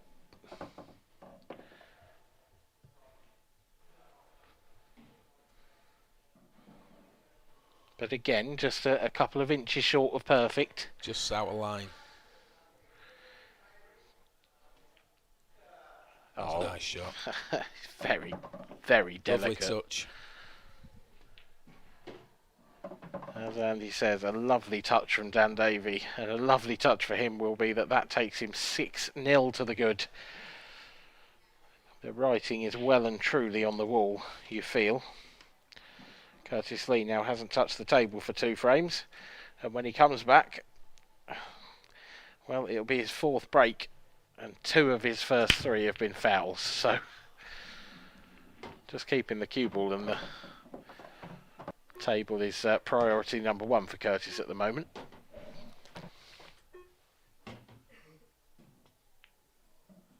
Was a much better run out, that, wasn't it? As we've said, he's played well throughout, but not the fluency all the time, but when he's had to do it, he's done it. He's got the balls that count. Yeah, he's been resilient. He's dug in when things haven't quite gone his way, Dan. And it's been good to watch, but yeah, still hasn't at any point really got the cue ball under perfect control. Oh, he's got so close to that. I mean, he's gone in off twice and the other 2 have hit the jaw. But this time, this is a much better opportunity. It is. He didn't catch the head ball square there, did he? No. In fact, neither of them have throughout this match. But yeah, this is a great chance on Reds. Just the 2 in the bottom half of the table as we look on the overhead over to the left.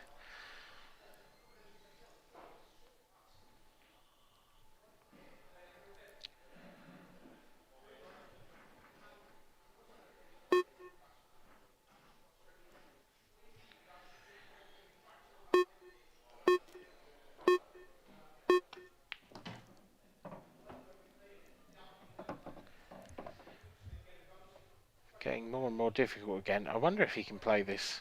The red he's closest to down to the bottom left and actually top into that area. But it's risky, not guaranteed on a ball. Oh, wow. Yeah, Curtis is... I mean, his head's gone. He's struggling. He's out the building. He's already preparing for the Open, I think, to be honest, mentally. With no disrespect meant, but he's clearly not on his game today. And the same cannot be said of Dan Davey.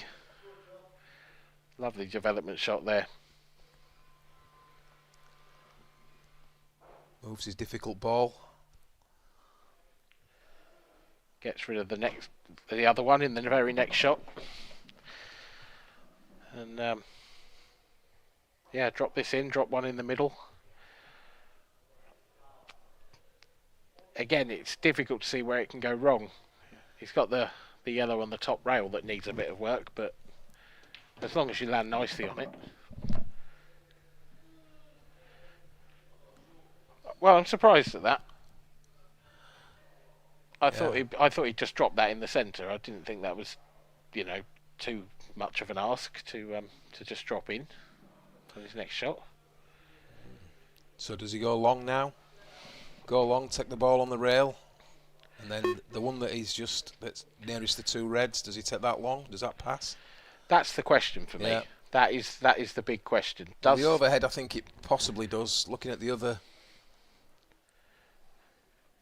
no, it does that yellow past those two reds. If it does, that's the way to go, I think, isn't it? You 100%. Go long, ball on the rail,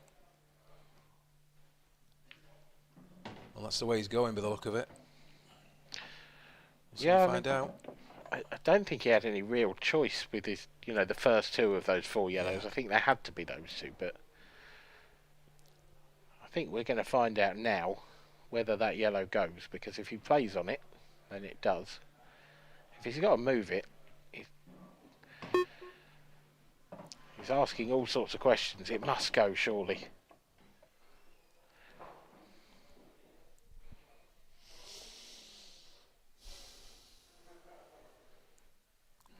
Remarkably tight. Oh, it doesn't. It doesn't go then, does it? Is he drawing back? Oh no, a bit. Well, I'm not sure. I mean, if it does go, I thought it would have taken the last ball. Yeah, I don't understand. I think he was asking a lot of the pocket there. I think he was trying to cheat it, and it hasn't worked. I think it must have been very tight. Yeah. And the previous, he could have taken previously, but I think he was frightened of hitting it too hard and doing what he's just done, in effect. Yeah.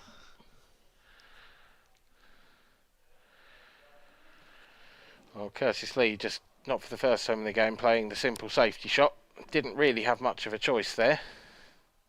The skill shot might come available later in the frame, but it depends. What does Dan Davey do here? Do you play the shot off the two jaws? It looks like that's what he's doing. Oh, it was close. Maybe. Maybe on the second go, but not quite. Yeah, good effort there from Dan, but close but no cigar. And Curtis Lee surely now will get off the mark.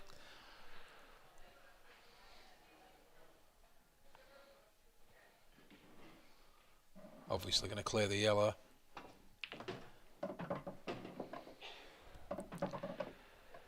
Yep, got both. No harm, no foul with that one. Didn't really matter either way whether he potted them both.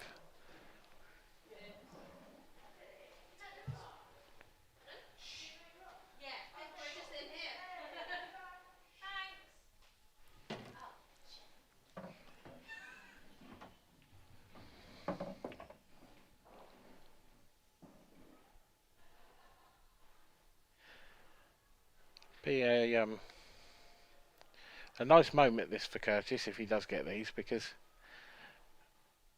he you don't want to lose 6-0 or 8-0 or 8-0, no. yeah, you know. Certainly don't.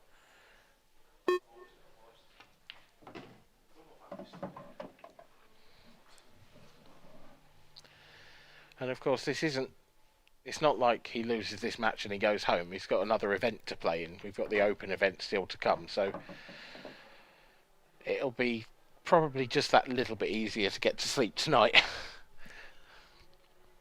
If you haven't been bageled. And he hasn't. Curtis Lee gets off the board, on the board rather.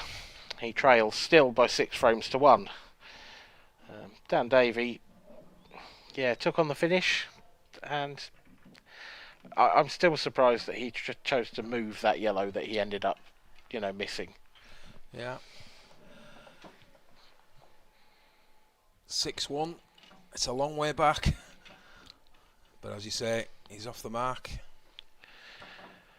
Yeah, I don't think Dan's going to be worried just yet. Couple more frames time, maybe.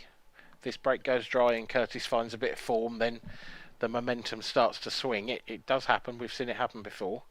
We very nearly saw it happen in the last game, but I still say that it would probably be the best comeback I'd ever seen, I think, if Curtis were to win from this position.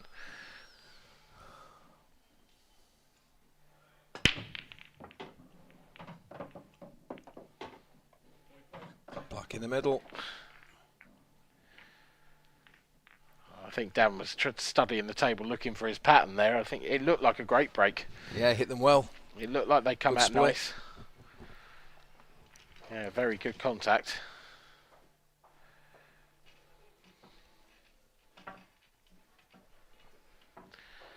But it wasn't to be.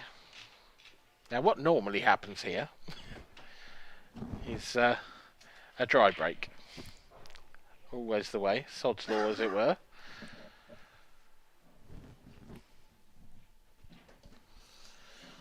See if you're right. Don't know if Dan Davey believes in superstition. He doesn't seem like the type.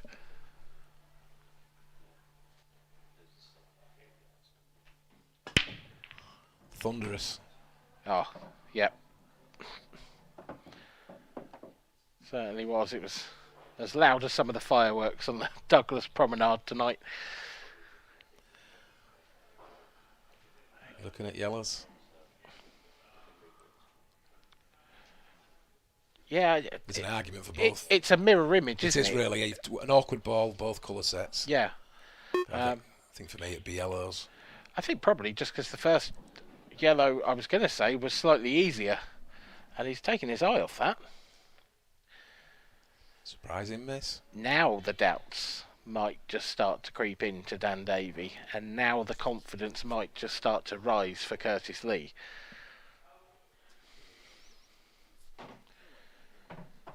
How confident is he going to be when he gets to that yellow on the right hand side cushion? It's so close to the cushion, you've got to be really precise if you're going to leave it for a double. But equally, having said that, there's not really a nice yellow to land perfectly on it. Not as we look at it at the moment, there isn't. No. And he wants an angle here. I think he's good. I think his best bet might be to leave that for a double now. He can set this yellow into the middle, run through. Does he get nicely through the reds though? Is that So guaranteed? No, he's coming back. Well, he didn't want to be there. Oh no. I don't think that could have come out any worse. I don't see a shot. I don't know whether he's touching that yellow. He might have had a result if he is. Is he going for the double? Is it the double plant even? It is, you know. What a shot! What a shot from Curtis Lee. An absolutely astonishing pot. And not only that, that yellow hasn't covered. That still goes in the centre. Really was a tremendous shot, that. Yeah, his back was against the wall. And for the first time in this match, he really answered a question.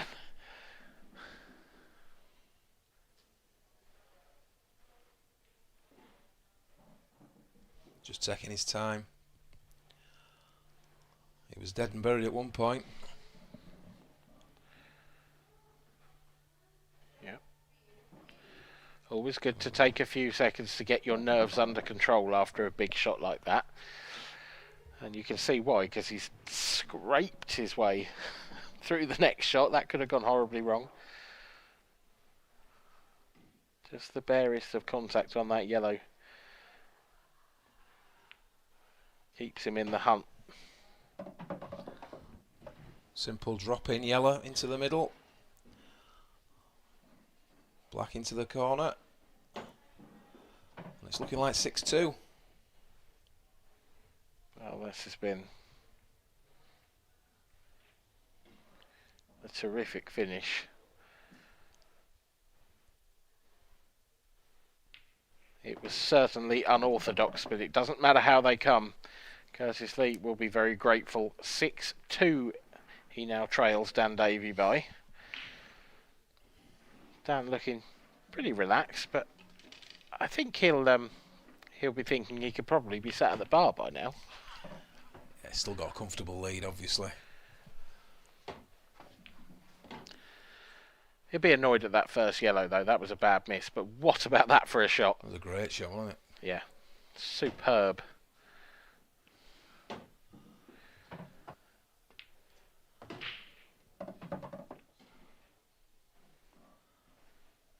It will be Curtis to break next up. So, needs a big break.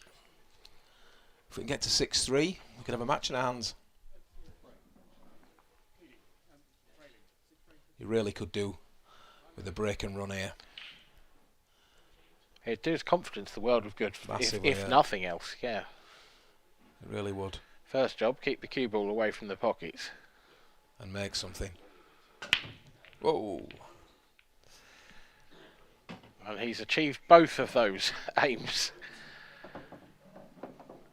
Oh, it's not the best. The reds are lovely, but he doesn't really have an opener.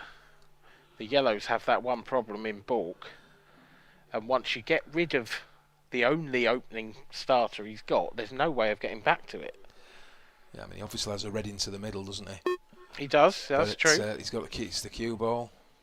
Yeah, the red in the middle is probably the option, actually. Kind of has to be, really, doesn't it? It does, yeah. The yellow at the bottom of the table we think's hampered by the red, otherwise yellows would have been a great opportunity as well. Yep. Yeah, red into the middle. Does he run into the two balls that are close to each other? Yeah. Oh. I didn't feel that he tried to run into them there particularly. I don't quite know what happened there.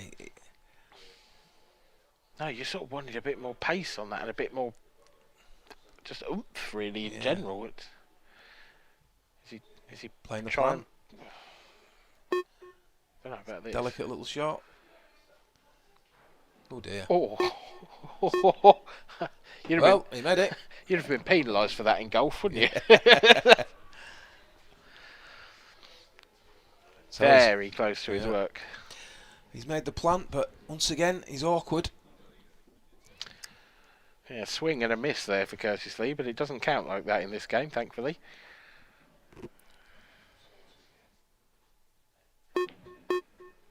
Great double. Still no position. And as he's done several times in this match already, he just keeps going. Lands out of position, makes a good ball. Yeah. Lands out of position, makes a good ball. He's almost turned into Dan Davey in these last couple of frames. It's been a real role reversal. And this will hurt Dan. Oh, it would have done. It would have done, yeah. But Dan still has that problem yellow. But there is at least a ball to get on it for him. You know, if he's got that other yellow in balk. So that will be the route. He's going to need to use that, probably to nudge that yellow.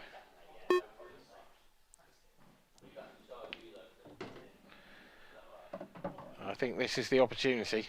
Yeah, coming from the back. I think the only problem here is if you catch it full, there's no guarantee you're on it, and you're not getting the cue ball back down table for the other yellows, so there's no guarantee here. Trusting to luck a little Could here, do with Dan. catching it half ball, probably. See, full, yeah, half ball would have been much better. It would. I think as full ball contacts go, that was probably as good as it could have got, because at least the cue ball's gone through, and he's got a long yellow on.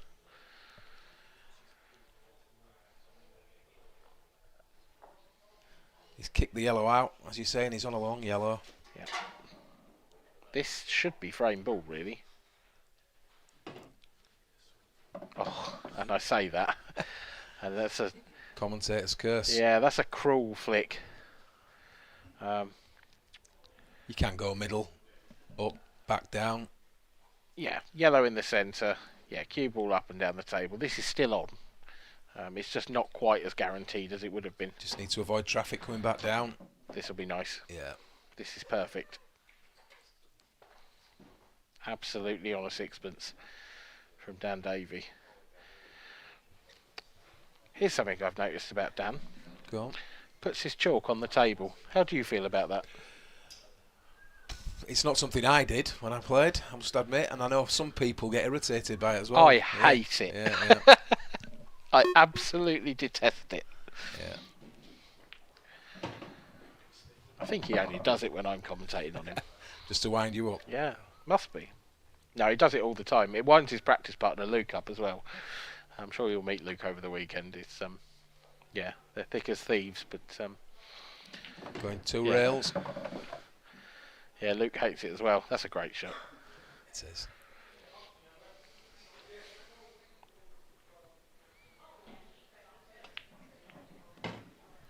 Brilliant position and finish with aplomb. Dan Davey gets back to winning ways in this match, and now he just needs the one more. He leads by 7 frames to 2. Curtis Lee, his race may finally have been run. Dan Davey to break next, of course, as well.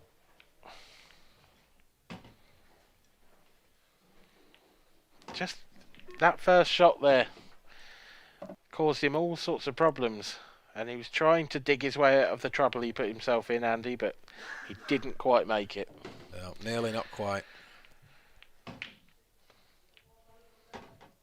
Good shot there into the middle. There's the chalk. And this 2 rails to leave a good shape on the black.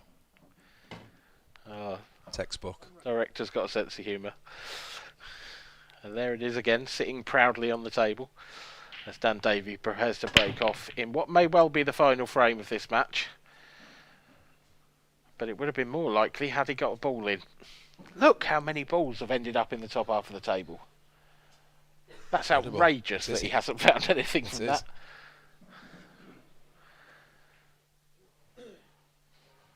But what's he left Curtis? It's actually... There's the yellow over the pocket, of course, but...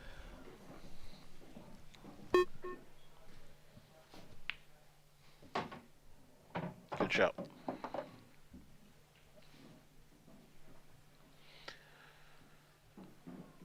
Good shot, because if he was on yellows, I think that may well have been a foul.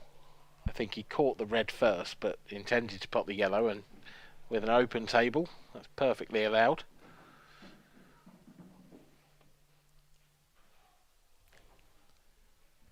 That's not quite so good.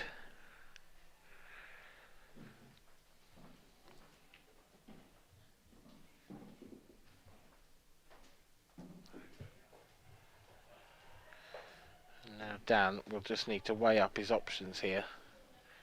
Does he stick or does he twist?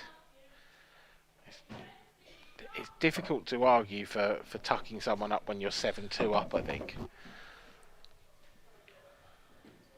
So he's going to be going for these, but they're no mean feat, this finish, Andy. No, definitely not. 2 difficult balls, just up from the baulk line. Left himself an angle.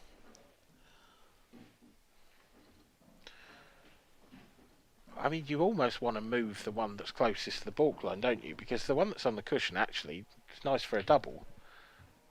Well, oh, has he fluked it? Has he fluked it? Not quite. Oh, mighty close. Surprised he didn't try to move them, though. Yeah, I thought he may have taken the ball into the corner and then maybe tried to come behind one of the two awkward balls. If he left himself an angle into the middle, he could have kicked the other one out. Yeah, It's as you see it at the table, obviously. absolutely. I do wonder if maybe he just thought, actually, I'm nicely on that double now. Might as well do it. But it's left Curtis a chance. It's a chance he needs to take as well. Yeah. Yeah, he's a long way back.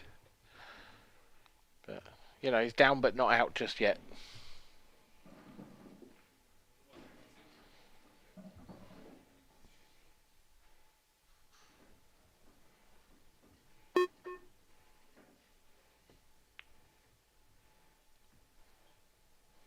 Oh, well.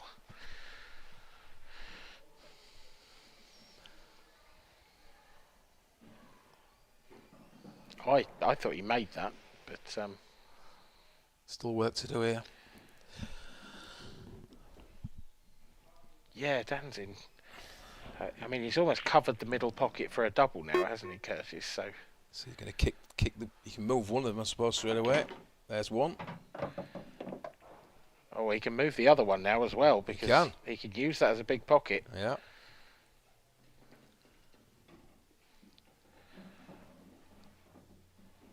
Really, the only logical option. It's awkward queuing, but it's a natural angle to go across and hit the red. Is he doing something else? Yeah, he has played it. Played it well. Oh, needs a skilly. Oh, Got a great skilly. shot. Wonderful shot from Dan Davey. Match winner, I think, that one. Yeah, vision, class, execution. That shot had it all.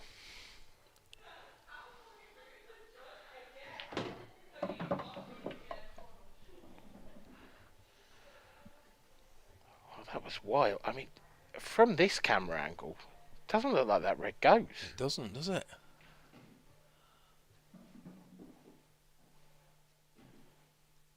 So what's he got on? If it doesn't, what's available? Is it a long double? It's a long double. It's a double and a double, I think. Well, that's not there.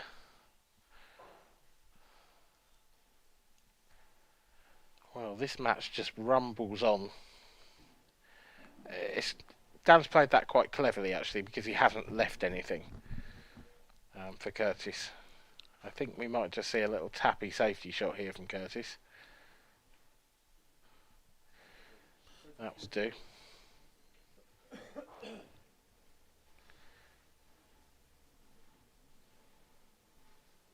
And now Dan probably. Well, he's going after the one in the other half of the table. He's going to try and get it safe. If there's a little flick here, yeah. oh,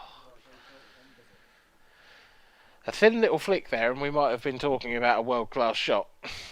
As it is, we're talking about a foul. And a free visit for Curtis Lee to keep himself in the hunt.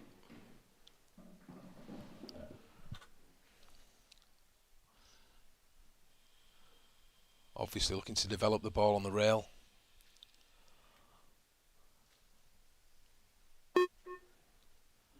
Just needs to tighten up that cue ball.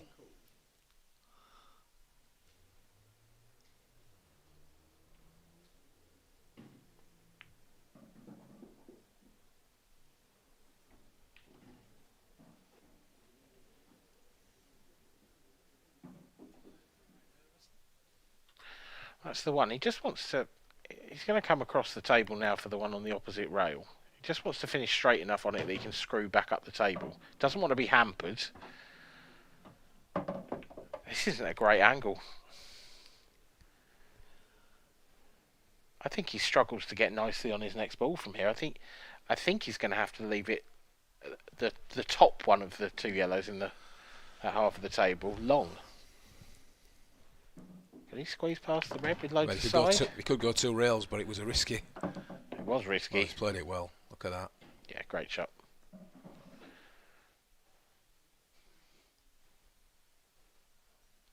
He's hanging in there. Yeah, my worry with him playing that was that he might catch the red on the way up and finish absolutely nowhere, but managed to avoid it. Played a lovely shot.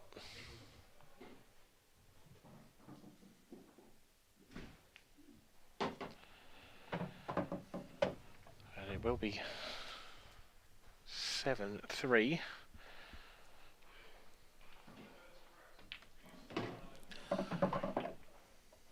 Well, there's life in this game yet. Curtis Lee still trails by 4 frames. I think Dan will be really annoyed that he's not over the line at this point. You know, he's facing an opponent who, let's be honest, has played nowhere near his best. Has given up opportunities, and I wonder if Dan's just taken his foot off the gas a little bit and let his opponent back into this match. Yeah, obviously not intentionally, but it does look that way, doesn't it? You've got to be careful at this game, because the tide can turn. It's a habit of punishing you when you don't take your opportunities. Yeah. That shot there, I thought he may have gone forward, run through the ball off the bottom to the side, because he would have given him better position. But yeah, he clearly had to get back all the way round the table, and I think with sort of bottom and right. Yeah, you felt like he was never going to get there playing it that way. Struck those well. Oh, cue ball has just about stayed out. And it's an open table. It's a very open table. Is there a chance for Curtis Lee to come back into this match? Because at 7-2, it's wrapped up. It's game over. At 7-4, he's just still hanging in the balance. 7-4 if the breaks favour. There's a chance.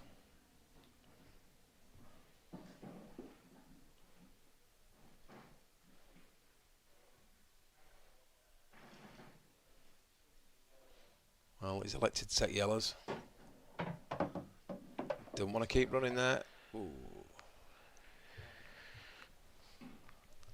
That's a careless shot. I think I just heard him sarcastically say to himself, shot. Well, fortunately, he's still got the ball over the middle. Yeah, it's still there. But he would have loved to have been on the ball in that's near the black spot. Yeah, I mean, the two nearest the black spot, he's now got to come back all the way back down the table for them. And you need to land nicely on one of them, because if you don't land nicely on the first one, then you don't land nicely on the second one, and you can see how this clearance can start to get out of shape.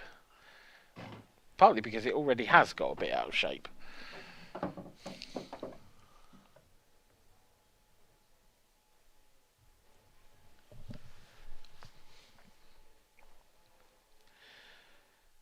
Well, does that yellow near the black spot pass the red to the bottom left? That would make his life a bit easier if it does.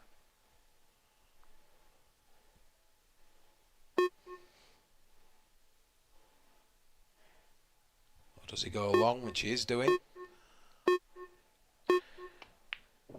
Just make sure of the pot. I think he played the right shot there.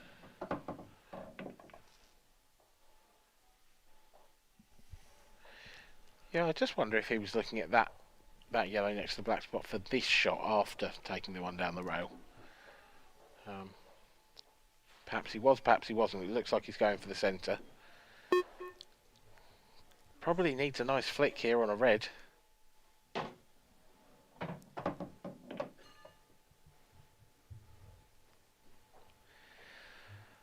Oh, first glance he looks alright, but how do you get from the yellow near the corner back to that other one?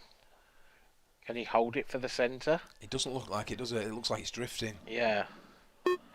So do you have to take the one in the centre first and take it into that right centre?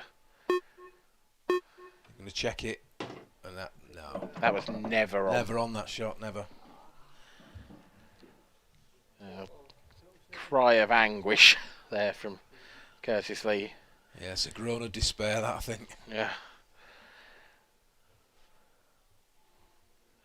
just don't think that shot was on. I think he either had to try and get all the way around the table or take the difficult one first. It didn't look possible to hold, did it? He gets the contact, but that's about as good as it gets for Curtis Lee. And Dan Davey will have another chance to wrap this game up.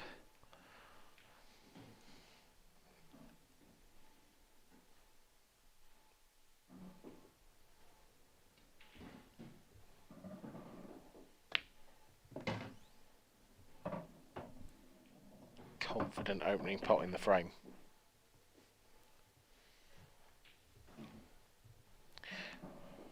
See, if it was me, I'd be taking the right hand of those two yellows into the middle, but they both seem to have been quite reluctant to take that kind of shot on in this frame.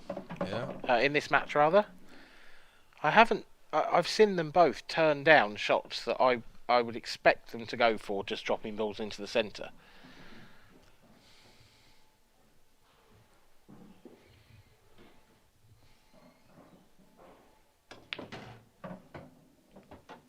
Is this a slope? It's just stopped in time, I think, to leave him the right angle. Yeah. Yeah, he'd like a fraction more, but he can pinch a bit of the pocket and make it. If that had rolled on a bit further, there would have been real danger there. He'd have had to run up table and back again.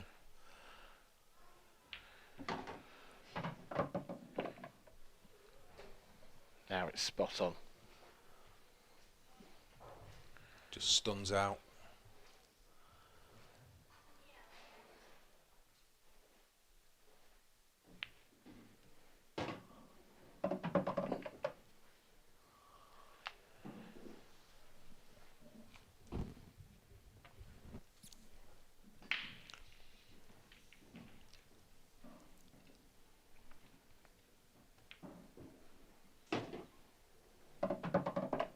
Off the rail.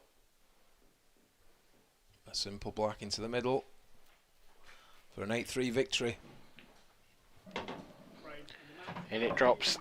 They shake hands, these two excellent competitors, but it was all one-way traffic in reality. Dan Davey with a comfortable 8-3 win over Curtis Lee. Could have been by more, but equally Curtis didn't make the most of his chances either, Andy. No, not at all. Very solid performance from Dan, I thought that was. Yeah, I mean, I agree with you, but I think he might come away from that just slightly disappointed that he wasn't able to be a bit more clinical. Yeah, he could have killed it off earlier, without doubt, but I did feel that he played well in that match.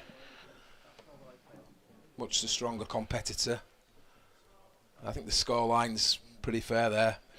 Yeah, reflective of a superior performance from Dan. But yeah, he will see errors. He made some mistakes in the game, definitely.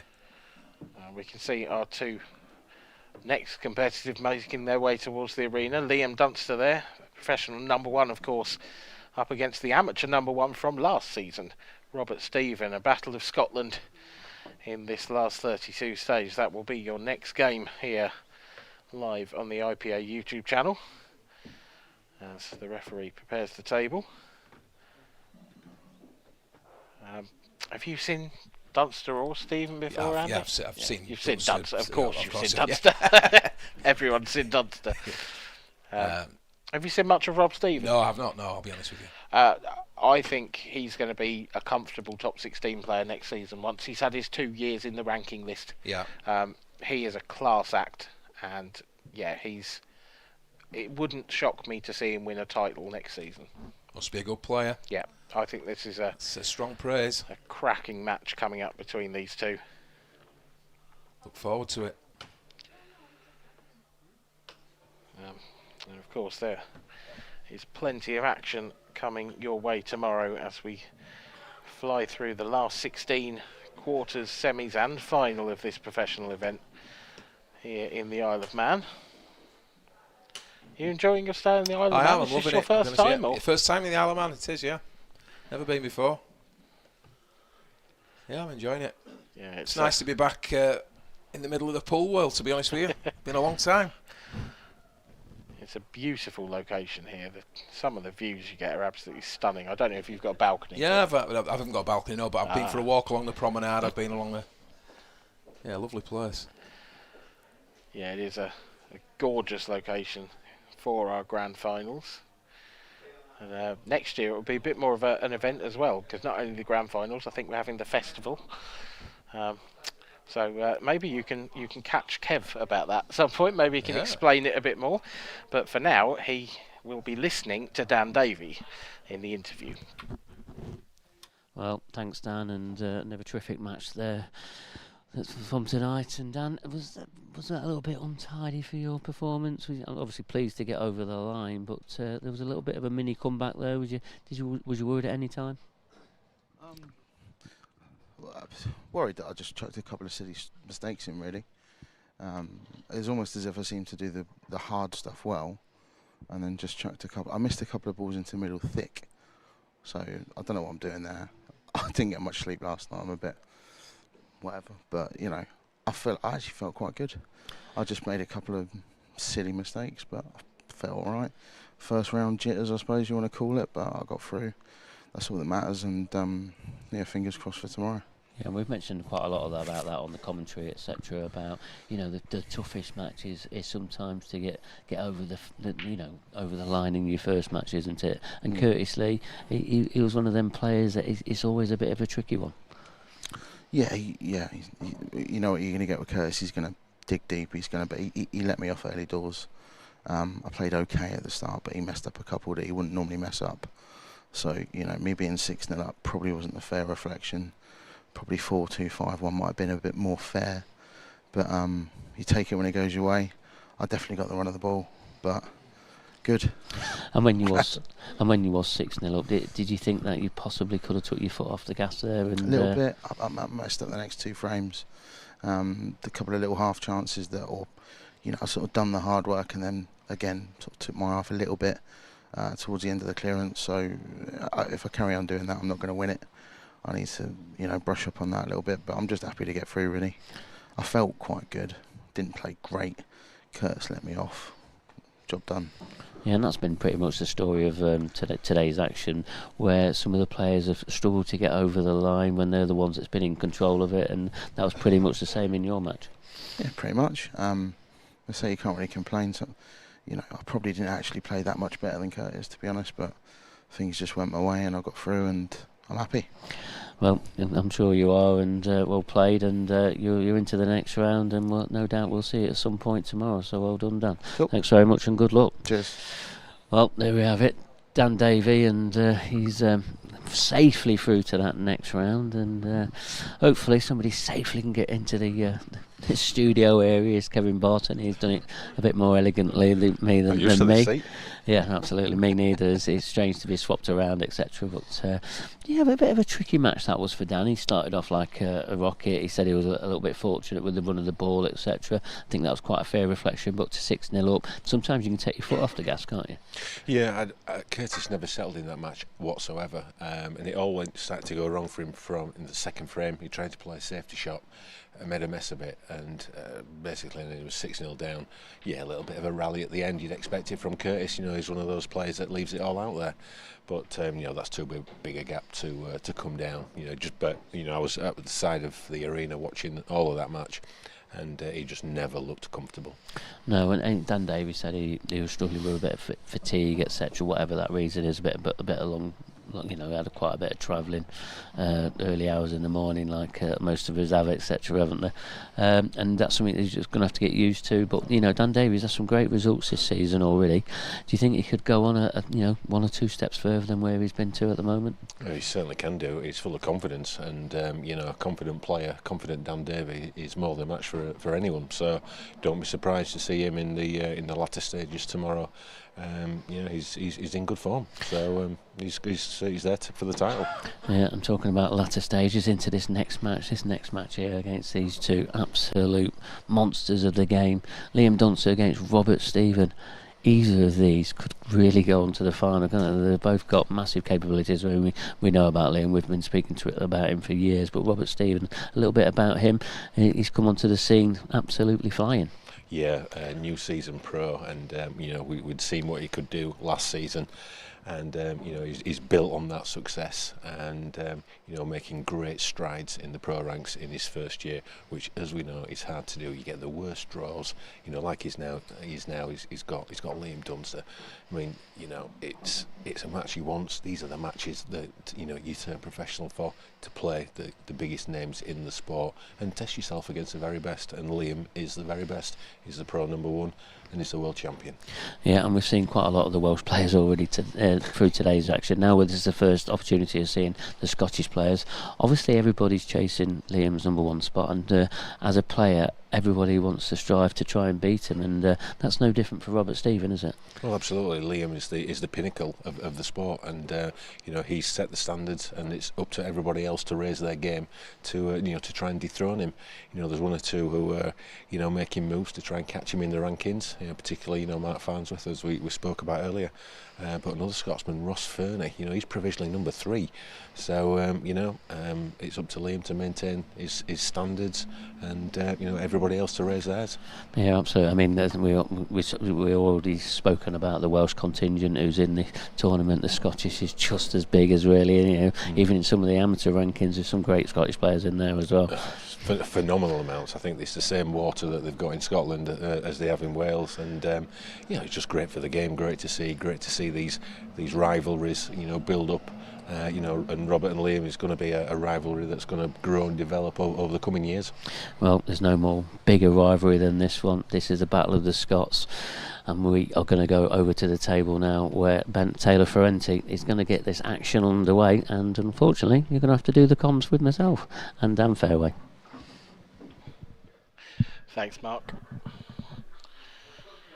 And Liam Dunster and Robert Stephen is certainly a mouth-watering clash. These two titans of Scottish pool will battle it out, and only one can go through to tomorrow's last 16 matches.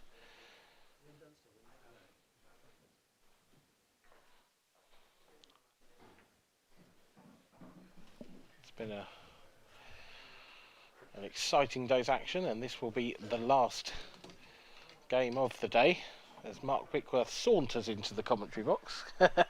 Nice to see you, Mark. I haven't seen you all day. Yeah, well, I've done a bit of commentary when you was doing other roles of the IPA task list. Yeah. Trying to get a few jobs ticked off for some big and up-and-coming news that we will be launching very soon in the next next few days, maybe a week or so. But that'll be coming up. Yeah, I was about to say it's been a long day, but actually it's been a long couple of weeks, really, hasn't it? We've all been busily, tirelessly working behind the scenes to bring the IPA to the next level, and I think we might be about to do that, but we won't give the game away just yet. No, there will be news following at some point, probably next week, hopefully. But let's get back to the action. I think, Danny, you off for a tea break now? Yeah, I think it's time. Yeah, I haven't eaten yet. Okay. It's 10:30. Well, thanks very much, Dan, for your continued support doing the commentary and that, and no doubt we'll be hearing a lot more from you. Hopefully, see you on this table at some point this weekend. I'm sure you will. Well, thanks, Dan. Cheers, cheers, Mark. Let's get to this game then. The number one player, Liam Dunster, against Robert Stephen.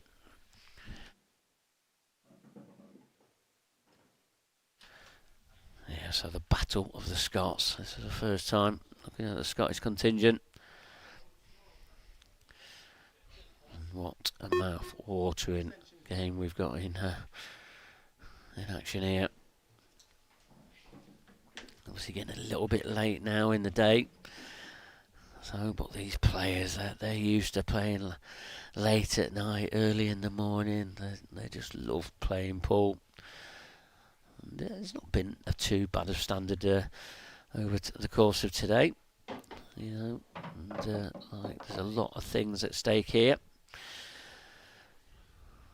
and I'm delighted to tell you that I am joined by one of the prospects of the game, also from Scotland, Morgan McInnes.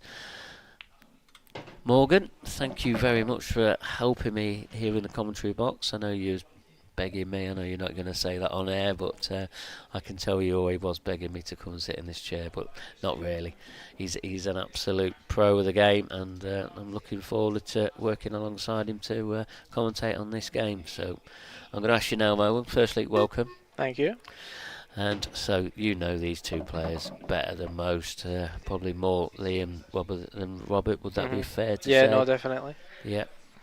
I mean, Robert's quite new to the game, come from a snooker background, not been in the pool game as long as Liam, but he's made a massive stride towards being a very recognised Scottish player, hasn't he? No, definitely. Robert's improvement in the last few years has been probably one of the best in Scotland, I'll say. He's always had the pot inside, he's always been able to do the dish inside. It's more when the frames kind of go a little bit tactical, a little bit slow. He was always kind of just going a bit too quick, but he's definitely learned a lot recently, and he started to win a good couple of tournaments. So, no, this will be a good game. Looking forward to it. Yeah, and you know better than most, Morgan. You've been in it. I mean, even though you're still a young whippersnapper, you know, you've been in the game quite a long while, and it don't matter how much you learn, you just continue learning each day anyway. I mean, even Liam Dunster, he'll tell you he's still learning and learning, isn't he? Oh, I don't know about that. He's quite a full book as Dunster. Yeah, he is. But no, Robert will definitely be learning, especially playing against people like Liam and your Farnsworth, Clints and stuff like that all the time. So yeah. Dunster's took these out lovely. And that's the incredible thing about Liam Dunster. I know he gets a lot of stick on socials about being a boring player, but it comes across boring, but it keeps the game so simple. It is like an elegance to watch. No, 100%. His cue ball, and it's just his pre-shot routine. He does take his time, but at the end of the day, he's here to win. He's not here to. It's not an exhibition. He's here to win. He's here to win the trophies. He's here to, basically do what he does. He's struggled a bit ever since he won the Worlds, though. So I know he'll be dying to get another trophy, and he's got a good history in Isle of Man as well. So. Yeah, and I mean, he wants to do it sooner rather than later, just to try and start picking up another trophy. I mean, the world titles, obviously one of the biggest ones to win, and one that he's been dying to win for years, and he's finally done it. But as like his normal game goes this year, he hasn't really performed to the level. But to be fair to him, he's had a lot of other commitments, a lot of new commitments come into his life, and it's just about finding another balance. And I think that's probably fair to say. Would you think so? No, 100%. I mean, I spoke to him. I probably spoke to him about it probably a lot more than most, because it was like kind of ever since the Worlds, and he then took over a pool hall. He's not been winning as much. I think he's won one tournament in Scotland, maybe. I might be wrong, so if I am, I do apologise.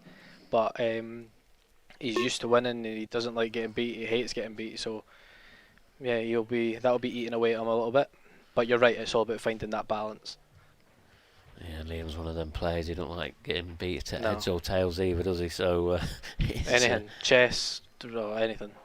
Yeah, and he's one of his biggest critics. He really is. He really scrutinises his game, and he looks about how he can improve on that upon next time. And he's such a credit to the sport, a true professional player. And Liam, he puts a lot of time in. Probably not too much as this year, but over the years, this guy has put months and hours and a lot of time. Relentless. Yeah, he is relentless. That's the best way of really announcing him. It really is. But I'm sure he's not going to be too far away from the winner's circle at some point. I'm sure this is to defend this title as well. I'm sure he won this last time. He didn't win at the Isle of Man in January. Did he not? Ross Fernie won the Pro and Gareth Hibbert won the Open. You're right. I think he won because there was two in Isle of Man. Was it November? Yeah, there was two in Isle of Man last year. So yeah, he won the Pro. He beat Farnsworth. I'm pretty sure it was comfy. I'm sure it was like 8-2, something like that. Yeah. Yeah, he struggled for a few titles this year, apart from the big one, right? To be fair, his form last year up until the Worlds was it was ridiculous. Like he was winning everything. It was absolutely ridiculous. Yeah, I think he won about 4 titles on the IPA Yeah. the year before. Scary. Yeah, yeah. Farnsworth was doing really well last year as well. He got to so many Open finals. It was something stupid, like 7 out of 8 Open finals.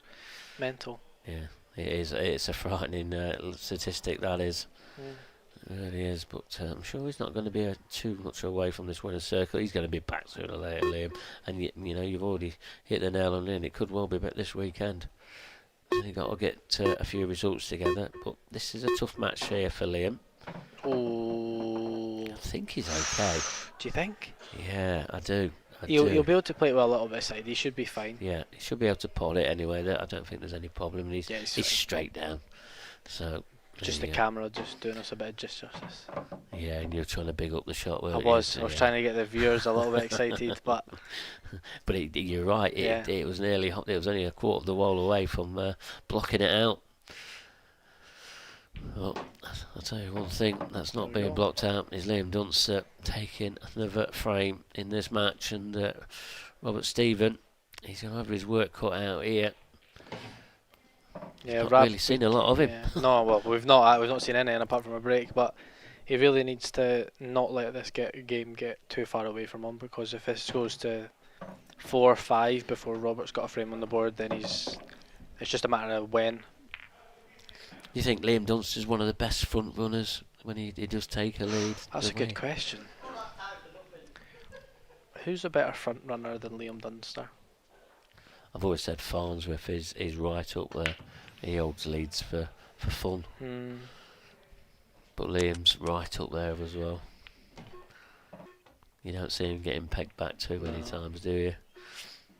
I mean, no doubt we'll get proof. He's quite good at coming back as well. Do you remember the tour in Bournemouth? I'm sure he was well down against John McAllister. Yeah, and he came back. 6-3 down. I'm not sure. 6-2 down, was it? There was something there. It was a big comeback. Yeah, it was. Well, it was looking like a formality. John was going to win it. So we'll take John off the front runners list. No, it's only one match. I can't do it at the time. But no, it's a good question. I'm not really sure. Might be some people in the comments on YouTube. We'll see if I can load my phone. They might have some examples. Yeah, it's hard to remember anyone that he's been ahead of. I mean, he does get put under some pressure at times, and you know, we know he's not unbeatable. Who's this? I mean, and Liam, right. We know he's not an unbeatable player. I mean, he does play sometimes where he is very, very unbeatable, and we've seen it. You know, and he's gone like a full season where he's been absolutely unplayable.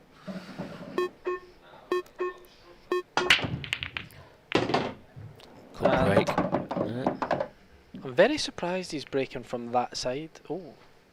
Yeah, he's normally in this top left-hand corner, he's isn't he? normally right in this pocket, isn't he?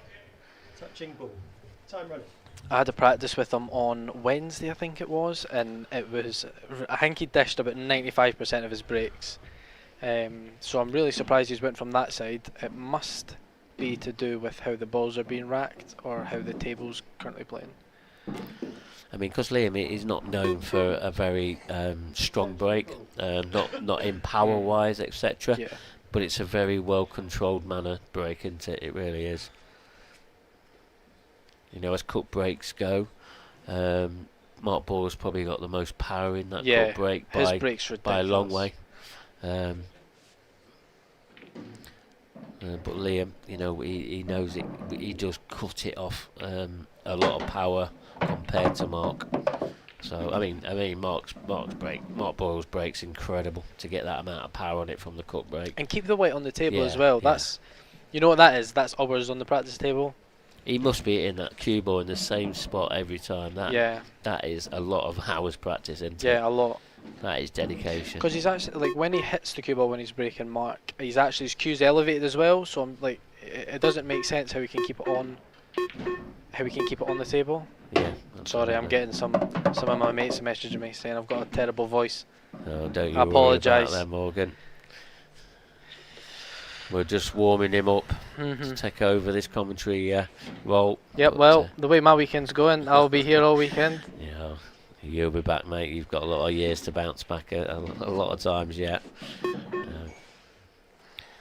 So what do you think's going through Robert's head right now? Just wants a shot, just wants a chance. the problem is when Liam Dunster's in this kind of mood, we've mentioned the word unplayable. That could happen here in this match, because he could be unplayable. I mean, I think is he just gonna run this through and play the red into the centre? I don't think that red goes into the top corner. I'm not sure. It's hard to tell from this camera angle. But the clock's ticking down. He's under a bit of shot clock pressure.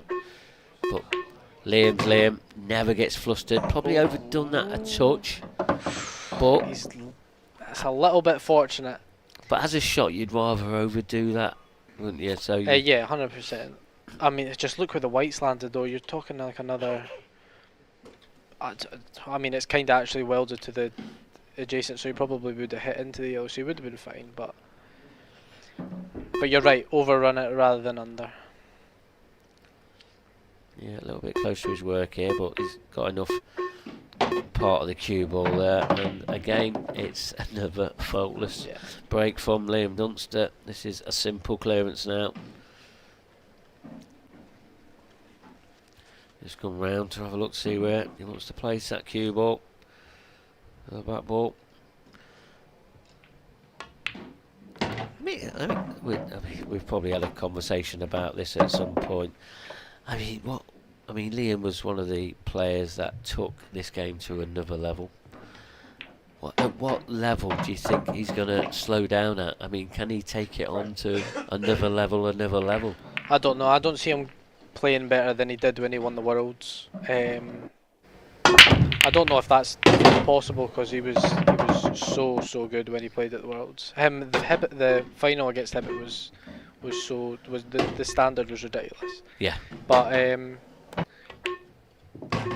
if you asked him if he was able to play like that more consistently, then he would take it, especially with the more commitments he's got. But yeah. Yep, not even a smile. Well, that's Liam for you. It really is. But that's how he is, and that's why he's as good as player as he is. He just has that game face all the time. I mean, over this year, we've probably seen more reaction out of him than ever in his whole career. Oh, do you think? Yeah, like facial expressions where he's a bit disappointed with the way that he's played his shot, or things have not gone to plan, etc. And you do get a bit of body language out of him this season more than ever. The most common time for Dunster to give you a reaction is when he breaks dry or something like that. That's what I mean. He's had quite a lot of that go off this year. Here we go. Rab's in. Well, this is his first opportunity, and he's 3-0 down. Yeah, but at the end of the day, he's a professional now, so that's the type of standard that you play against. Yep. And Robert's been doing that to people recently himself, so. Yeah, what goes around comes around, doesn't it? It Definitely. really does. Well, yeah, you've already mentioned, when you're at this level, these are the things you've got to come. You're going to come up against it most weeks, and it's just about how you deal with it as a player. It's not the easiest to finish this either. I mean, the yellow at the bottom of the table is fairly close to the cushion. You're not sure if the yellow to the right of the black goes into the bottom right, if he's to play on that now. Must be playing for that in the middle. But it's extremely important Robert gets this. So what he's playing for is the one on the bottom cushion to go in between the two reds on the right hand side. Yeah, I think that the camera angle you saw then just showed exactly that route that you just mentioned. He's left himself a lot of angle here. It's one of those shots you kind of just want to pot and float up. You might have to play this with just a little bit of side, but it's one of those ones you can catch the front knuckle first and obviously not get the ball. He needs to be careful here, and he does need to put a bit of action on this cue ball, because this is one that can drift near the cushion. I think he's fine. So he's tried to keep it simple. Lovely shot, Fine. lovely shot. Yeah, like you said, it was a little bit more tricky than he possibly wanted. But he looks like he's going to be getting his first frame on the board, and this is exactly what he wanted. He's took these out really well, especially for not having a hit at the table. Yeah, because some players would have been all flustered, wouldn't they, and thinking, 3-0 down against Liam Dunster, and they sort of give up, don't they? But Robert's one of them players. you know, he's new to the game and he's really enjoying it, what he's doing, and he's such a great addition to the pro ranks. No, definitely. No, he done well at the last tour as well, I believe, in the pro event. Was it Corey Reese beat him? Semi-final, yeah. Was it Corey beat One him? Yeah, frame, decider. Yeah. Oh, that was it. He snookered himself. Yeah, he did. Oh no. Yeah, but that's the tension and that everything just went through his mind. So it's amazing what pressure can do at crucial times.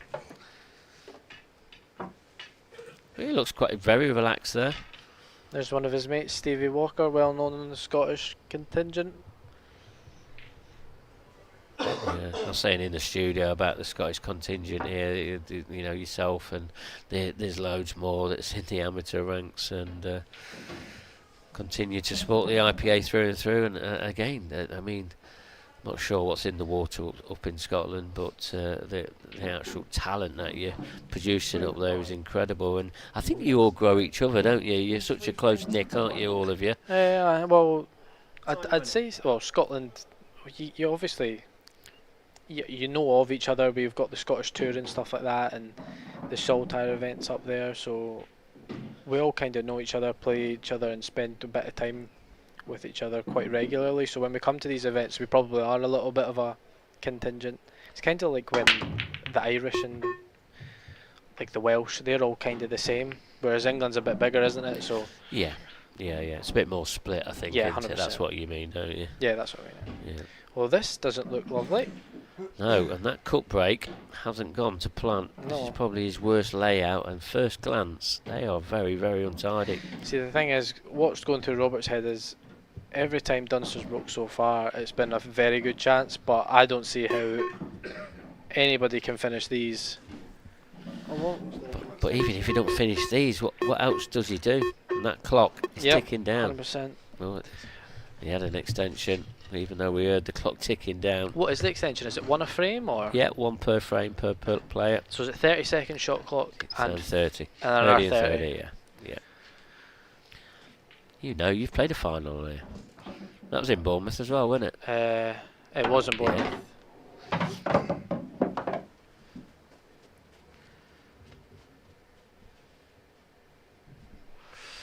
I wonder if he's going for this. I mean, to be fair, they are actually gettable. It's just the red beside the two yellows that you can see on the bottom right. I'm not sure if that goes to the opposite corner. Do you know what I mean? That one, the top left corner, as we can see on the camera. Yeah. If it does, then he can definitely get them. It's just about his cue ball and how he gets to the top right of the table. Yeah.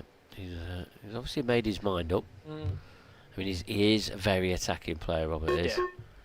He believes he can put any ball on the table, and we do see that. Sometimes I'll hold my hands up now. I'm quite critical of Robert's pattern play, etc.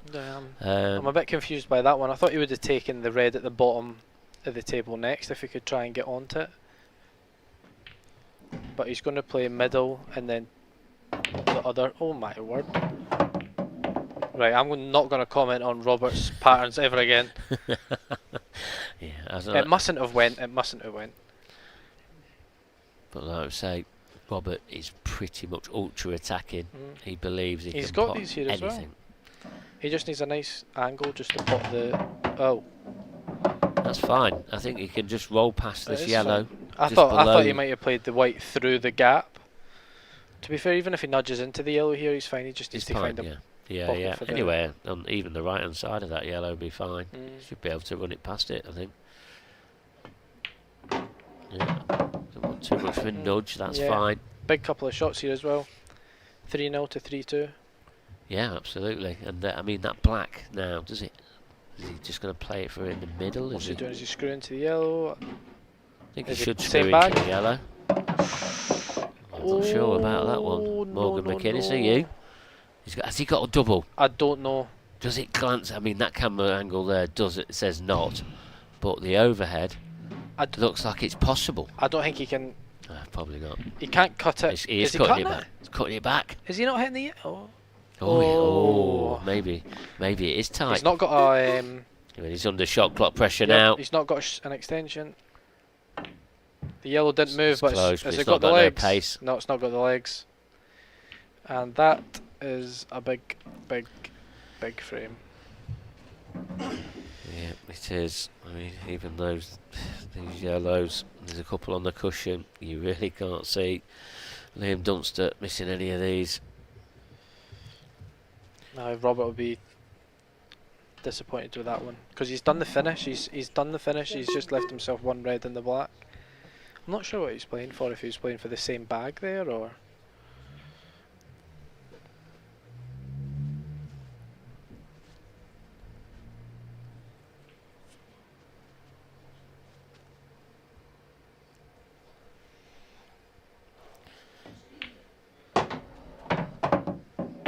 Do you think he'll try and dislodge these yellows out, or will he just take his medicine and just try and pot them up and down the cushion?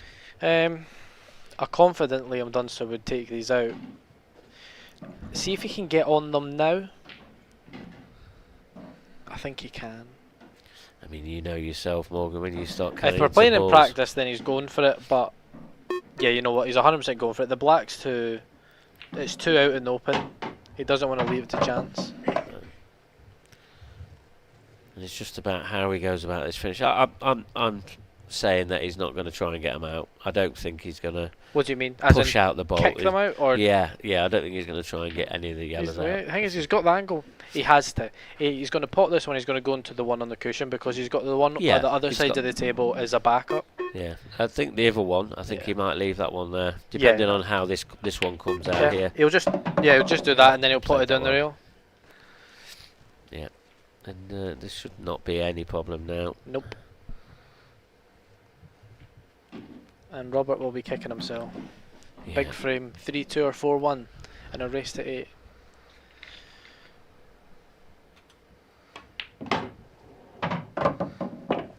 Yeah, that's a chance that's definitely gone begging.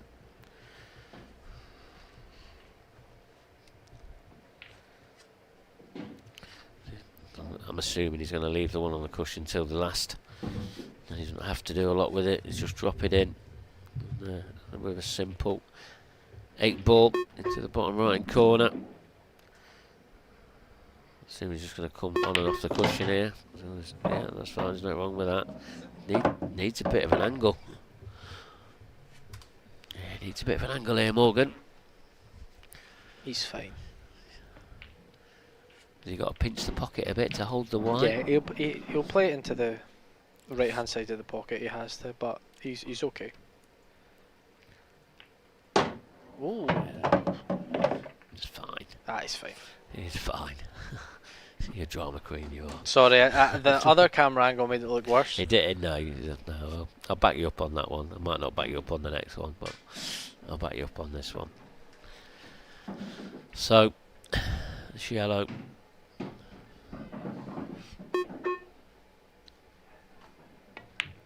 Hot of the pocket. And now this simple 8 ball. Never in doubt. 4 for 4 frames to 1. Robert Stephen. It could be one-way traffic. He's going to have to get his act together.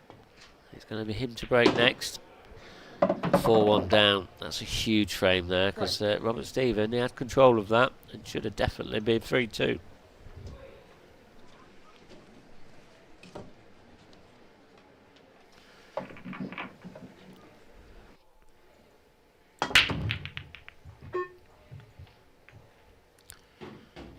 Yeah, so that cut break didn't really go to plan, and then Robert decided to go all-out attack. And, not getting a replay of the black. Or the shot to get to the black, that was the key one, wasn't it? Yeah, it really was. This was a nice shot there from Liam. And well then controlled. Once he played that shot, everything else was history.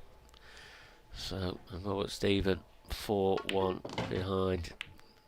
As I said, it will be him breaking next. And, just sort of like Robert, I wonder what he was thinking then. Chance gone begging, definitely. Yeah, 100%. I mean, trailing 4 frames to 1. Liam's not the quickest, and all Robert would have been thinking about that whole finish was the shot he played to get onto the black and how it's not actually came out good. But he's got a chance to get another frame here if he can get a ball. Yellow ball. Oh, dry. He's dry again. Oh, that is not nice. So yellows are the balls. Dunster's kind of straight on one, the one he's closest to. Yeah.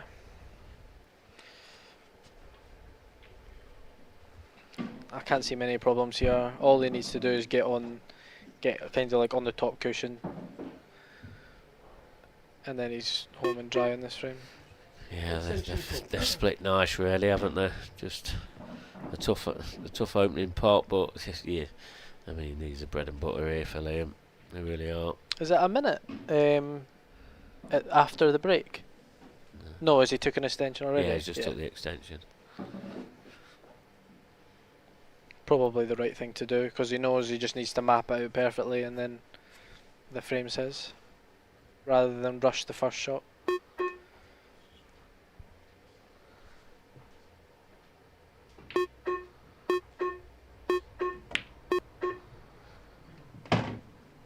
Lovely.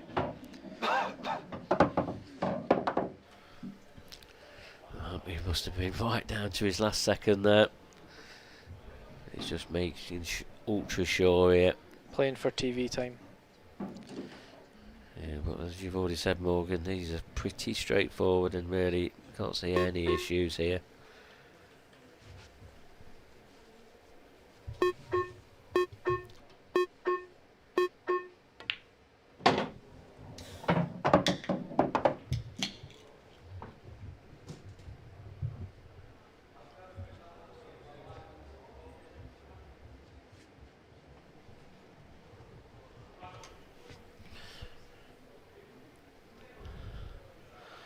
This 4-1 lead is now looking like 5.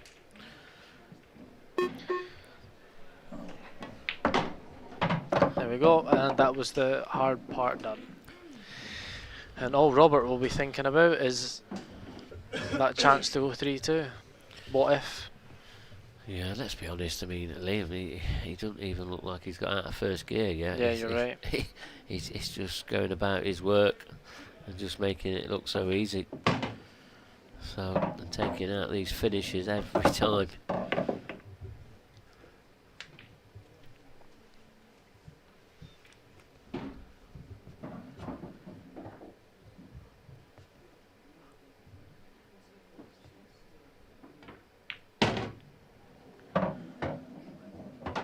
Oh, he's a bit straight on that. Yeah, it's like he didn't get a lot of side on that for some reason. Yeah, because if he's another rolled, no, 2 rolls maybe, then he just pots it and that triangle comes out. I mean, he's fine because he can leave himself the long pot, I suppose. Yeah, surely he's going to just screw this back, play it with a bit more pace than he wanted to. Oh, he had a little bit of angle. But pots it cleanly, so yeah, no issues. So now, straight yellow, draw it back. 12, 15 inches, whatever that is, and it should be absolutely perfect.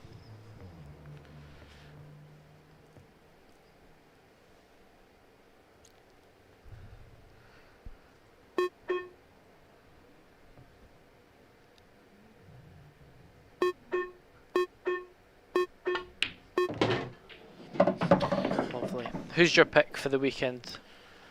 Oh, after seeing the way that Liam's playing here, it's going to be hard, that.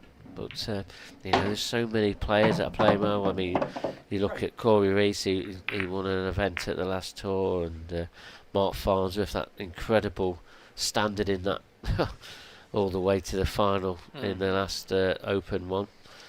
He's going to be hard to not look at getting to the latter stages. Clinton Ianson, he started off the season very strong, but he's been quiet for the last couple. So sooner or later he's going to bounce back into it. And there is so many more other players, but you know, somebody that's looking in very good form at the moment is Liam Dunster. And we've already said he's been out the winner's circle for a little while, so especially on the IPA tour. So sooner or later he wants to stop that rot and get back picking it up. I mean, there's a lot at stake here this weekend, isn't there, Morgan? There's double Double points as well. And Mark's been catching Liam, isn't he? Yeah, and I've looked at the provisional rankings when this tour comes off, and that is going to be halved in the next one. What is? The lead. Oh, the lead, really? Yeah. So that's how many points Liam got last time in the Isle of Man. Wow. And Andy's got the Masters from 2019 to drop off where he got to the final. So that all them ranking points are all coming off. So that's going to be a telling point. It really is. I don't think we can see him lose the #1 spot, but as you said, the lead is getting closer. It is, because it was a lot of points at It one was stage. 150, 180, I think it was. That's a lot.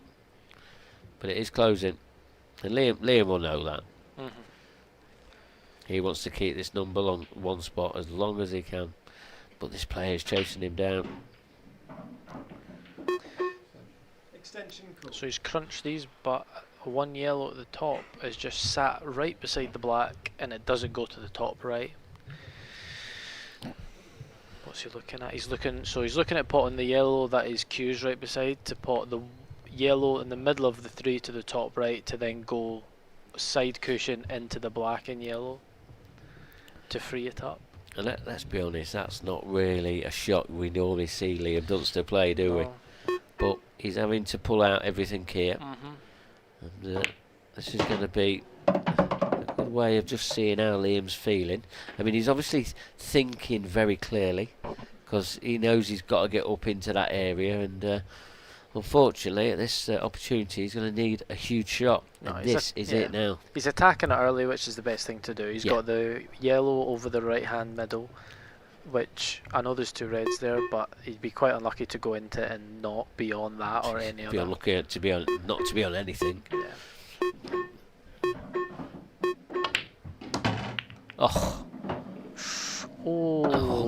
Can he get through to the one in the centre? I think so. Do you? I think so. I'm tilting my head. I don't think he can. Well, he's looking. It looks tight the way that he's staying down there, but that clock is ticking down, so he's going to have to. I mean, he has got. He's got a long straight one to the top left pocket there. Yeah. You can't see the one on the top rail. It's sitting. It's not sitting pretty, that one either. He's going to probably have to play that into the top right. This is tight. Oh, easy one. Now he's got a lovely angle. Just a drift up table, I think. He does. I mean, it's not really, easy. He's took the bull by the horns here. Yeah. He's 5-1 up. He could have easily played a containing shot or a bit more of a more conservative shot, etc. But he hasn't. He's gone out all attack. He wants to win this match as soon as possible. That's the way Liam Dunstan's thinking at the moment. Lovely. Perfect. Absolutely perfect, yeah. He's got angle to come back out to take the yellow in the middle of the table. Played that exceptionally well. And again, Robert will just be sitting there thinking, what about that chance for 3-2? He's made one. Memory. Yeah, no, 100%. He was 3-0 down. He's took out a lovely finish to try and get to 3-2, and then he's just played a kind of loose shot to get onto the black, and now he's 6-1 down. Dunster's not put a foot wrong. I think he drops this into the middle, do you think? No, no He's way. going down to the end? Oh, yeah. I mean, the camera angle on the overhead that I'm looking at looks like it's an absolute dolly. Oh, yeah, it does, doesn't it? Yeah, but the camera angle that everyone's seeing currently, that just proves it's not a doddle. Just But a little he's test of got- cue in here. I mean, the black's got a bit of protection around it. He's fine. He just needs to. He doesn't want to be bridging here. If he can kind of cannon into the red or slide past it, he'll be perfect. He's bridging, which isn't ideal, but he's still okay. Yeah, it's a It big makes enough it gap. slightly harder. So is this one just being a bit off straight, he'd probably be a bit closer to this cushion more than he would have liked. But can't really see a problem for Liam Dunster here.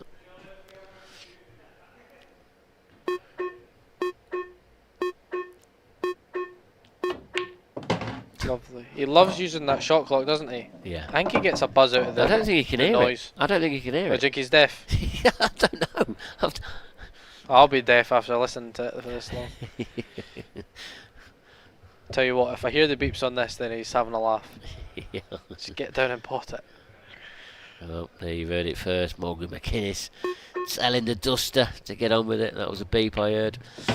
Was it? Oh, that was 10 seconds. Yeah, Yeah, 10 seconds. I didn't mean that. If he got to the last 5, You'd have been he's happy playing words, mind wouldn't games. you? He's You'd have playing been mind going over games to with his Rab. corner. Now, so what's that? Is that 6-1? It is, yeah. Wow. 6-1. Yeah, it doesn't even seem like he's done much, is it? He's had to play that one shot to get that ball out. But it's clearly thinking, very clearly, isn't it, Yep, to come up with that shot. So this is what Liam Dunster does, and let's be honest, this is a faultless performance at the moment. Yeah, so far. It's probably been the best performance of the day so far, because we have seen it turn out to be a bit scrappy. I mean, we thought David Adenor, he played very well to overcome. He always does in Isle of Man. He does, He yeah. always I'm glad does. you said that, because I said that on the comms, and it's not just me noticing. He's got a lot of support here as well. Obviously, it's in his home There's some country. added pressure. How Is would this a you country? feel if you was obviously back at home and you was playing a tour event there, and you saw? Would you be under a bit more added pressure? Nah, I mean, there's not many Scottish that like me anyway, so I'd probably play better there, but. And Rab's taking his anger out on that break, and that is horrible. Wow, if you could have dropped the balls anywhere, you wouldn't put any of them there. That is incredible. Like, yeah, like. What can you say? I mean, Dunster's break's been fantastic, apart from one, and it was dry. Robert's nearly taken it out. I know, and then It just shows you how important the break is. Liam's break's been fantastic. Roberts hasn't been that great. He's got a plant here in the middle. But then he's chasing. He is. I mean, he needs to kind of get onto the ball, the top cushion, and then he's looking at it there, the ball and the red into the middle to cannon in. If he was able to cannon into the black and move the black, then that red would go into the middle and the corner. Well, he's tried to hold for the cannon, but he's way off target here. I mean, he's okay. He can cut it and move the black, but you just don't know where the black's going. It looks like it's kind of going to the right hand side of the table. Yeah.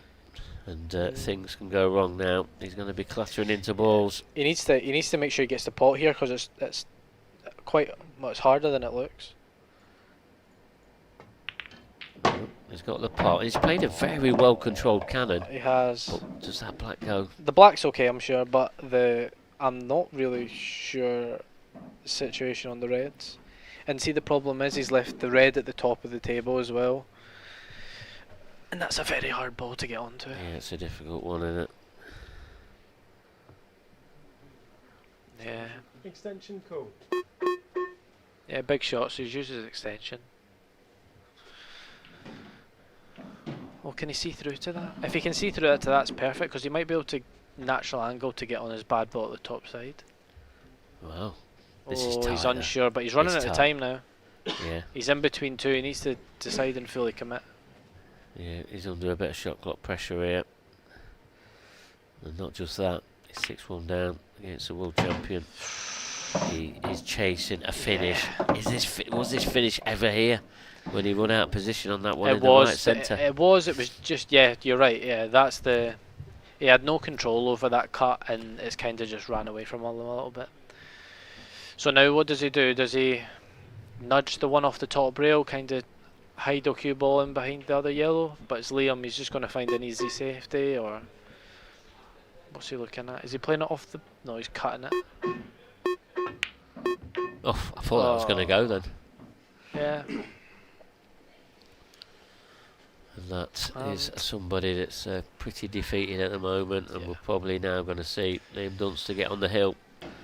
And it will be Liam Dunster to break next, and you've already said Morgan, he's been pretty faultless with his break, just that one dry break. It just seems like Liam doesn't have to do much. He's had to play a couple of shots just to get his bad balls out, but apart from that, Liam's been faultless. Yeah, and he's not, I don't think he's got out of first gear yet. No. That's the frightening thing. Yeah, he's not It had really to. is. I mean, do you think we've just seen Robert Stevens' last shot? Possible, isn't it? Yeah, with Liam's break, you'd probably say so. And to be fair, how many times has he got to the table? Really?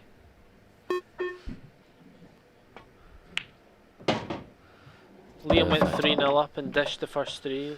Robert had won the 4th frame and then got in the 5th and didn't finish it. And then it's just been one-way And then traffic. is it not? Did Liam not dish the next 2 after when he went 4-1? So I think Robert's only been to the I table think he had in one 3 dry break, frames. and one dry break or something. That's all. Yeah, it just shows how important the break is. Yeah, it really is at this top level.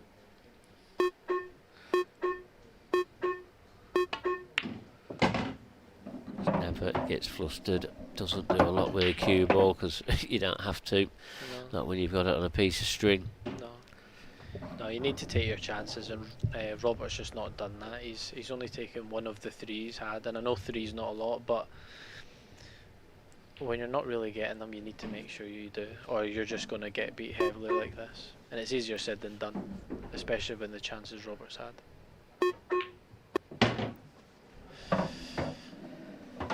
I do feel for Robert. When will the next time Robert play? Is it Sunday morning? Yeah, Saturday Sorry, night, I'm saying that tomorrow like night, innit? he's not beat, but Tomorrow night. I think. tomorrow night, is it? Yeah. Tough school. It certainly is. It's very tough at that top level. But it's not over yet, but you just can see it could be over. The way Liam's been playing, it's hard to even. Oh! Now There you go. That's the duster flick right there. Has he put his hand up in apology? Is he on this? I mean, if he No, is, he wouldn't apologise. He would not apologise. Oh, I'm not sure. Oh, I think there's a bit of a gap. Is there a gap there? Or is he? I mean, he has got another option. He doesn't have to take the one. I think he's down looking at the cushion. one. Oh, he is. He's not on it. He's not. Sorry, I said the Dunster flick came out, but I didn't. Has he got the legs? Just look at this. Look at this from Liam Dunster. Is he too good on it though? He might have to roll through.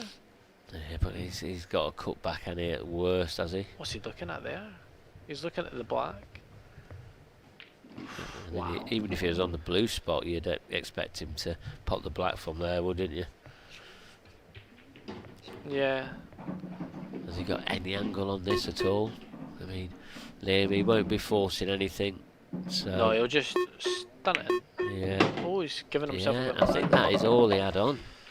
But this cue ball is swinging around. Is he looking at a 4 cushion to try and straighten the white ball up into the mid somewhere about there? I think you might be right. Bottom. Oh, yeah. Oh, well, Oh, I'm is not he? sure. I'm not Yeah. going to try and call it because I'll just make myself look like a numpty. But Yeah. I mean, there is that option of that 4 cushion shot, but I think Liam will is he try just and. dropping it in, maybe? Well, I think you're right. It's just a 2 cussioner, isn't it? Yeah. Dropping it in. He's missed. Oh! Oh, he's well. Oh, it goes in that. There's Yeah. a nice gap there, is there? He's played it really well. He's used the whole of the pocket. He's used the whole of his time. Oh yeah, the whole of his time, the whole of the pocket. It still doesn't look flustered. Nope, doesn't look happy at all. Duster does not look flustered. He really doesn't. But again, it's another faultless frame. Yeah. Absolutely faultless. Yes, he probably wasn't in prime position every time, but I mean, you've got to feel sorry for Robert. I mean, look at like he's got so much work to do every time he's had to come to the table. But when Liam did get out of position, he got straight back into position the you're straight right. next shot. Just a shot here. And if anything, he played it too well. Yeah. Because all he wanted like a bit of angle. A man on the mission is Liam Dunster. It's Liam to break next as well. Oh no, that he's got away with one there because that shouldn't have went. That shouldn't have went in. But it's one of those things. Played it at a good pace though, didn't he? Yeah, no, he played it at the correct pace. He's just played it too far into the knuckle for me. And this potentially could be the last frame. Well, this break has been working incredibly for Liam Dunster. Is that going to continue? 7 frames to 1 now. I do feel sorry for Robert. But all he wants now is to kind of get his hand on the table a bit more, get a few more frames in, so he's obviously won a few more, if you know what I mean. He doesn't want to go into the Open with a game like that. He's only got to the table in 3 frames, I'm sure. I know one And player. he's got a ball. I know one player that won't be looking at giving him any more time No. on the table. He'll want and to go that's back to the his player bed. on the table at the moment, Liam Oh, my Dunster. days. Can you see a problem here? No. No. Not the way he's playing. No. At all. Robert Stephen just must be looking at this table and think, please get me off it. And, Yeah. Enough's enough. Are we going to see an error from Liam Dunster? I think we're in absolute cuckoo land if we are. I really do. You know, this is why Liam Dunster is one of the best players in the world, probably the best player in the world currently. You know, even on, you know, not on his recent form, etc. But No, he's got that level in him, though, does Liam? oh, he really has. No, you'll be delighted with this performance. Yeah, especially for a first round match, First round, etc. yeah, you're right. It's always a tough one, isn't it? Yeah. I know he's played faultless. It looks like he's played 3-4 games today. Oh, he's got there. It's fine. It's a choice of balls. We're trying to aren't find a problem for Robert, yeah, but yeah. Well, we're trying to get Robert another shot, aren't Yeah. we? But I think we've seen his very last shot at the moment. Indeed. Looks like curtains. Liam, he's just making sure he's perfect on every shot here, because he's looking to close the match out here with a phenomenal performance, using every second of that shot clock. No, he's been fantastic, as Liam. He certainly has. You'll be looking forward to tomorrow with a performance like this. And if he does clear these up, you've just got to, anybody watching at home or watching around the arena, you've just got to applaud this performance. That's the It's last been game of the class. night, isn't it? This is the last game of the night, yeah. What time are we back tomorrow? Half 11? Or 11? No, I think it'll be a bit later. Let me check. I think it's a bit later. Yeah, we'll announce that. I think it might be 1 o'clock. But Oh, right, okay. Yeah. So Q score's not accurate. Some lovely matches tomorrow. And Liam Dunster's going to be top of that. Yep. I hope JJ Fall's not watching this, because he will not be looking forward to it. Oh, he's played a beautiful cannon there. He's fine. There's no problem here, No, is there's there? not. This is dot to dot now. And this faultless performance we've been on about, this is it.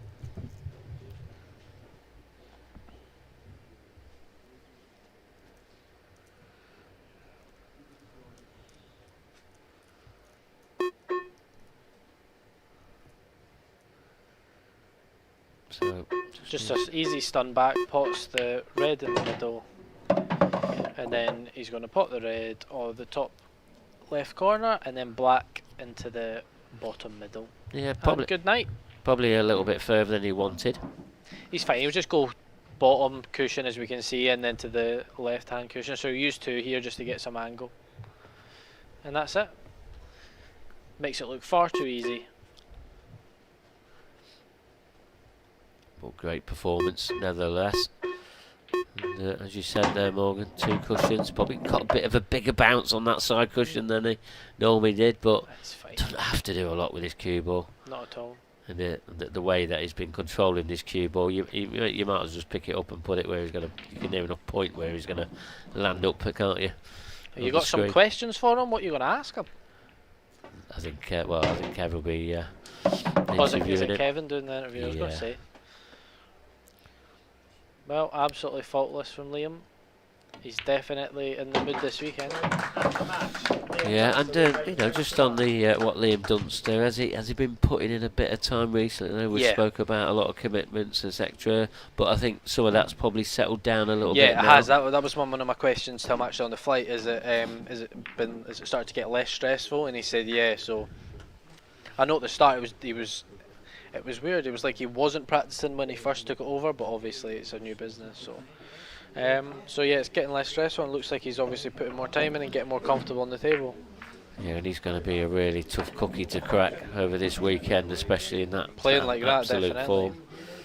I mean, no doubt he's going to have some more tough matches coming up. So, but the way that he's definitely set his precedence there, and everybody be looking at that result there and thinking, "Wow, Liam Dunster's back." Robert can't be too disappointed either, because he's not done much wrong. The 2 frames he got in, they weren't easy finishes either. It's not like he's had a howler. So yeah. Yeah, and I think that's really the best way we can explain that. We're not really seeing anything of Robert Stephen in that match. But one thing we're going to do now, we're going to go over to the studio, and Kevin Barton's there with our winner, Liam Dunster. Thanks, guys, and I'm here with Liam, who simply delivered a perfect performance. 8 chances, 8 clearances. Tell us your thoughts on the match. Yeah, I'm delighted with the way I played. Even though it was 8 chances, 8 finishes, I still didn't feel 100% comfortable. I was still feeling my cue ball still wasn't where I wanted it to be. But no, I've actually put the time in for this event. The last 6 months or so, I've just sort of went event to event, like no fuss if I win or lose, to be honest. So I've not put in a lot of time concentrating on the business. But no, this last week I've fully focused on pool, and hopefully that's the start of the rewards. Yeah, well, it certainly was. I was watching the match from the side, and it was an absolutely clinical performance. You said your form over the last 6 months hasn't been at the standards that we're used to from yourself. Obviously, you've started your new business, and that's very difficult. Takes you time. You say you've put more time into this event, obviously because it is the grand finals and it's a big prize at the end of it. Yeah, definitely. Yeah, I've had a few results in the last few weeks, so I'm just thinking if I was playing a lot more like I used to, it might not went that way. I might have, but it might not have. So that's kind of given me the drive again to get back practicing. And so into the last 16. It's been a long day for you today, really, because last match on tonight. How have you passed the time today? To just done absolutely nothing, just nothing all day. I was watching the fireworks display earlier on. Other than that, I just lazed about. Maybe that's the key to just be lazy. Performance. Yeah, perfect. So that sets you up nicely, that performance for tomorrow. So it gives you lots of confidence. You know exactly where your game is at now, and obviously hoping to take the title tomorrow night. Yeah, I hope so. Yeah, hopefully I play just like that. I was breaking really well too. Yeah, I just hope if my break sticks to being as good as that, then yeah, I'm going to be difficult to beat. Well, Liam, it's been a long day. We'll let you get off. Thanks for your time. Cheers, Great performance. thanks. We'll see you later. Well, what a way to wrap things up there, Mark Pickworth. An absolute sublime performance. I'm not sure what superlatives we can use for that. I mean, it was absolutely perfect. Yeah, it really was. Unplayable is one of the words that I used in commentary, and Liam Dunster, he's back. He really wants to get back into the winner's circle. I mean, he might have won a tournament, in another organisation somewhere. He's not been doing too much in the IPA recently due to a lot of heavy commitments. But that was the best we've seen Liam Dunster play for a while. It's great to see him back, and well, if that continues, then he's going to set a statement, isn't he? You just got to feel a bit for Robert Stephen. We came over on the flight with him on Thursday, and I know he's not been able to put a lot of practice in, but I mean, he never just got his chance. No, he didn't. And I mean, I just said to Robert there, I said, have you played yet? Because we didn't really see a lot of him. He hasn't done anything wrong in that match. Liam Dunster does what Liam Dunster does, and not only that, it's probably the best performance of the day. That's probably one of the best performances of the whole season that we've seen here on these TV screens, and we just know that he just never goes away, does he, the Duster? And I think this is set up nice, perfectly for tomorrow. I don't want to look too far ahead, and there's a lot of great players in this event, but Liam's just put on a clinic there. He's won 8-1. Mark Farnsworth won 8-0 in his round, and he's obviously number 2 seed in the bottom half of the draw. Is this shaping up for the final of all finals tomorrow night? Well, I mean, we spoke about Mark Farnsworth's performance against Mark Boyle actually in the previous tour, and that was probably one of the best displays and probably one of the best run of results from the last 16 onwards that we'll probably ever see, and it will probably never get beaten for a long time. And if either of them players play to that standard, we are in for a fantastic final if that is going to be the outcome. I mean, there's a lot more matches to play, a lot more balls to be potted, etc. But the way that these two players have been showing some form recently, it could well happen. What do you think sets those two players apart from, we've got some fantastic players on the tour, world champions everywhere you look, but what sets Liam Dunster and Mark Farnsworth apart from the rest of the pack? Well, I think because they both as players taken the game to another level, so they know what they have to do to get to another level in the game. And I was talking to Morgan McInnes in the commentary box. I mean, when is Liam Dunster going to stop taking the game to another level? Because everyone seems to be chasing him, but one player that continues to chase him is Mark Farnsworth, and Mark Farnsworth, the way that he's been playing recently, doesn't want to stop growing his level either. They're absolute robots. They really are. They're going head to head, chucking blow for blow, and they are taking the game to another level, and everybody else is chasing them two players at the moment. Well, we will see how the story unfolds tomorrow. We hope you've enjoyed the action we brought you here today. It's finished with an absolute masterclass from the world champion. Will it be him who takes the title? Join us at 1 o'clock tomorrow to find out. Good night.